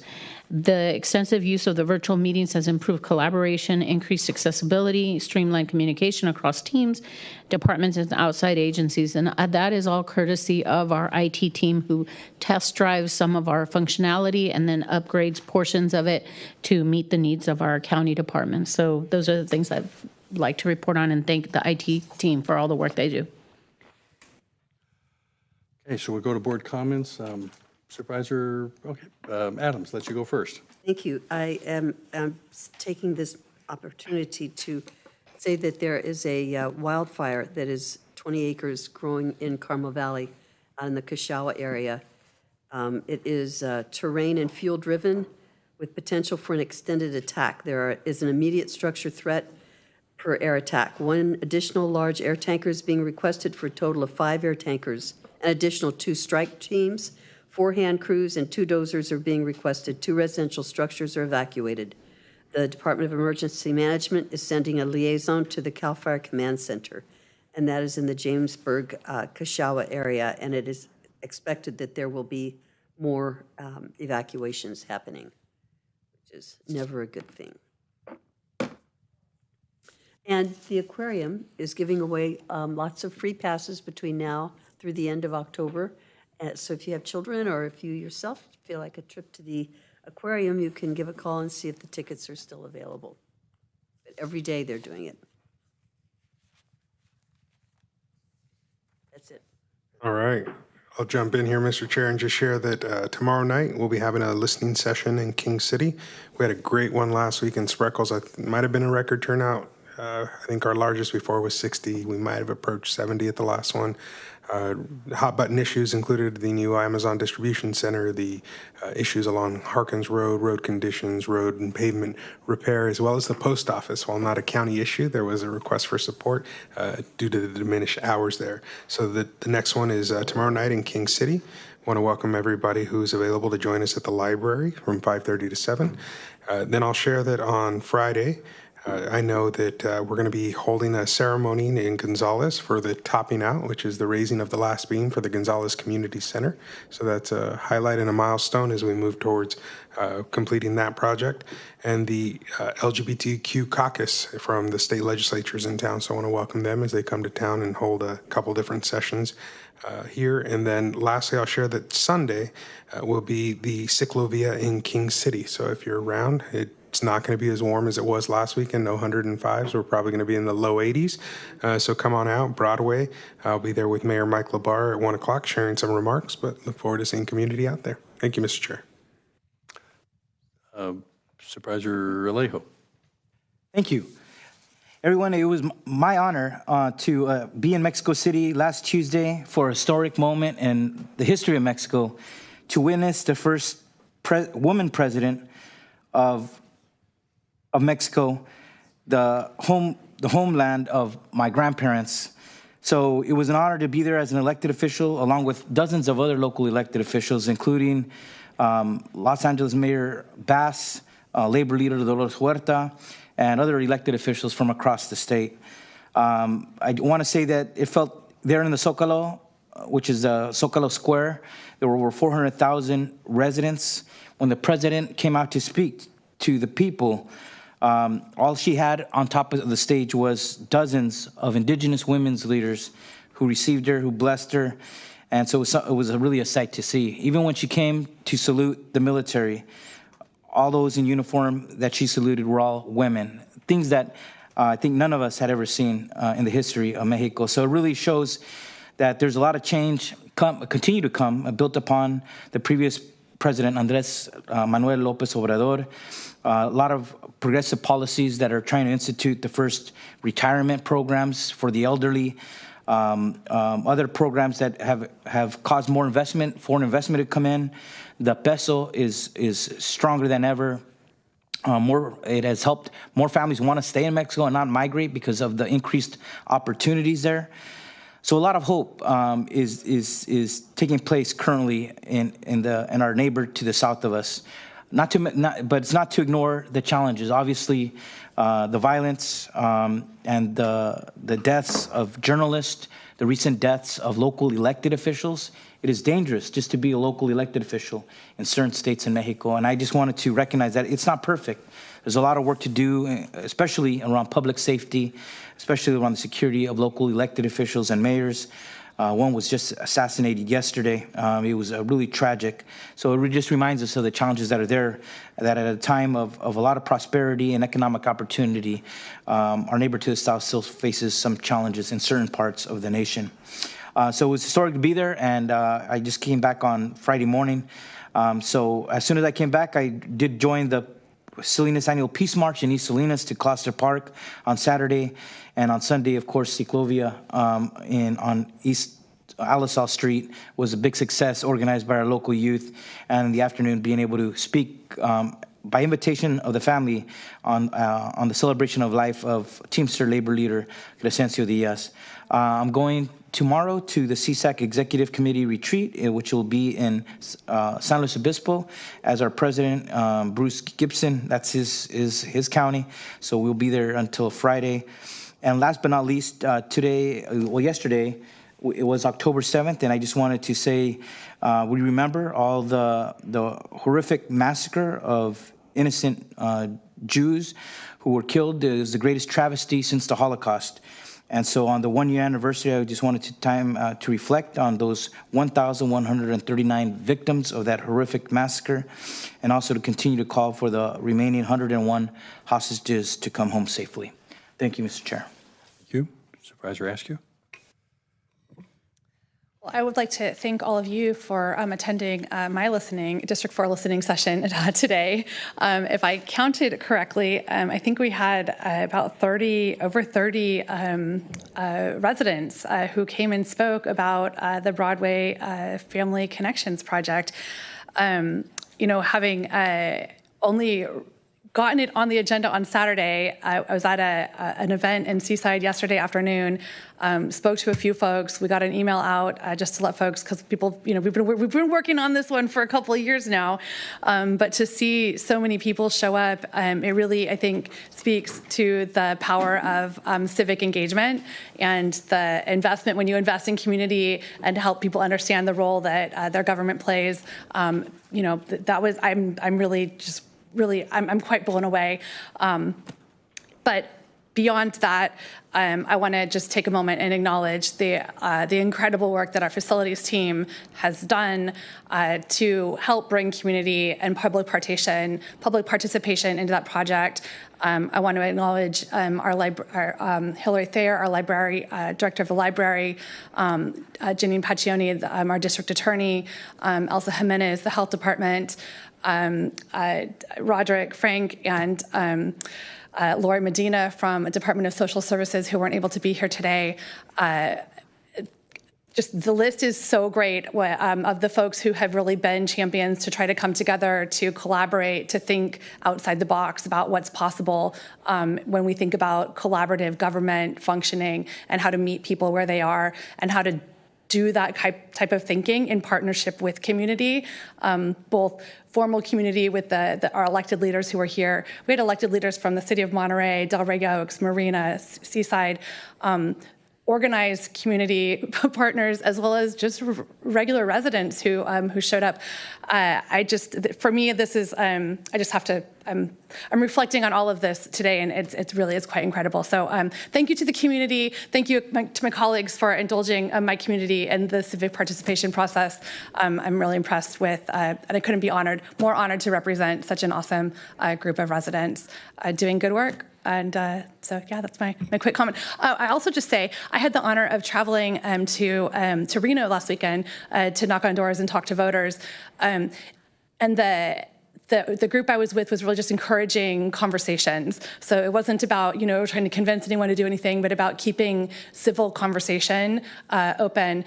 And it was so great. I had the best conversations with people from all perspectives. And I heard so many good perspectives for me just to keep in mind as we move forward, remembering that if we stop listening to each other, that's where we're in trouble. And so long as we can keep listening to one another and openly sharing where we're coming from, I think we're going to be okay. So if that's a message I can bring back home, I will do that here. Thank you.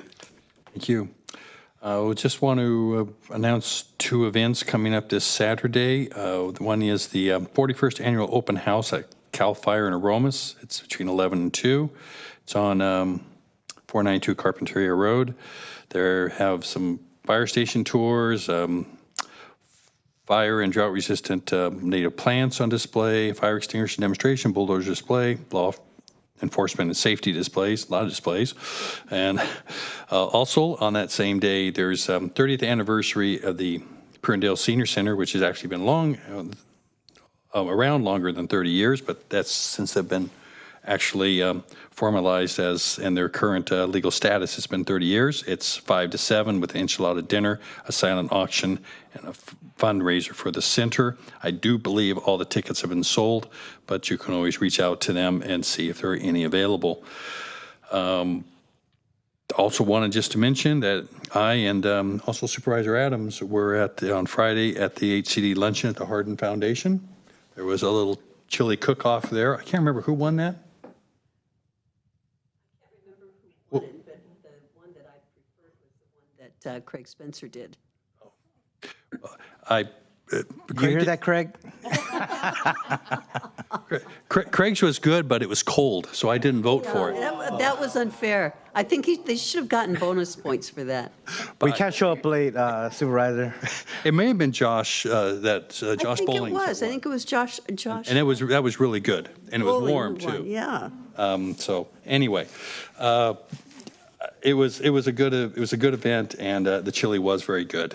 Yeah. And with that, Mr. Chair, I'm sorry, I remember two other things. One, this weekend and next weekend, it is open art studio throughout the Carmel area. And many artists who have their studios in their homes open up their homes for people to get to come in. You can get a little map, and I'm quite sure that the Carmel Chamber of Commerce would be able to, you could get that through online. But it's, I've done it before, and it's really enjoyable just to get to see the artists work and where they work. That was just really, really wonderful. And tonight at 5 o'clock, there's a community meeting about the Portola Road turnoff issue that we've had at Highway 68. So we're going to be meeting, Doug Bilsey through TAMC is going to be organizing all of the community members who come, and we'll get feedback from them on whether they think this pilot has been successful and what they like and what they don't like about it. Thank you. And read out. Yes, one item from closed session. The board approved a 3-year tentative agreement with the Sheriff Managers Association, which is Unit C. And we will be adjourning in memory of Mary Kay Crockett. Do you have anything that you want to say, Supervisor? Yes, thank you very much. Mary Kay Higgins Crockett was a longtime resident of Monterey County and passed away in Carmel Valley on October 4th. She was born in Pueblo, Colorado, and lived an extraordinary life. She was the first female manager hired by investment management company Merrill Lynch in the 70s. And here is how she did it. They asked her during the interview if she had sales experience, and she said, "Why, yes, I sold more Girl Scout cookies than anyone I know." And they hired her. She said that the high-profile company was unsure about hiring their first woman in a management position at that time, but they hired her anyway. This step was not her first in her life. She had a love of school, went to the University of Arizona, where she said she became the institution's first woman to earn a degree in finance. She was hired out of the University of Arizona to be the first woman trainee at the Phoenix branch of Valley National Bank. She became the corporate treasurer for Mile High Oil Company, where she handled their very first stock offering. Once again, she was one woman among many men.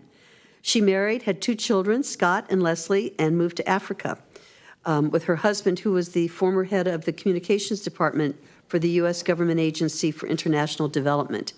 They went on to live in Monrovia, Liberia for 4 years, and then spent time in Somalia before they returned home to the U.S., settling in Washington, D.C.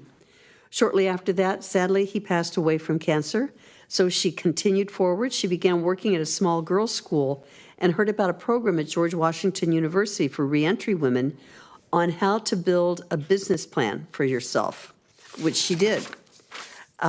She decided that she would check with the prestigious management company, Merrill Lynch, where once again the man in charge was not of hiring said that women were not the way they wanted to go. But after her Girl Scout comment, she got the job. This launched her career as one of the first female businesswomen with a career in investment management.